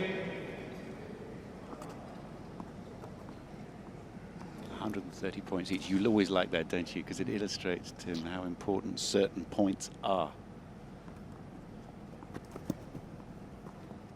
is a big one for Nadal. He needs to re-establish himself here. He's lost 3 straight games.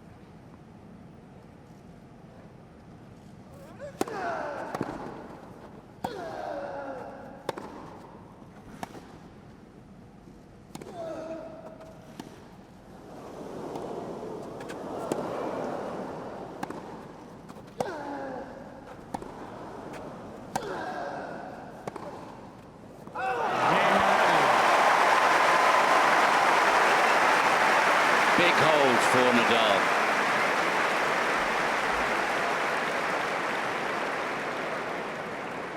Nadal leads 4 games to 3, 4 sets. Djokovic leads by 2 sets to 1.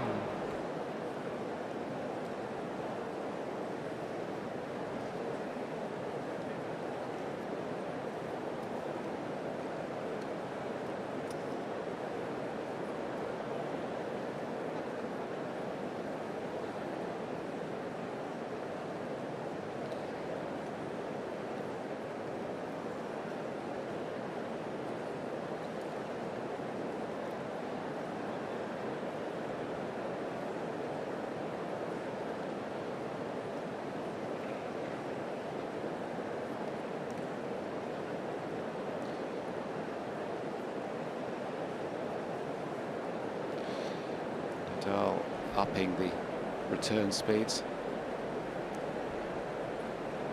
Quicker. Time. Taking the ball on.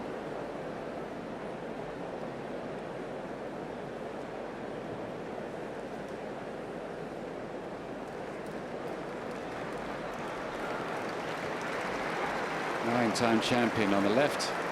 Martina Navratilova. Billie Jean King there. Angela Mortimer, champion at Wimbledon as well.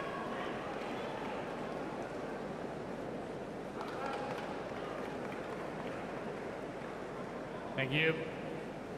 Serving at 3-4, having won 3 games in a row to climb back into this 4th set, Djokovic. Nadal with a hold for 4-3.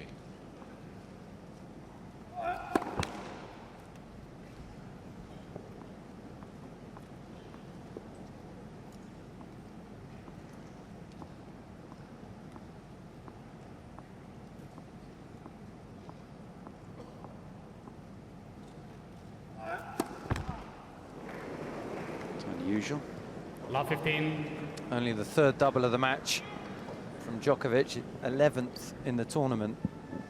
Doesn't serve many, but he doesn't want to serve them at this stage of the match.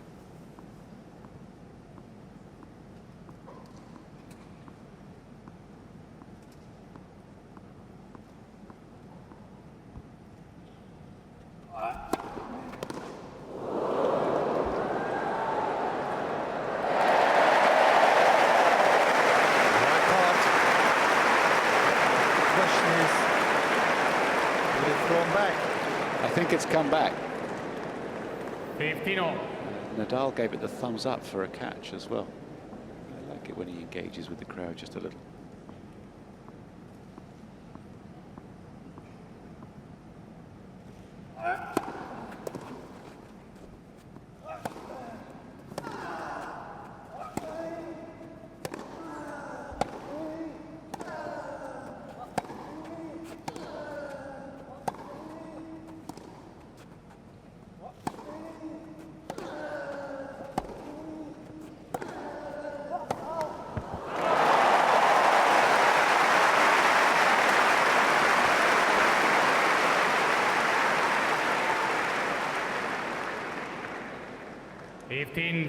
What do you think, Boris? Djokovic had the chance a couple of times early in that point to move forward.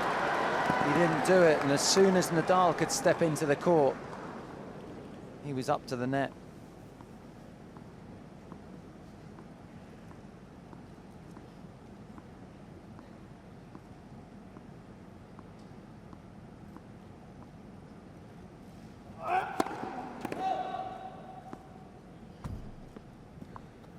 I counted 17 bounces just now.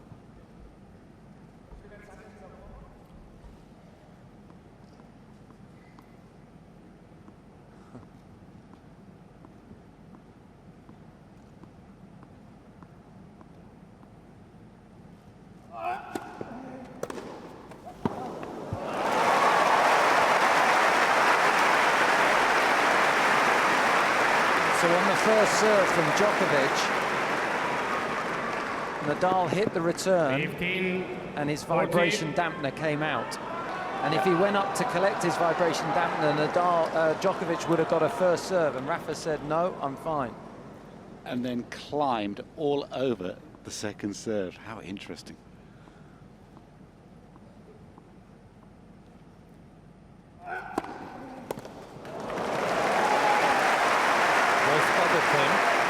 Very good spot from But Tim it's- Henman. Sharp. To play with a vibration dampener 30, or 14. without a vibration dampener is massively different. Big difference. It feels like it clangs without it. I mean, some people prefer it, the vibration temper there, that little rubber thing in there. Takes all the vibration out of the frame when you strike the ball. Cost a couple of quid from your local sports shop.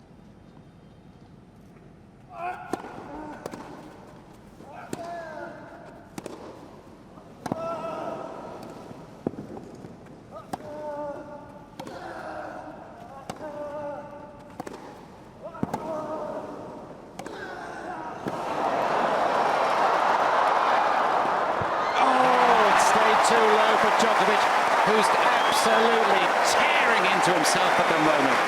I'll be surprised if both ankles are still intact.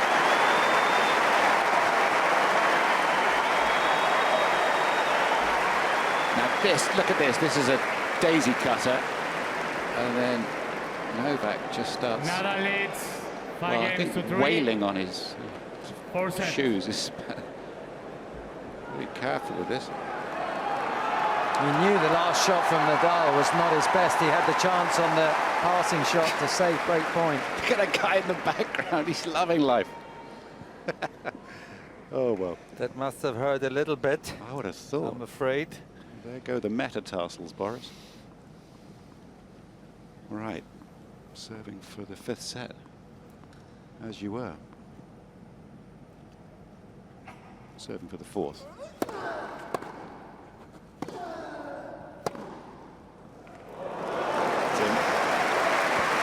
Side of the line.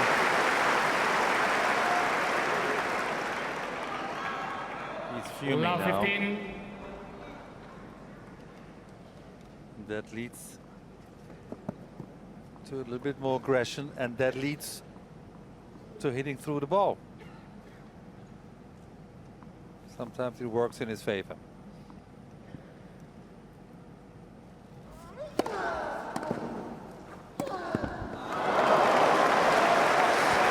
When Djokovic lost a set to Carl Edmund in the 3rd round of the tournament, some of the crowd were getting on him a little bit. He Love fought 13. them back, and that made some headlines.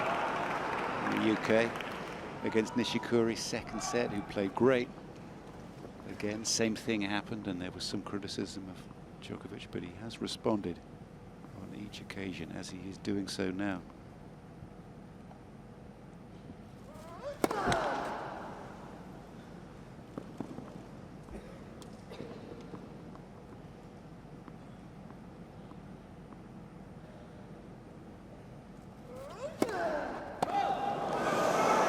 Nadal has responded too. Wow. Only Love his 14. second double fault of the match. 16th of the tournament. They don't serve many of them, but it shows the tension out there for both players.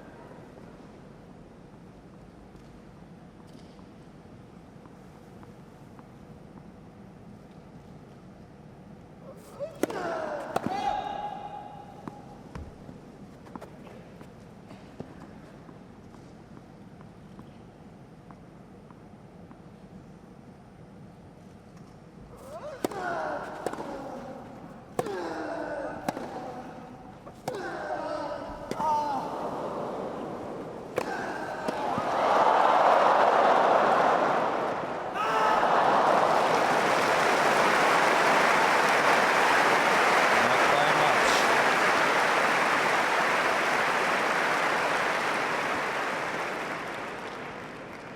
Fifteen, 40. Rian Veda, his coach, is being a little bit vocal now. This player stands very close to him.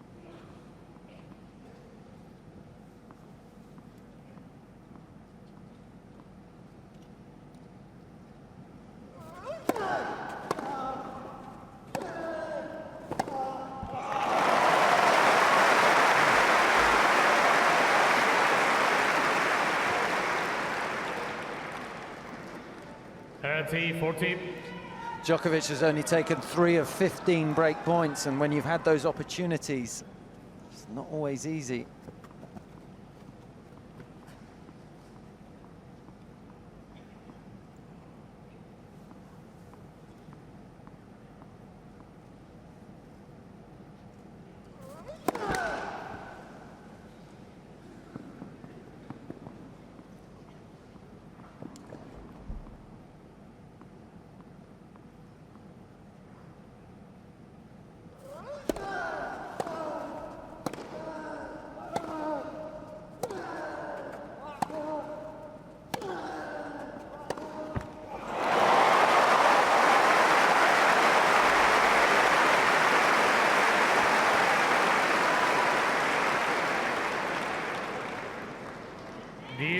You felt in that point that both players were slightly reluctant to pull the trigger, and Djokovic, if anything, a little tentative on that backhand.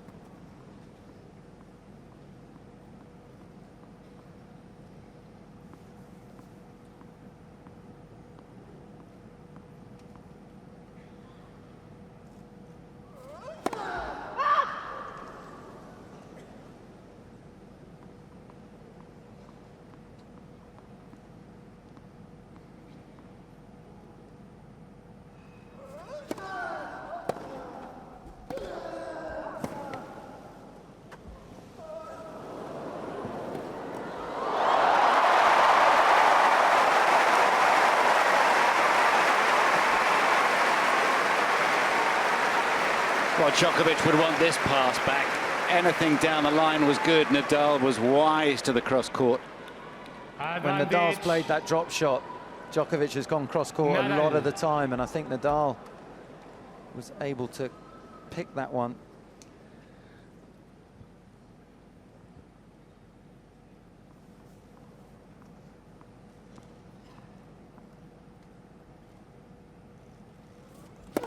Net for service.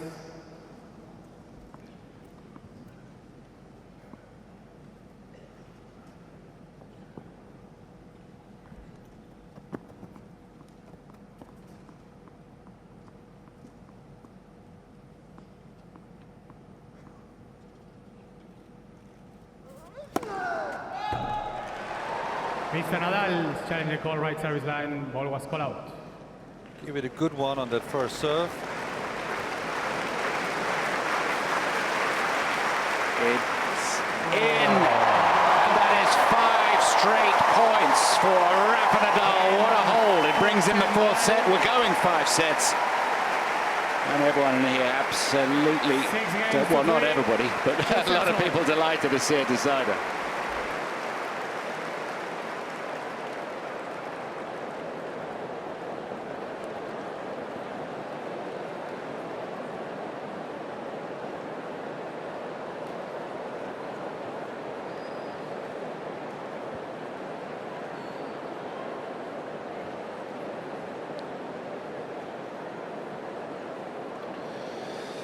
So 4th set summary, it went in 3s. 3 for Nadal, 3 for Djokovic, and then 3 for Nadal once again.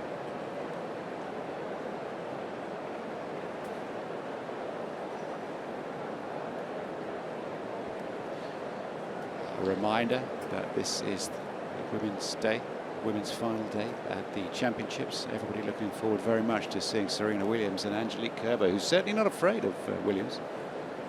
Grand Slam champion herself and a former world #1.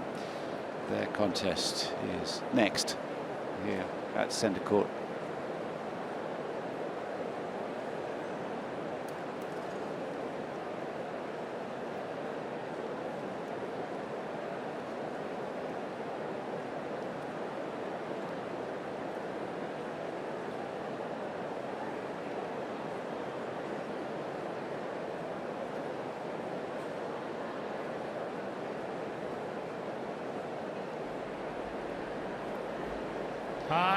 They've gone the distance, these two, on a couple of occasions at the Australian Open quickly, please, ladies and gentlemen. final in 2012. It was Djokovic who won 7-5 in the 5th. That was an absolute classic. 2013 Roland Garros semi-final. Nadal won 9-7 in the fifth set, and that's the only time that they have gone the full 5-set distance. There's great rivalry. There have been 51 editions of this. No two players have played more in the Open era, which has been going for 50 years. That's what we refer to when the players were allowed to accept prize money and go professional. So another classic match in this classic rivalry. I hope you're enjoying it. It's the semi-final of Wimbledon. Kevin Anderson probably sitting at home and going, come on, boys. Hit each other hard. A little longer, please. Play another hour and a half, if you will. Even the playing field for tomorrow.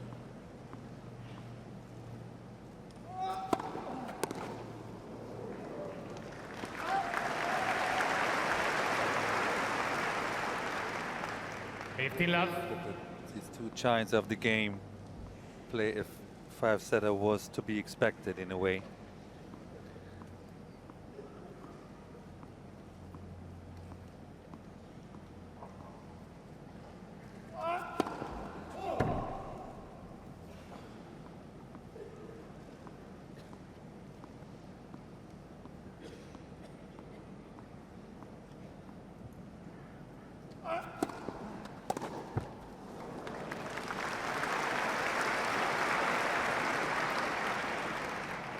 Untitled.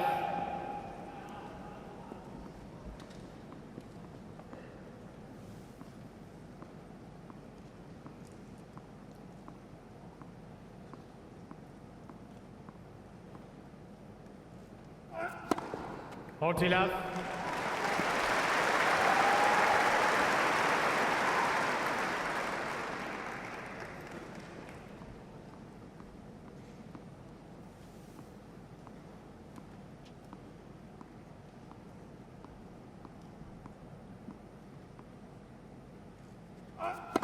Led for service.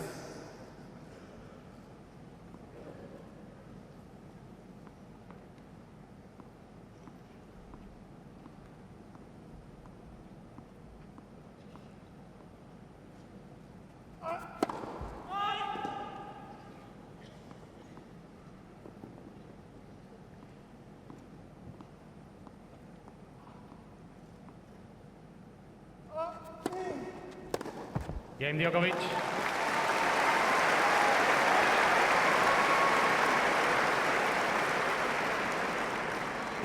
First game.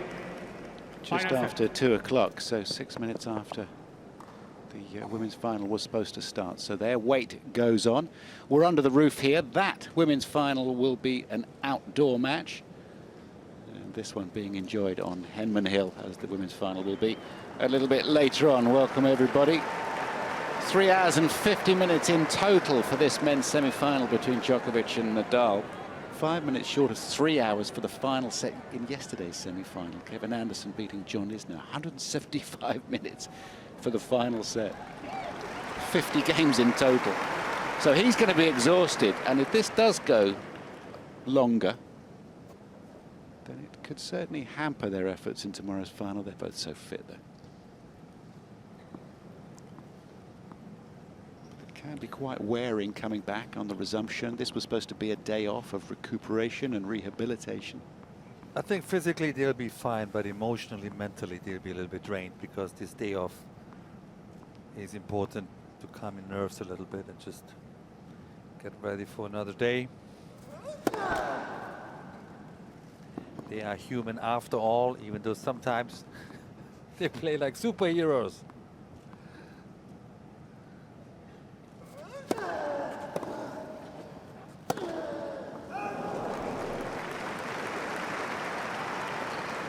Nadal just a little bit wild now. Love 15. Boris Becker should know all this, by the way. Just the 9 semi-finals for Boris. 7 finals.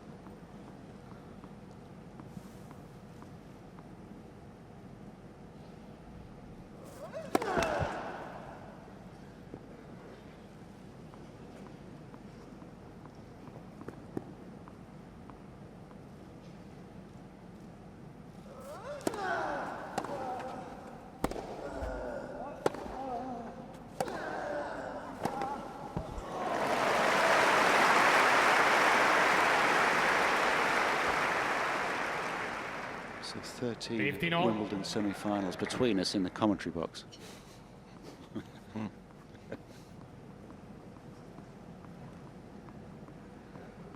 Thought you made semis of the invitational event, didn't you? Shh.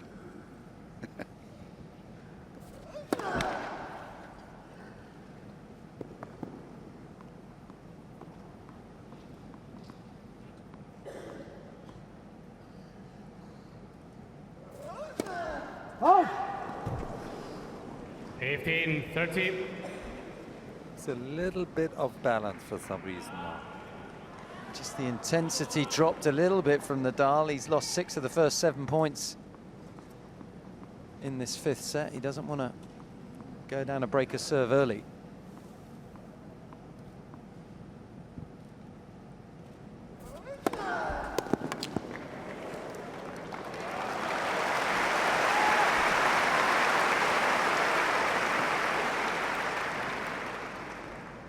All.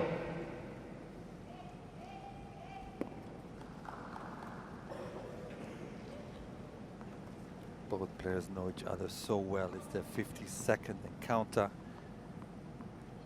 They read each other's emotions, the momentum changes.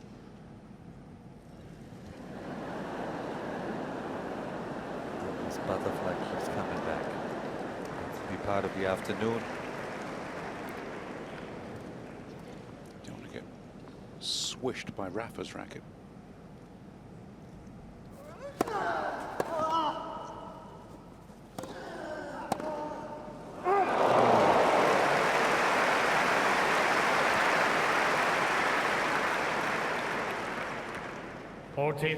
Only because Djokovic's backhand is so good, do you expect him to make that shot?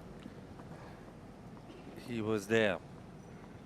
He read the intentions of his opponent.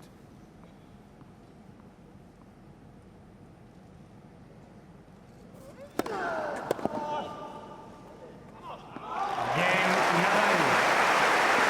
New ball, please.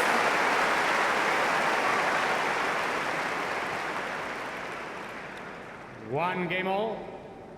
Final set. 2 sets all, 1 game all, Boris. You sticking with your man? I do.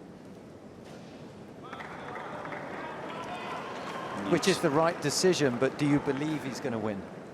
I think he has everything he needs to win this match today. I don't think that was the question. The question is, does he believe it? Does he believe it? Yeah. He hasn't won a big match like that in 2 years. So who do you believe is going to win the match? I'm having Nadal, so. I know you have. Andrew, what do you think? This stage. Don't know.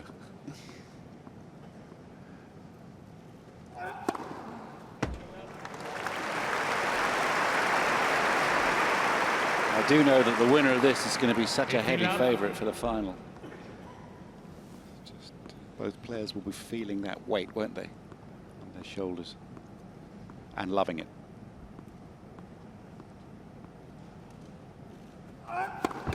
Head for service. Perhaps a more important match in the career of Novak Djokovic as he rebuilds than Nadal, who is world #1 and will stay there.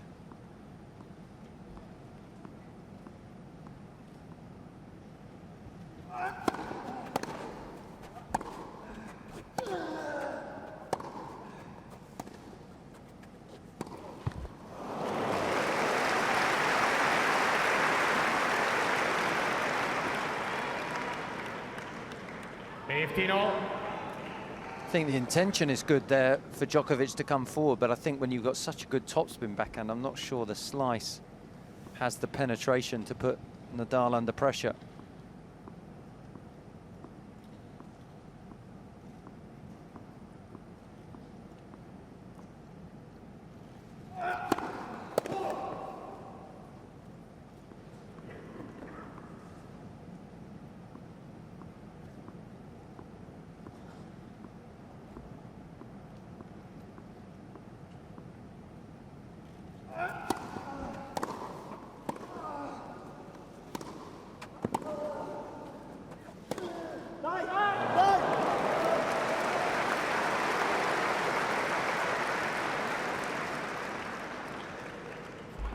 30-15.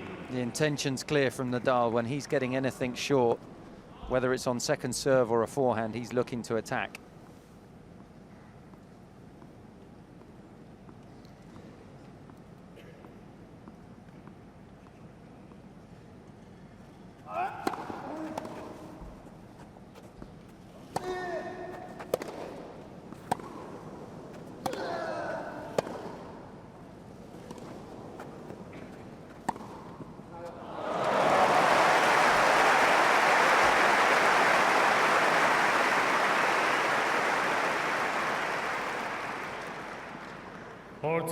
They're flirting with the lines on both sides. Couldn't hit more precise ground source.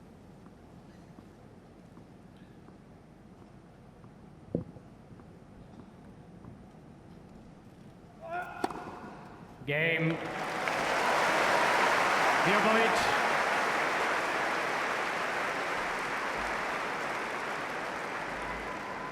Djokovic leads 2-1. Final set.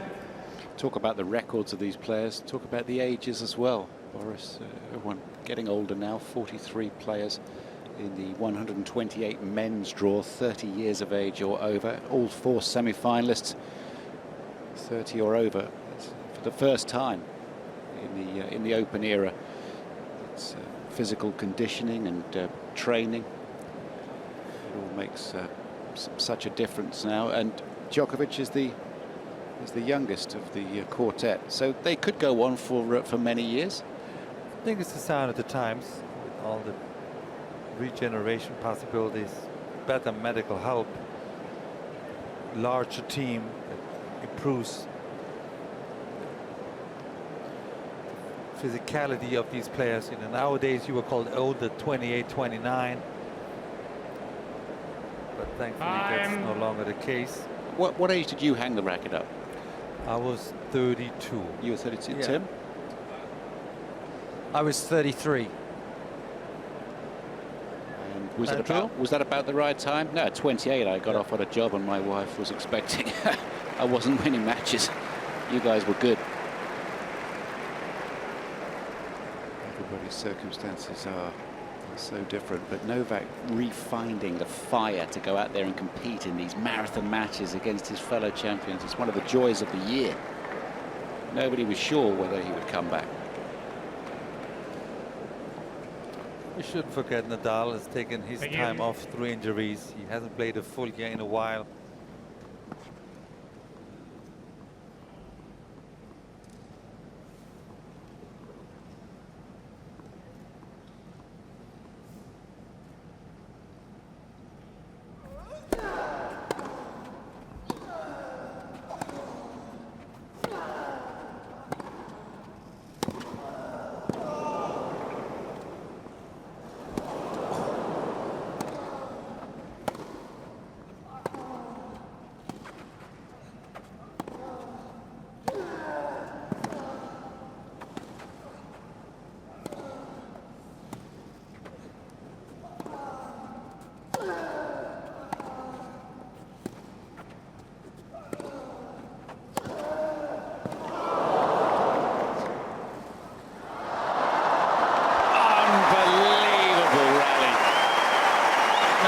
He's staying down for a second. He's taken a blow there. That was incredible.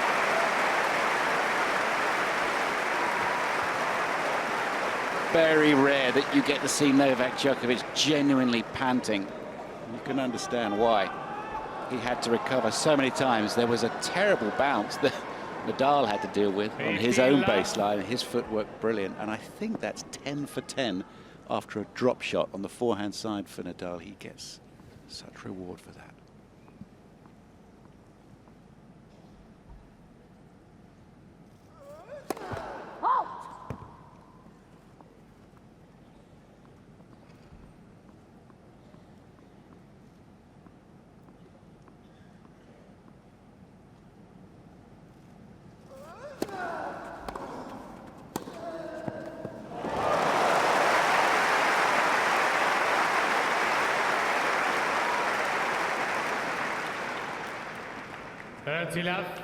That's a good sign for all the Nadal fans out there. We know he's got the great forehand cross-court, but what makes him really dangerous, especially on the faster surface, is the forehand down the line.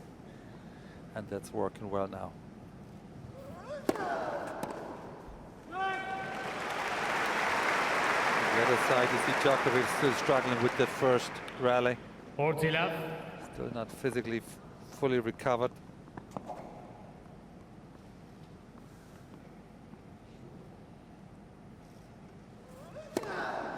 Game Nadal.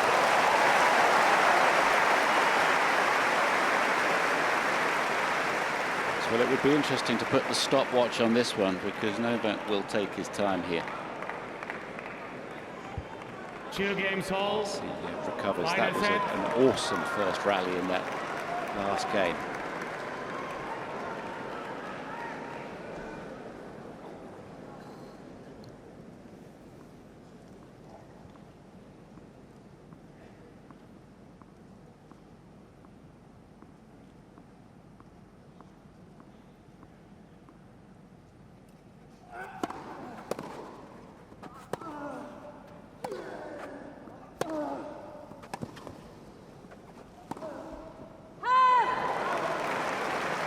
Mr. Djokovic. Challenge. His challenge call right far side line. Ball was called out.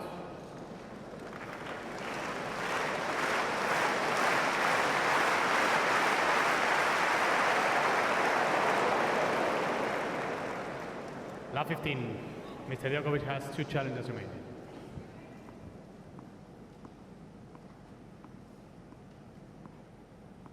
Glad she's on this match and not the Serena Williams match later on.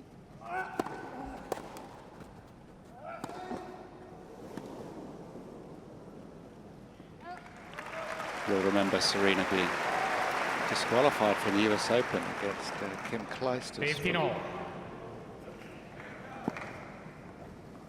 Threatening that line judge.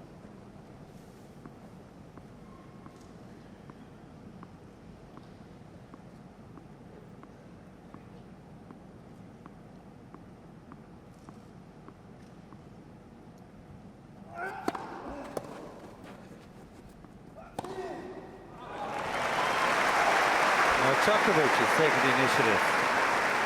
Keep the rally shorter and follows it to the 15. net.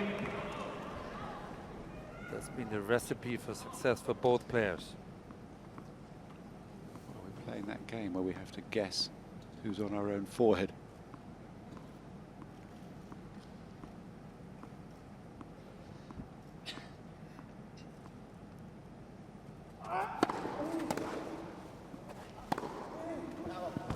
Superb.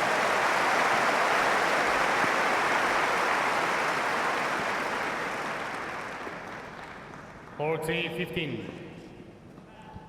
Who's going to have the courage and conviction to keep going for the shots? Whichever player is proactive seems to come out on top.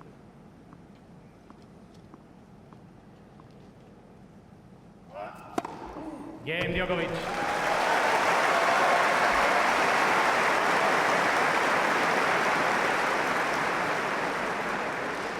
Djokovic leads 3-2. Final set.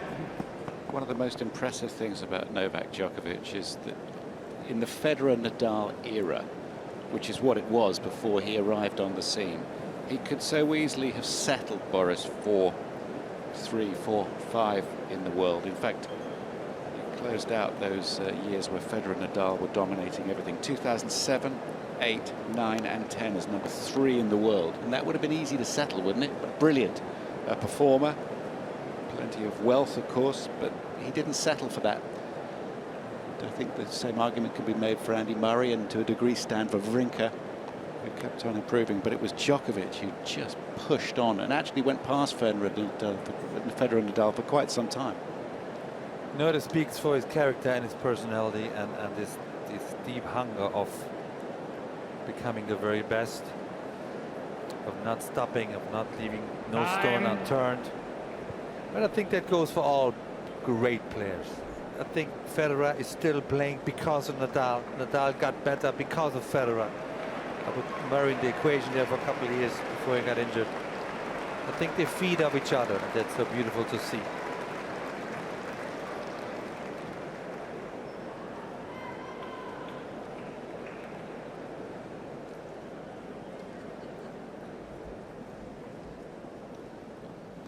Rafa Nadal then serving at 2-3 in the 5th set of this semi-final to play Kevin Anderson in tomorrow's championship match. 2 p.m. for that UK time.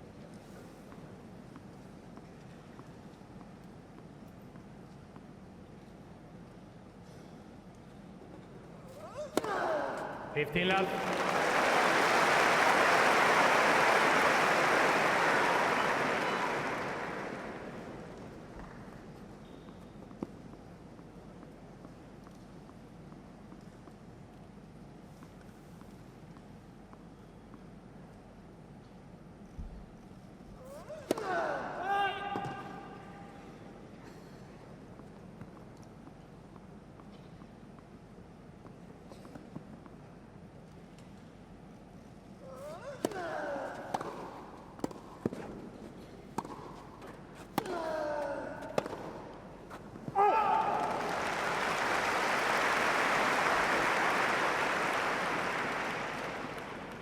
Thirty love.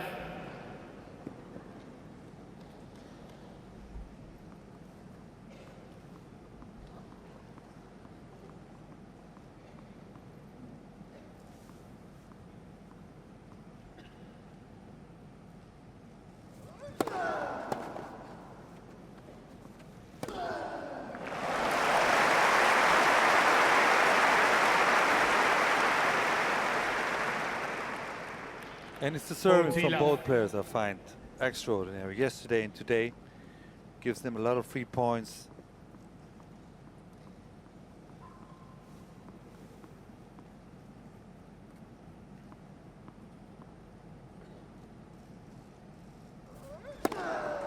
Game Nadal.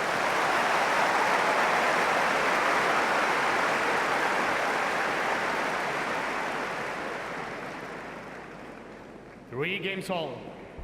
Final set. A couple of straightforward holds for both players in this 5th set.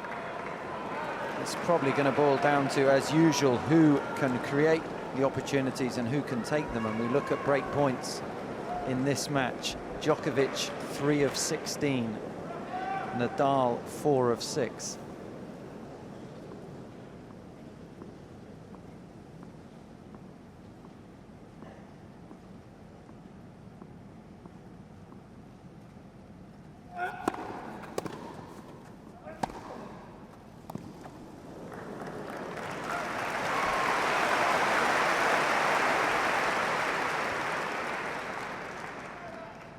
Fifteen love.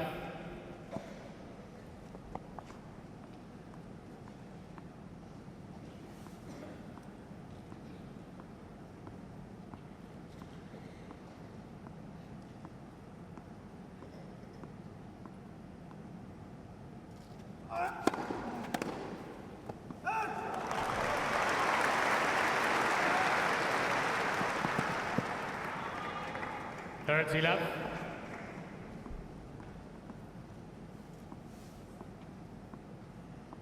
Brace of duchesses alongside the chairman's wife, Jill Brook.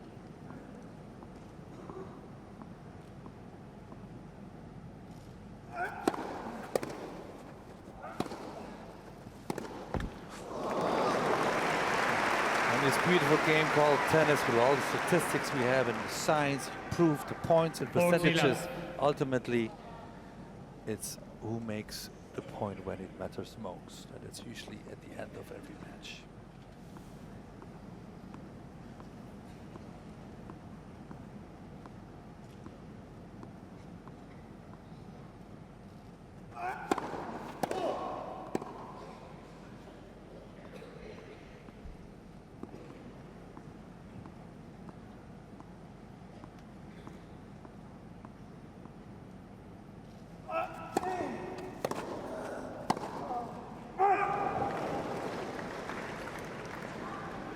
Forty 15.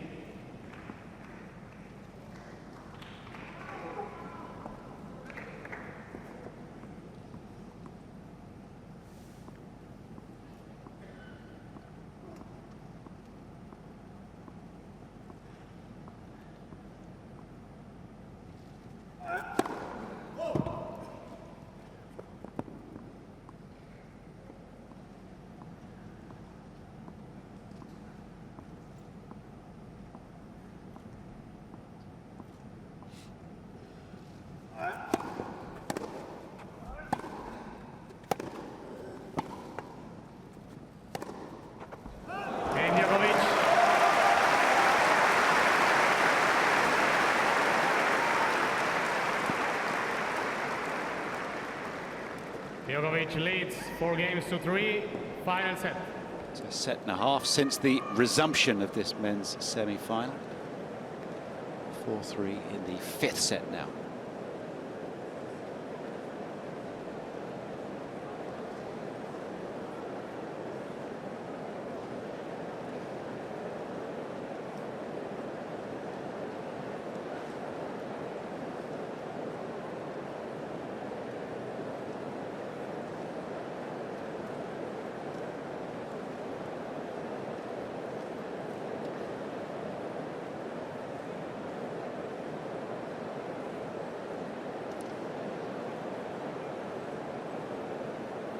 Just a reminder that Serena Williams and Angelique Kerber will play for the championship that Ann Jones won in 1969, beating Billie Jean King, who's also in the roll box.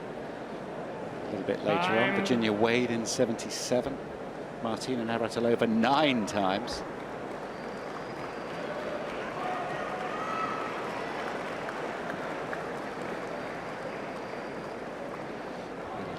Martina Navratilova, such a massive part of the history of tennis. And somebody Billie Jean had a great rivalry with is Margaret Court, who won the Australian Open Championships 11 times. Rafael Nadal has won the French 11 times. These are records that you think will never be broken, but who knows. Maria Bartoli in the royal box today as well. Women's final later on. After this.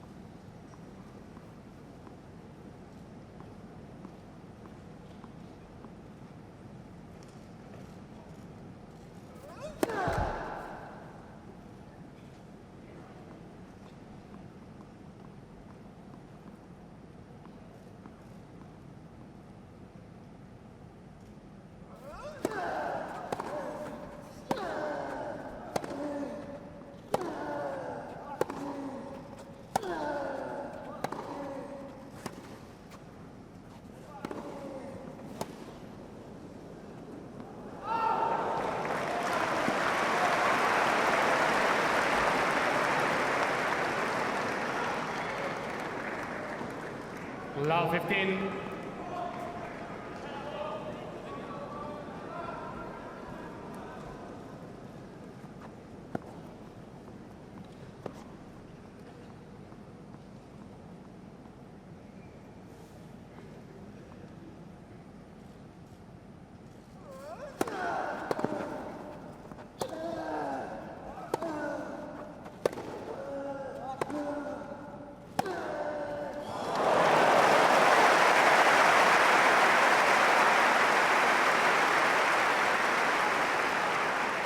Anything off centre there, and he would have been love 30 down. That is a 90-mile-an-hour backhand. That's his weak side.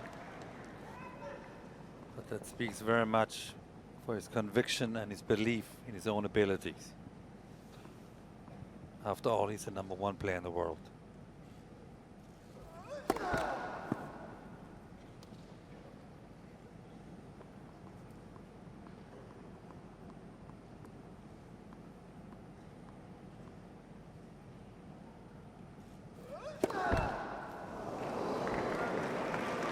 He's only lost twice this year as Rafa Nadal to Marin Cilic, a match he retired from in the quarterfinal of the Australian Open. He lost to Dominic Thiem on clay as well. Twice in a year, 35 match victories.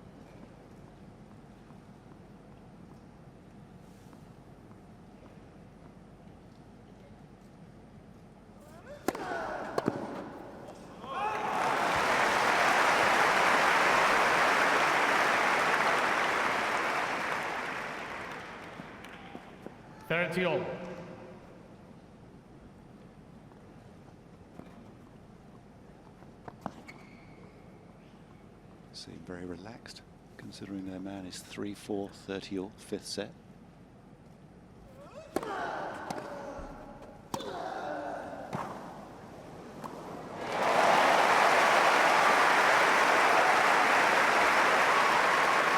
Strong serving by Nadal again.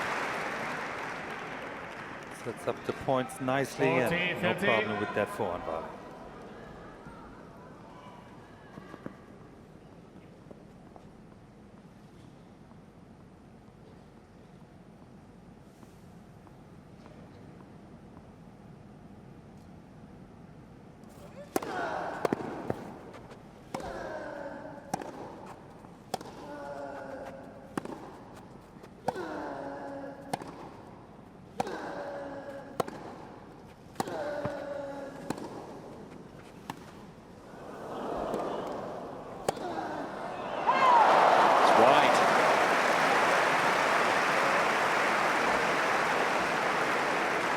Djokovic was pulled into the net, had to step up to that forehand and take it on down the line. He struck it well, but Nadal will have expected to make that probably.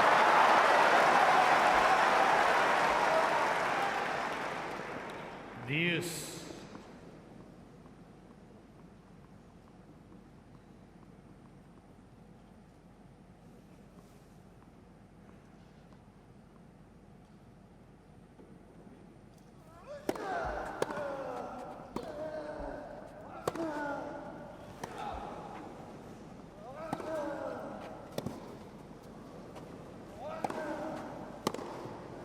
Oh, he's missed that forehand down the line. Djokovic with enough punch on that forehand to hurry Nadal.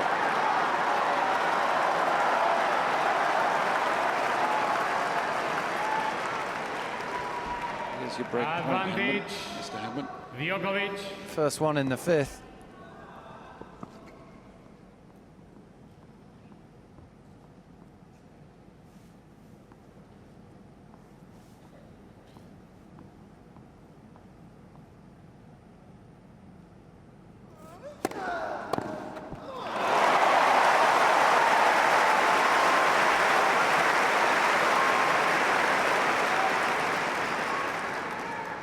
Djokovic read the corner, knew it was going to come on the forehand, but wilted just a little bit.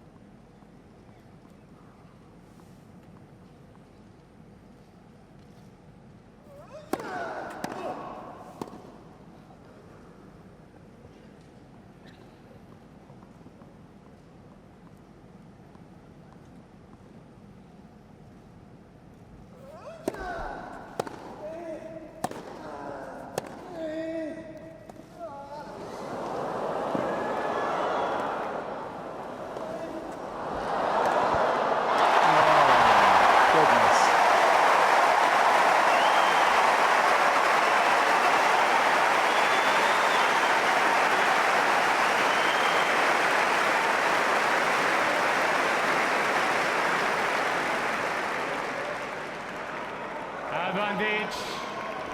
Nadal.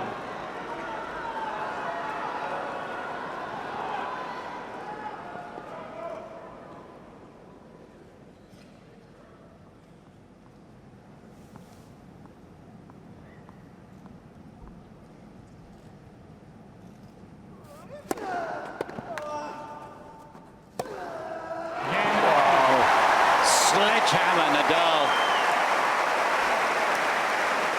92 miles an hour down the line at deuce, and a 99 mile an hour reverse forehand flying through the court. Look at this. Every ounce of this bull of a man through that forehand.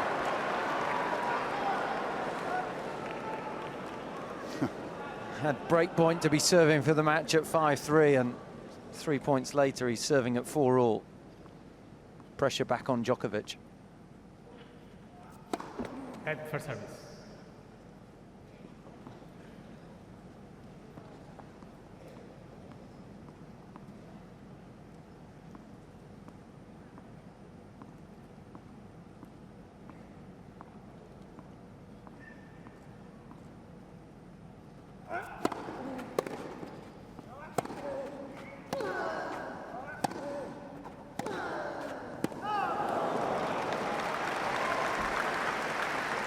Nadal obviously now full of energy and just overjoyed with the emotion. He's got to be careful not to lose your balance there.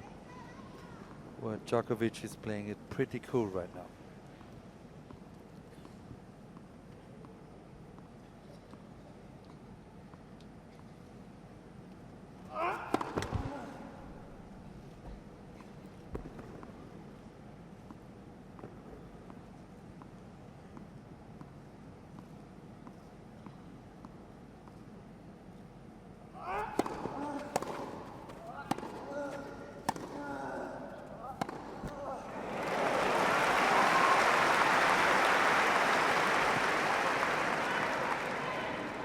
Fiftino.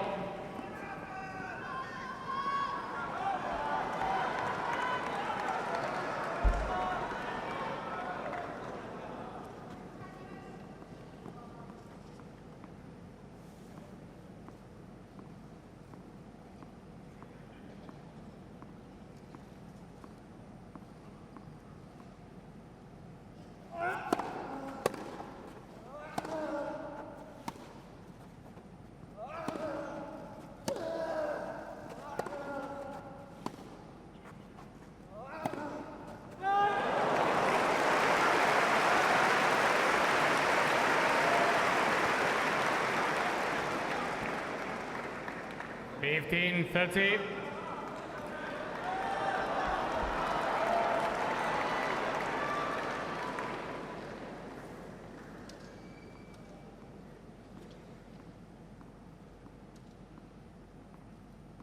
Slightly worried faces.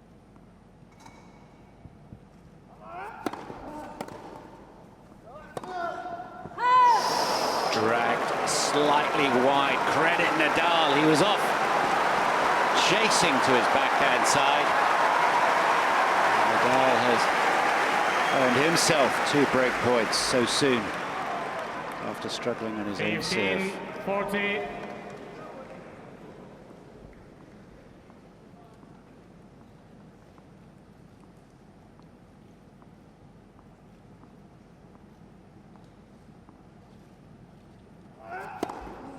15-40.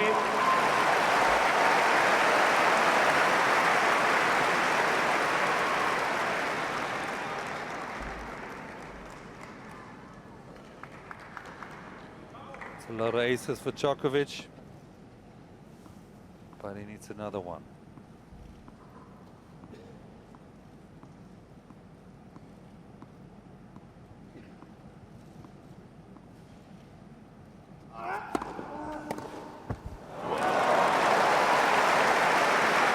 Just when you needed first serves.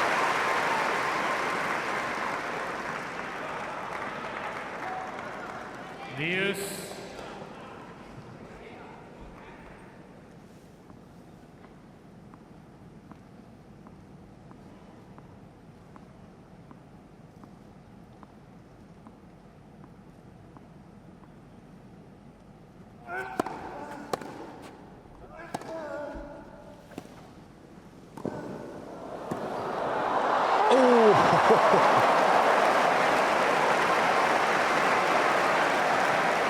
Djokovic with just enough on that backhand volley. And you thought if Nadal could get a racket on it, anything in the court was good. Here he goes. He knows where he's going to have to run to.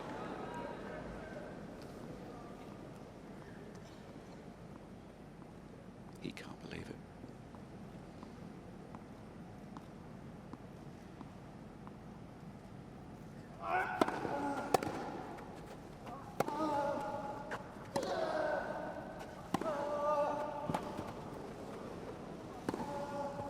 Well, that's just fantastic. 4 straight points from 15-40 down. Great serves. The courage to come in and play the volley. And that's smooth as silk backhand. Djokovic leads 5-4. Final set. What a match. You know, he's never lost a semi-final at Wimbledon, Rafa. Last semi-final loss at a Grand Slam was in 2009. Rafa, it's a joke. These guys are they just elevate this sport, which is actually really difficult to play, to a new level. We've seen very few unforced errors in the match so far, and at 4-all, 15-all, Djokovic made 2 in a row to go down 15-40, and you felt, is that the moment for Nadal to take advantage? But such a gutsy 4 points. It's one of the questions coming in was, what was he going to be like after Queens, where he had match point against Cilic, and then Cecchinato at the French Open. He'd made the quarter-final and then seemed to fall down a little bit. He's not wilting, is he, Djokovic, at all? He's certainly not, and I think that's always the test, is dealing with adversity. When things are going well and you're a top player, it's not that difficult, but when you've got to overcome those bumps in the road, the tricky moments, very good signs for Djokovic. Now the pressure switches straight back to Nadal. He's the one that's had those opportunities, now got to serve at 4-5 to stay in the match. I think the match is anybody's match right now. It's totally open. Whoever makes that extra point when it matters. Literally.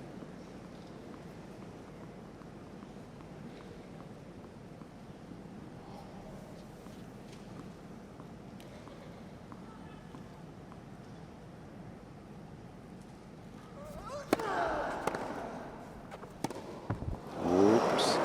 It's unusual.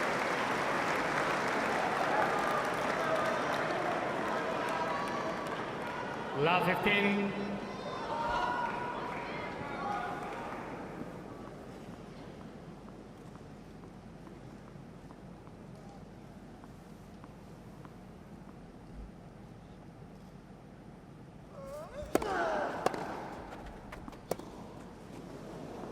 Love 30. Out. What a return. What a return off 117-mile-an-hour first serve, deep to the baseline. Nadal unable to get the ball in the court when he most needed it on this forehand side twice now. 6 points in a row at this stage of the match.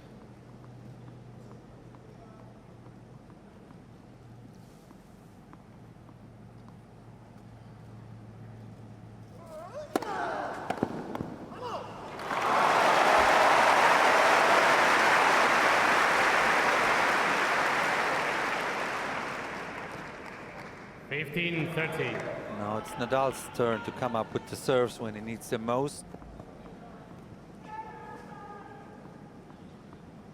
A few more to come.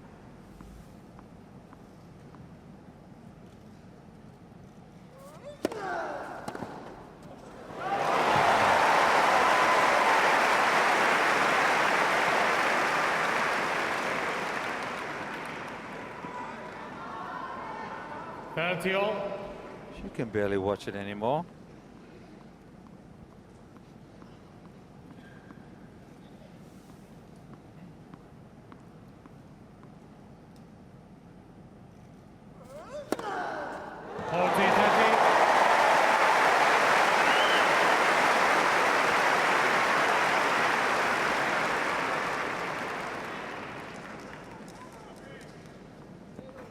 Big serving in big moments from both players. It's called a touch of class. Can he learn that? No.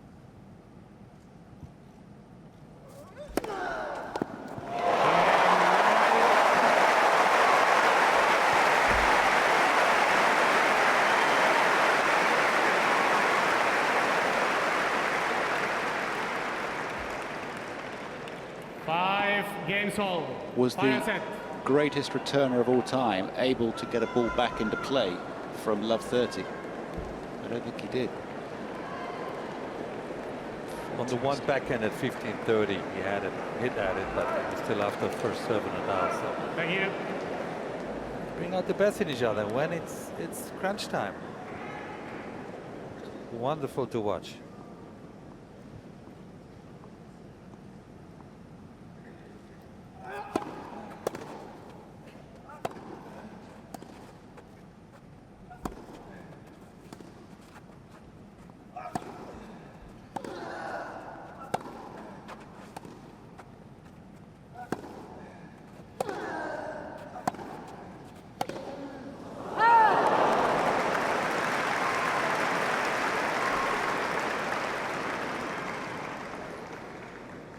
Love.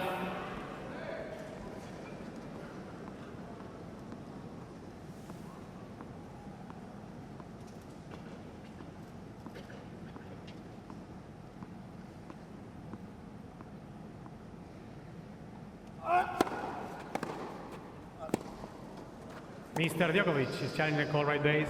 Ball was called in. It's right on top of the ball, obviously. Djokovic hitting that shot. He must feel confident. This ball is over the baseline. 30 love.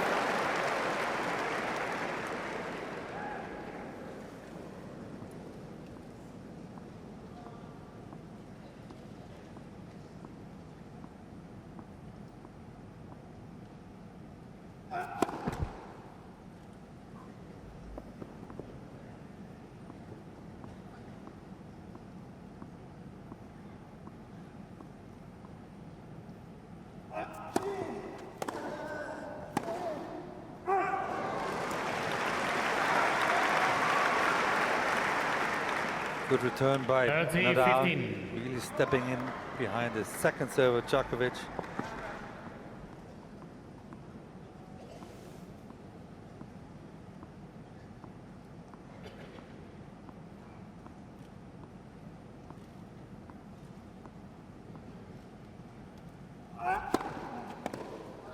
Mr. Nadal is challenging the call left service line. Ball was called in. Even though he's changing the Well, strikes already. yes, he's changing. Novak is suggesting Second that serve. he thought it was out by staying. Doesn't want to lose his rhythm between first and second serves.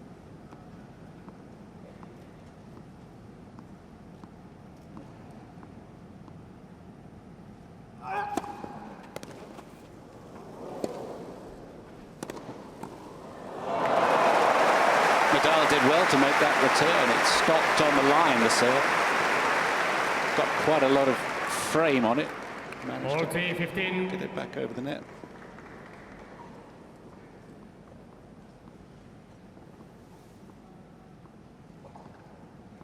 Could have done a bit more with that passing shot too.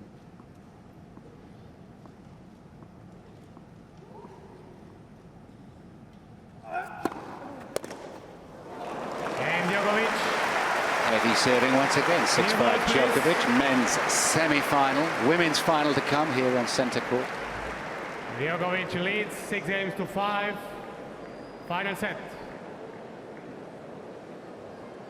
4 hours 36 minutes this match. Royalty present for the women's final. Your Duchess of Cambridge on the left-hand side there is patron of the club. Her sister-in-law, the Duchess of Sussex. I think she probably took the invitation and said, well, would you like to come to my tennis club, see some tennis? It's not a bad club. 150th anniversary. Kate and Megan having a go. I always wonder where the boys are in these situations. Do you think they're watching the footy down the pub or something? It's wonderful to see the royal family supporting this championship so much every year. Virginia Wade's up there. I think it was last time Her Majesty the Queen was here. Was that the... Has she been here since then? To come and see you, Hennes? No, unfortunately not. She came and watched Andy Murray play Jarkko Nieminen in 2011, was it? Is that right? That is knowledge. Her 4th visit to the championships. Was it? So not a great tennis fan, but the Duchess of Cambridge is. Is she a good player? Haven't seen her play. Heard she hits the ball well.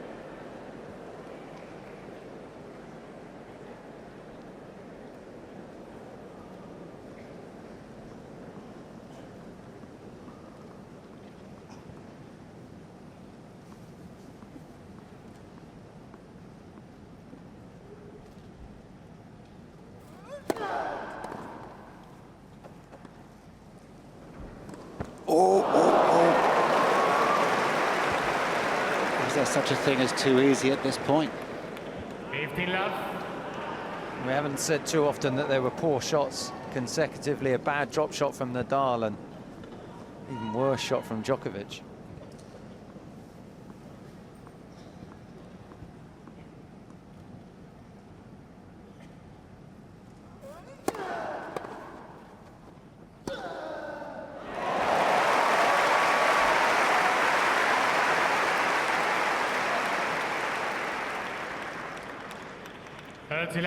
I always think Boris serving first in the 5th when you get to this stage is probably an advantage, but you look at Anderson's 2 big wins against Federer and Isner. He was serving second in the final set.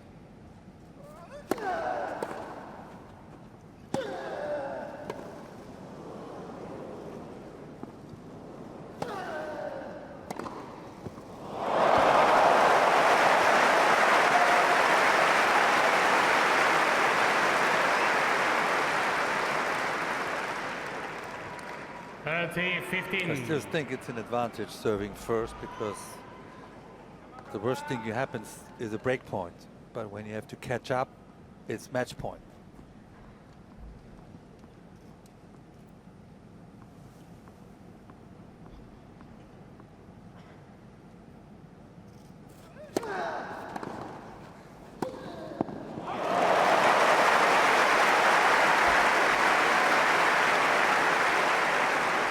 The 1-2 punch we've been so familiar with Nadal over the years. 15. In the first part of this match, Nadal was going to the forehand in the ad box. He certainly changed that up today.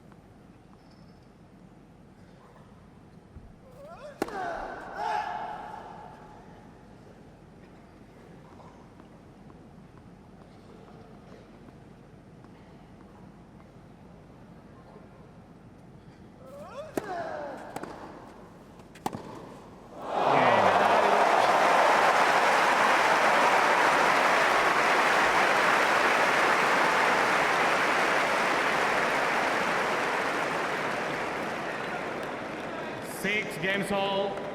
Final set. If you were with us for the first semi-final, which took place yesterday, all 6.5 hours of it, you'll know that there is no tiebreak in the final set at Wimbledon. Perhaps a debate for the future, but both men's semi-finals absolutely going the distance here. 6-all, fifth set, 4 hours and 40 minutes over 2 days, under the roof. And the women's final coming next, Kerber versus Williams. A great tennis day.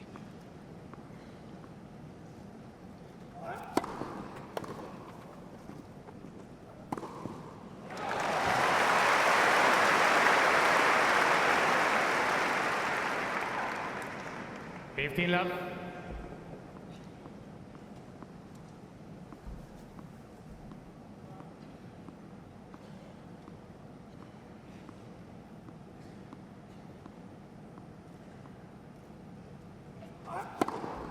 Penalty love.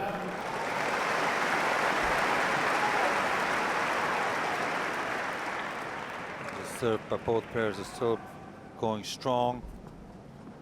Some quick, easy points.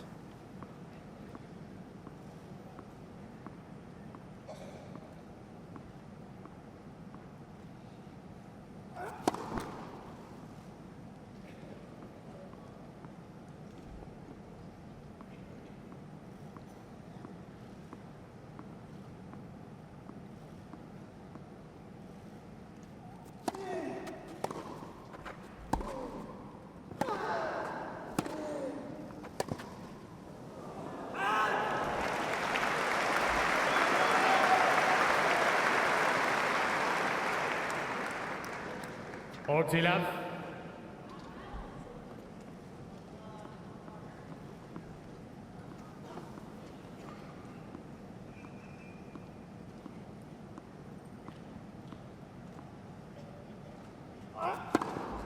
Yep.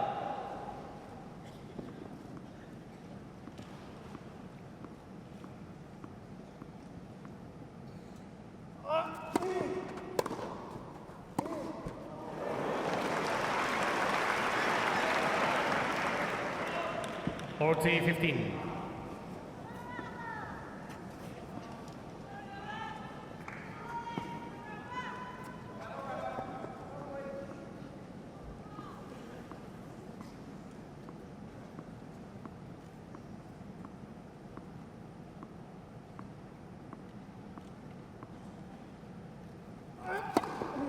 And Djokovic.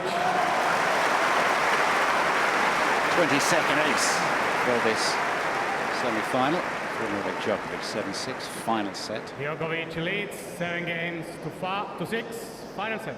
Now, this is definitely not easy for the women's finalists who are coming next, because nobody has any idea how long this can last. Yesterday, these two players, Djokovic and Nadal, had to wait in the changing room and around, eating again and stretching, being ready, as they waited for Anderson versus Isner, which went 26-24. There were questions, and there are questions, about the order of play, how it was decided. What was the thinking behind that, Tim? Because the women now have to wait, and it's difficult for them. People would like an explanation of that. Yeah, absolutely. I mean, first and foremost, it's a little bit unusual before a final that you don't know what time you're going to start. But in the sport of tennis, unless you play the first match of the day, you don't know what time you're going to start. So it's really something that the professional players will have, become accustomed to. They'll be used to. It's a question of staying patient and waiting for their opportunity when this match eventually does finish. Having said that, there was a debate about when this match should go on, and it was felt that after the long day yesterday, they wanted to get this match completed and therefore get on with it at the first opportunity. And obviously, with them finishing late, there's a certain amount of time that you have to give them to recover. So 1 o'clock was really felt the earliest opportunity.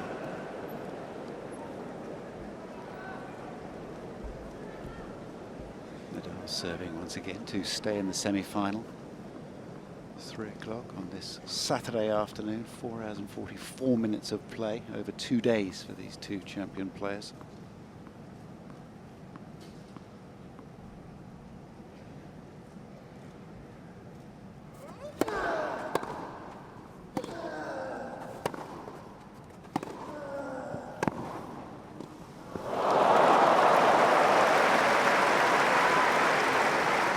the closed roof and the match being played for so long, it feels a lot later in the day than just 3 in the afternoon.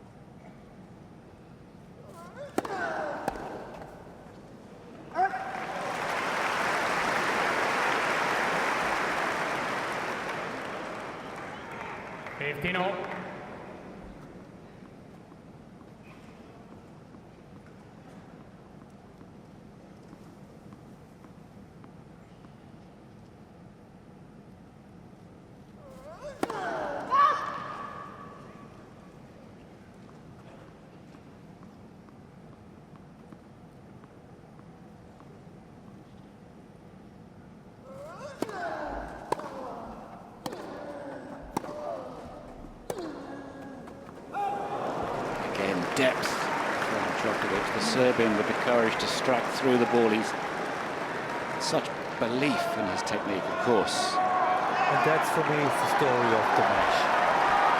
175 points each. 15-30.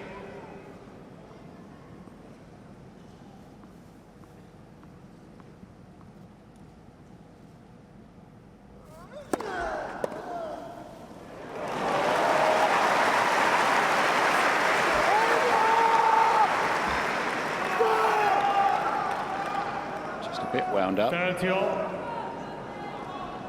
Yeah, gets the return. He knows Nadal's going to pick the forehand side, and he can't hit it back. Talk about one of the greatest returners in the game.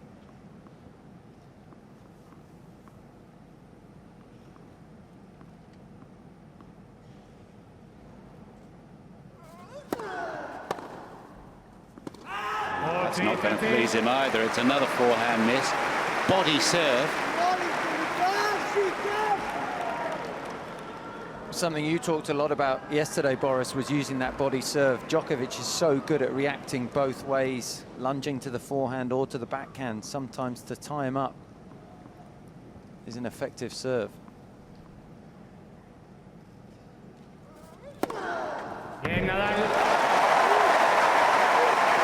Novak is still going mad at his box, at himself for these missed opportunities. He's got to calm down quickly now. 7-all.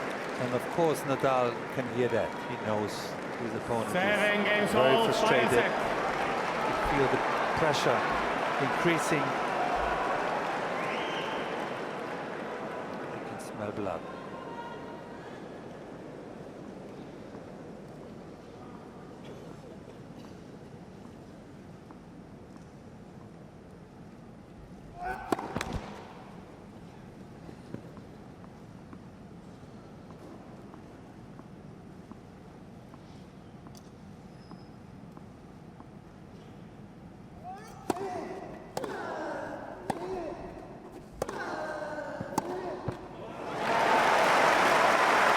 This forehand is going to be attacked now by Nadal, isn't it? These are mistakes that he's not used to making, Djokovic.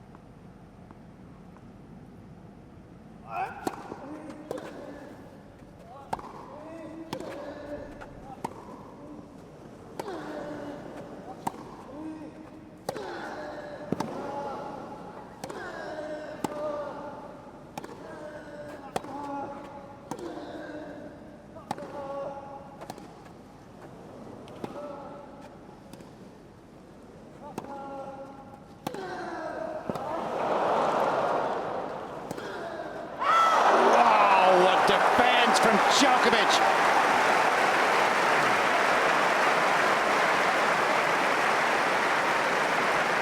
Well, if somebody marks that down as an unforced error from Nadal, I think it's a mistake. He threw everything at Djokovic. Ball kept on coming back.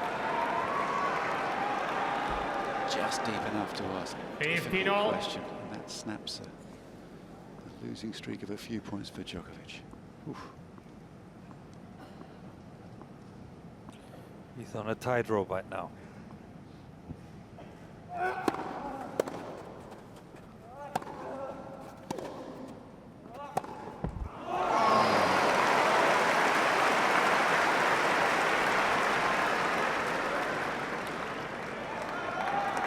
Nadal has the extra step, the extra spring, the energy, and Djokovic has the element of frustration. 30.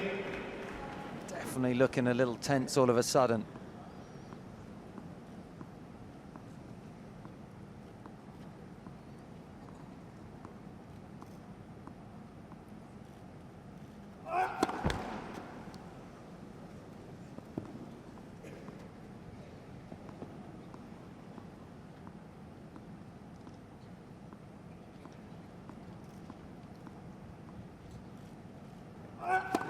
Oh!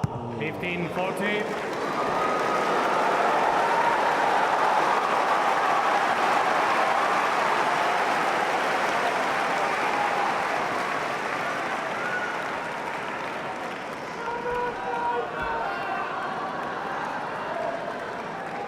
Thank you. Thank you.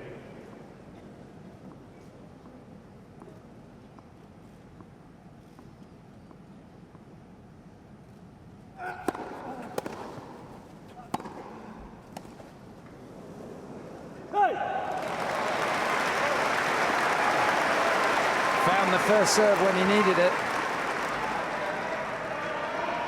Was down 15-40 earlier in this set. 30-14. 4 points in a row.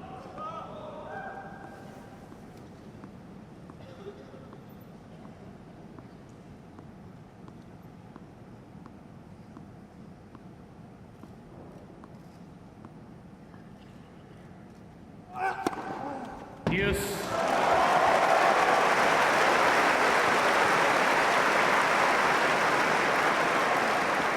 wow. When you think all is lost, he comes out with the goods.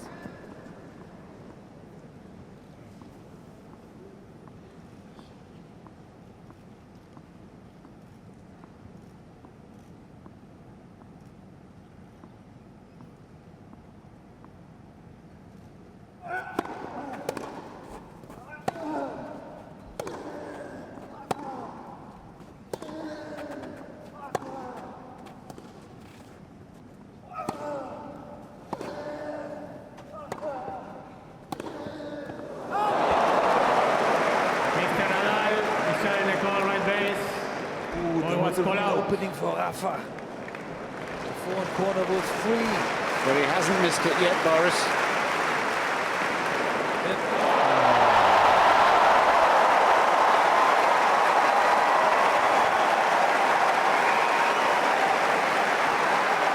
Just enough RPM to bring it down. Advantage. Nadal.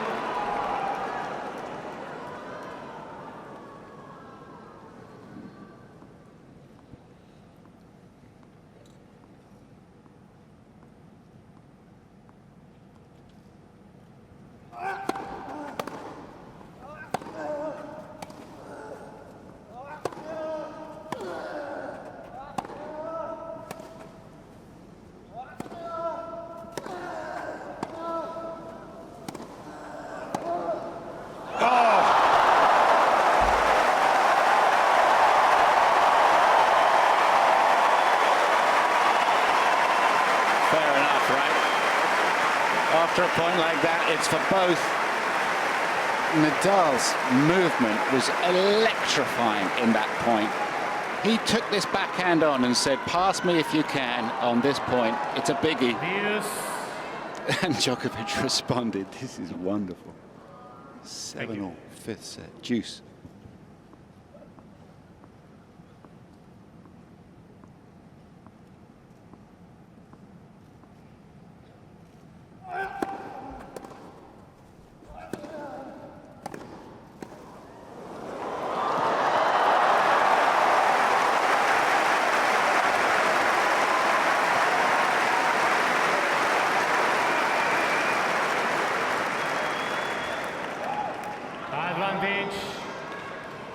Djokovic.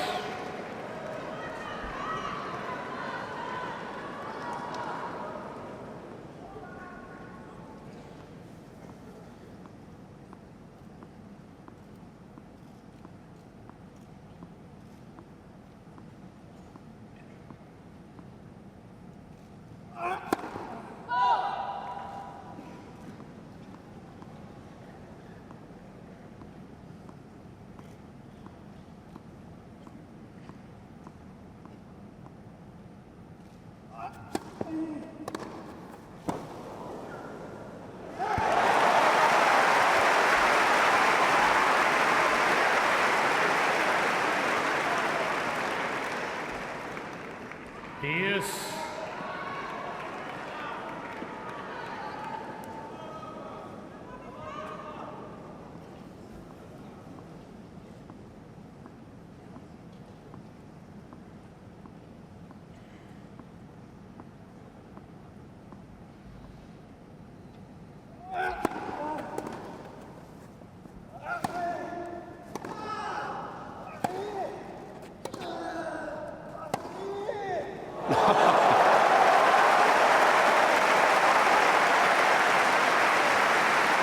Well, how many winners do these players have to hit before they can claim the point?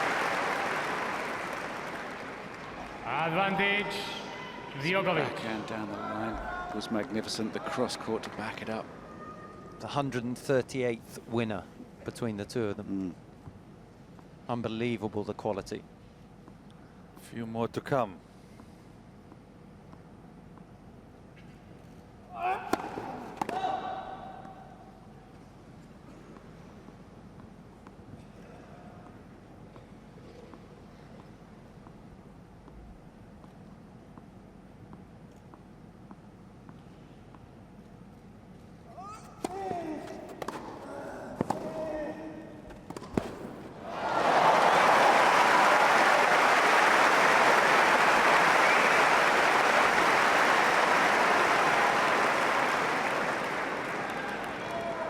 Make that 139.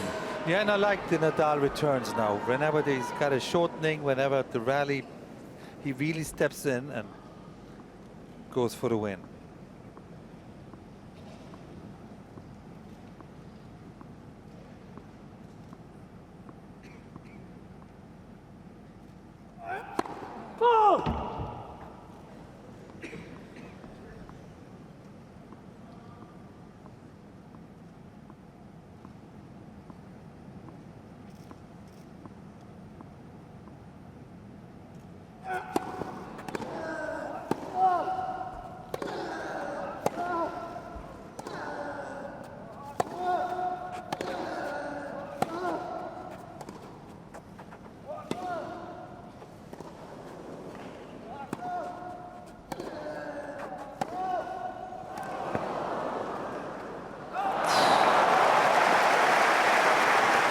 Do you know what? The second serves of 83 and 86 miles an hour that have been punished. This one at 105. The courage of your convictions. Novak Djokovic there at deuce. 7-all. This is the play of a champion. Djokovic. Looks like he remembers when he played it best. You do have a thing called mind memory.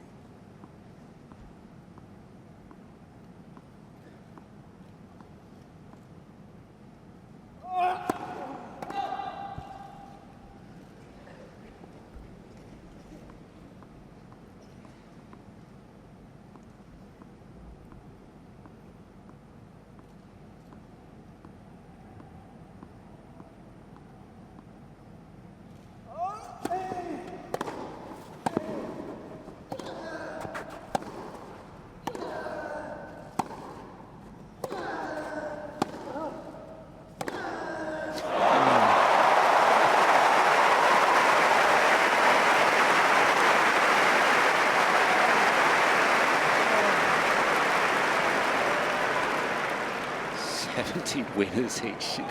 That one was at 96 miles an hour after 5 hours. Give me a break. This is ridiculous. Is this how good you have to be the best?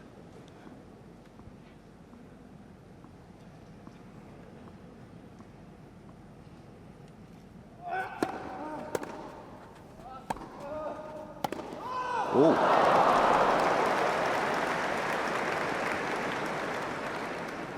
Advantage, Djokovic.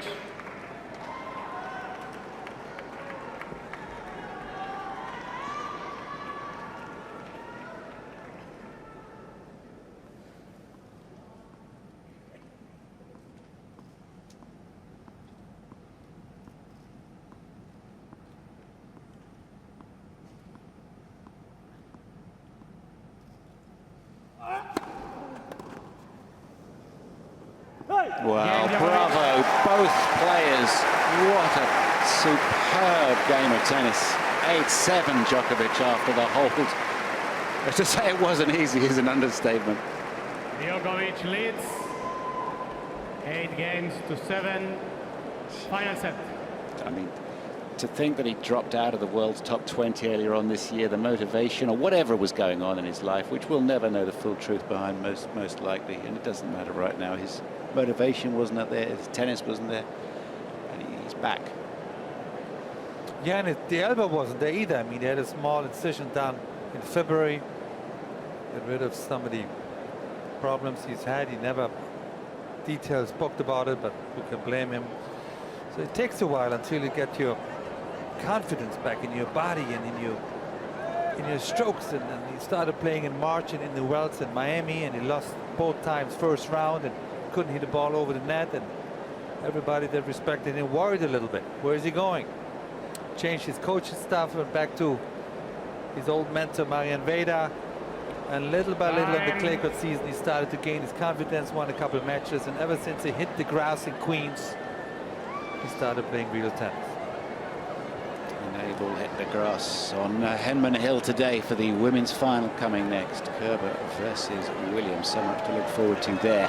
And how much more is there in this match? It could be only 4 points.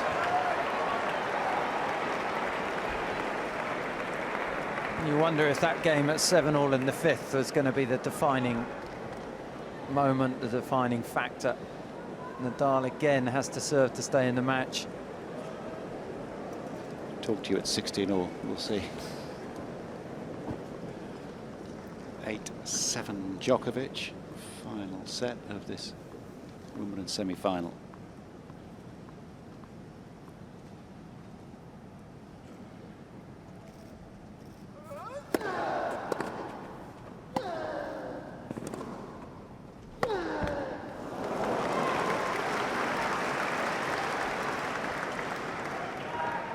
Love 15.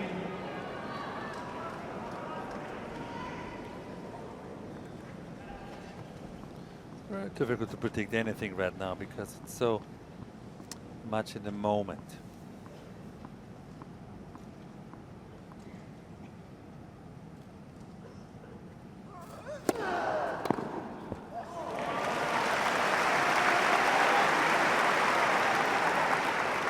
What we've seen is the Nadal serve and the Djokovic forehand under pressure, and the serve now responding.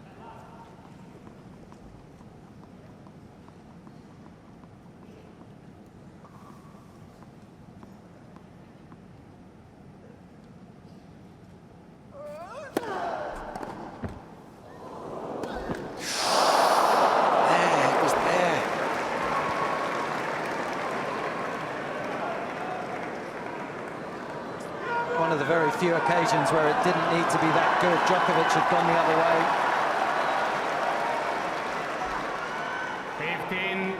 15-30. Gotta steady the nerves now.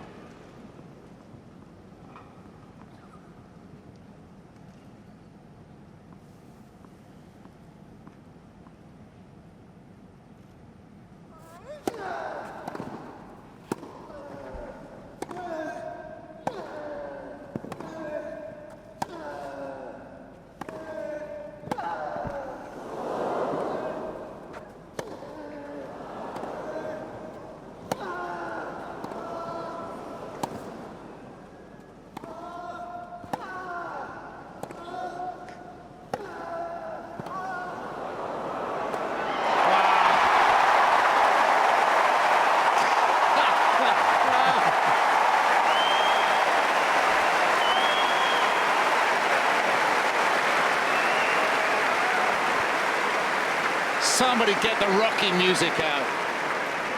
You would have thought he had won the match by that reaction. 30-all. Doesn't get any 30-all. better.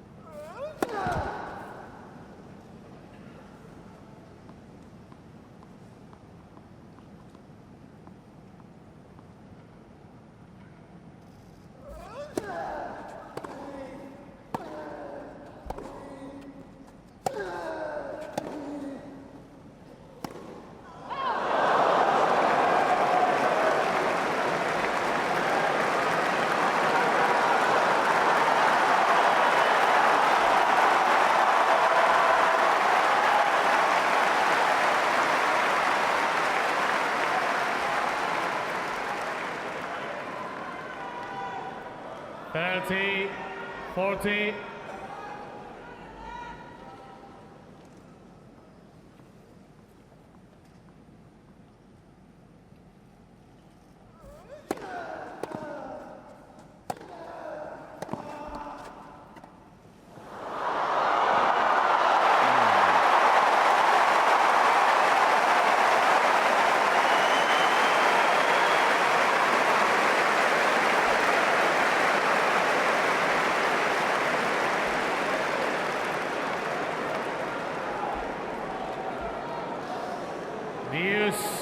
This stretch defies physicality.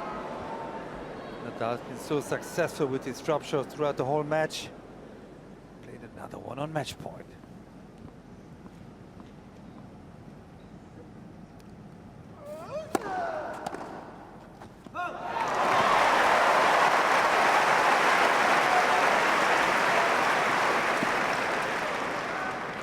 Advantage, Nadal.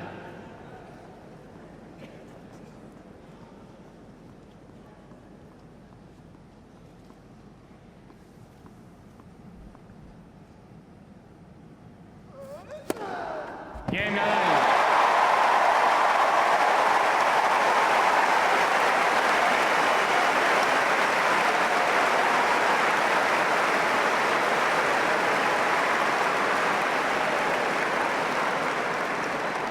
Match point saved.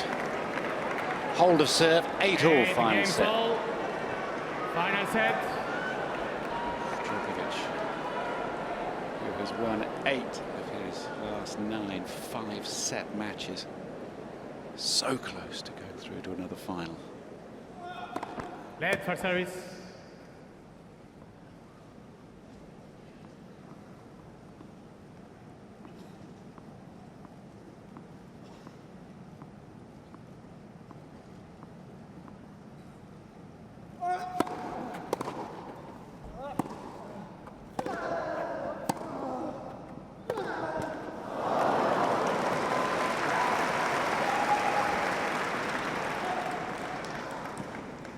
Love. Nadal has lost his last 3 5-setters, actually.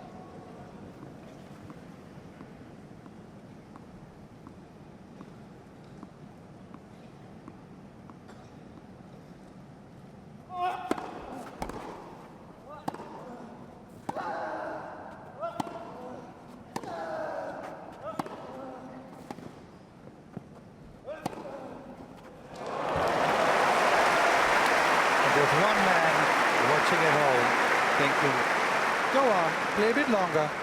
Now, who would that be? Kevin Anderson. 30 love. Tomorrow's final. Anderson plays the winner. Come on, I was the 26-24. Give me a couple more games. Spend another half an hour out there. Yes.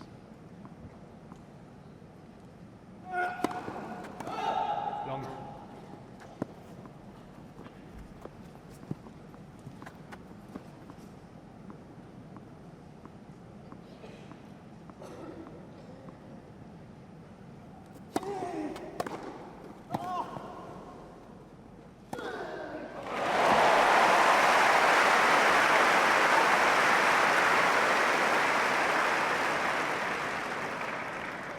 30-15.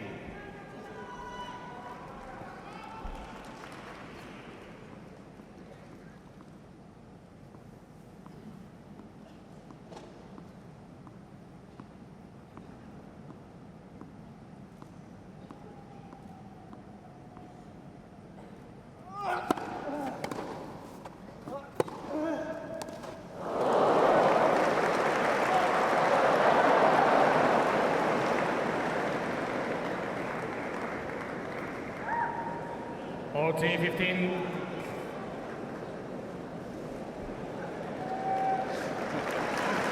Is it like this every time, every match at Wimbledon? This is her first time here, front row roll box. A bit like Andy Murray in the commentary box the other day gets the Nadal Del Potro match.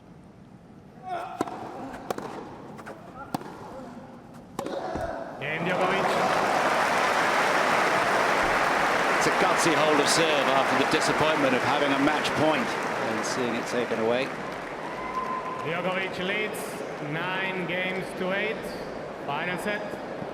Boris, let's ask Tim a difficult question. Is there any chance of tie-breaks being introduced into the fifth? Is that going to be on the agenda of any committee meetings? Yeah, most definitely. I think it's a subject that's been talked about in the last few years, certainly since I've been involved. But I think in the context of, you know, the Anderson match in a semi-final, is that going to have a detrimental effect in the final? Let's hope not. But I think there's definitely going to be a conversation, and we'll just have to wait and see which direction that goes in. What do you think? My personal opinion right now is I think it's time for a change. Boris? I couldn't agree with you more, Tim. A regular tie-break at the end of it all, not a 10-pointer? I'm not necessarily saying that I think it should be at 6-all. Oh, I see what you mean. Well, it used to be 8-all, didn't it? Or 12. Well, it used to be 8-all. Plenty of matches. But hypothetically, if you think it came at 12-all, you've played 4 sets, you've gone to a 5th set, 12-all is basically the equivalent of another 2 sets, 6 sets of tennis. If you haven't worked out a winner by then, it's maybe time to have a tie-break and call it a day. Coin toss. I vote for that. Okay, right.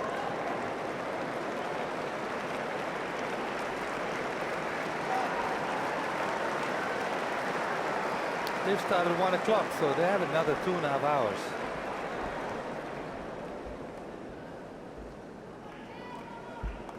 Because it could have been over in the 4th, it could have been a 6-3, and then the women's final starts at 2 o'clock and everybody's happy. Not with Djokovic and Nadal. 5 hours and 13 minutes. Their match in the final of Australia was 5:50, wasn't it? That's correct. So we've got to beat that.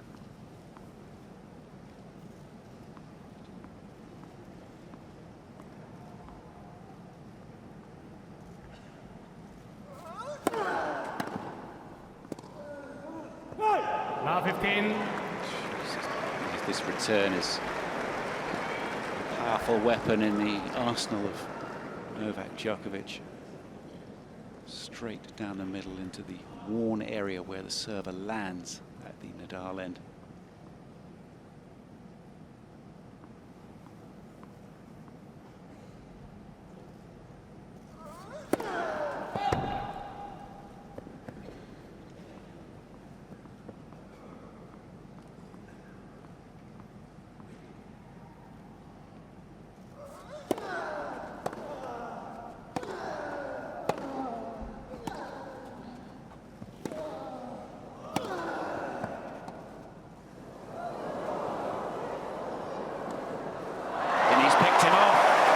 He's won the exchange. He introduced the drop shot this time.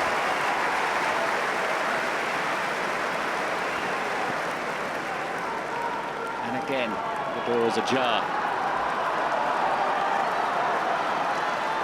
Nadal has to play catch up. Loud 30.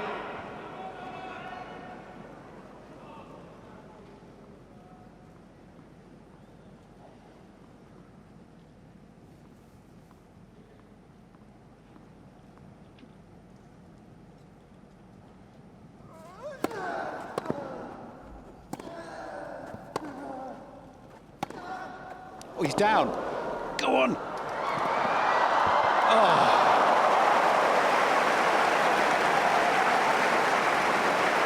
Well, he's taken a bit of a bump there. That does hurt the right hip.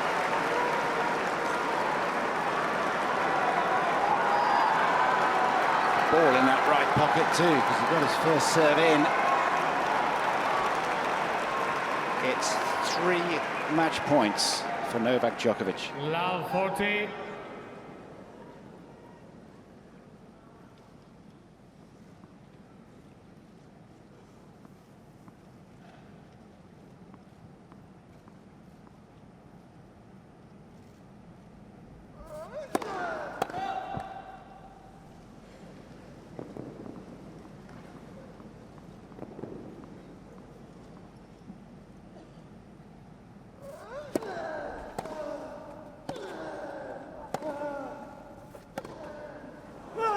It's away. He's broken a love. Novak Djokovic is in the Wimbledon final again. These two great champions embrace at the end of their 52nd match.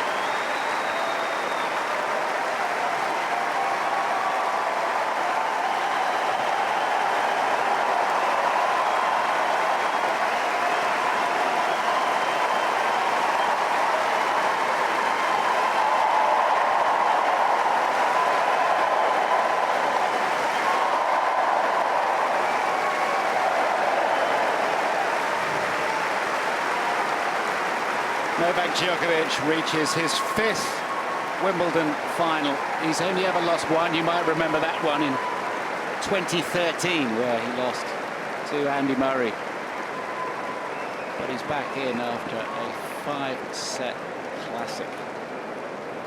5 hours and 17 minutes across 2 days, played out under the roof of centre court.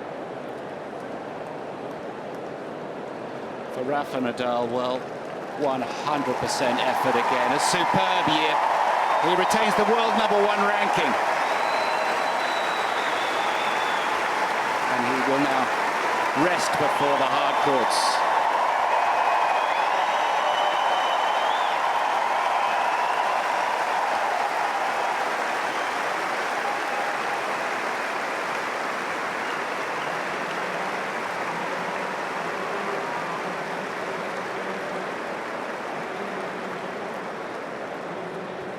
Well, so often the opponents of Rafa Nadal are inspired. On this occasion, that truth holds true.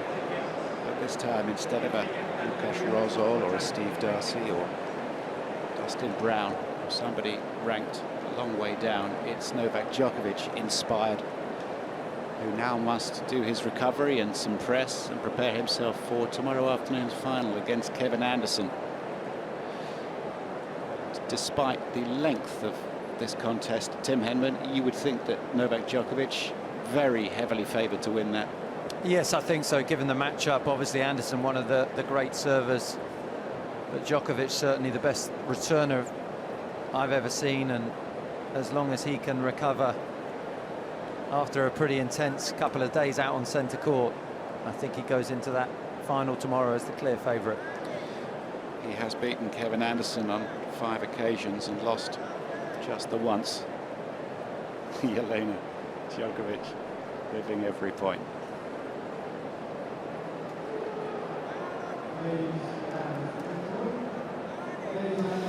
So the centre court roof opens. Almost like a split in the sky, isn't it? Wonderful. Djokovic 10-8 in the 5th. He's through to the final. He's talking to Lee McKenzie. Novak, huge congratulations. You've had to wait a while, not just the 24 hours, but it's been a while since we've seen you in the Wimbledon final. You were just watching the match point and seeing the elation in your box. How does it feel to be back? I mean, yeah, it's hard to pick the words. I mean, I'm just going through things that, you know, flashback last 15 months and, you know, everything I've been through to get here, you know, to get to the finals and to win against the best player in the world in one of the longest matches I ever played over the 2 days. I don't know. I mean, I'm just overwhelmed. You seem to bring the best out in each other, and it was actually incredible to watch. It didn't look like two people in their 30s who have been plagued by injuries. It was two people at peak. Could you appreciate what a special match it was? Very special. It really could have gone either way. I think people who've seen the match, it was very clear that very few things separated the two players, and basically till the last shot, I didn't know if I'm going to win. I believed it, but I knew that he was very, very close and he had some chances. And it's this kind of matches you live for, you work for. After 3 intense hours last night, you came out firing today. But what happens in between? Are you able to relax? Did you get any sleep? Yeah, if you can call it a sleep. I mean, when you finish 11 p.m. and you have to come back to the practice court at 10:30 a.m., adrenaline is pretty high, and it's not easy to really relax and calm down and just get into the REM fast, so it takes a little bit of time. So it was a late night, early morning, but in the end of the day, I'm just so glad to overcome this challenge. And just finally, Novak, you've got Kevin Anderson up next. He's played 21 hours of tennis to get to the final. You've had your own unusual route. How do you think that final's going to be? Well, hopefully we can first of all play, both of us, get out on the court. I mean, it's been a roller coaster ride for him in the last couple of rounds, but he had a day off, which means a lot. I wish I can have one, but it is what it is, and I'm in the finals of Wimbledon. It's an incredible achievement for me after what I've been through. So I'm just trying to digest that first, enjoy it, and then think about the next one. I'll let you go. Very well done. Thank you.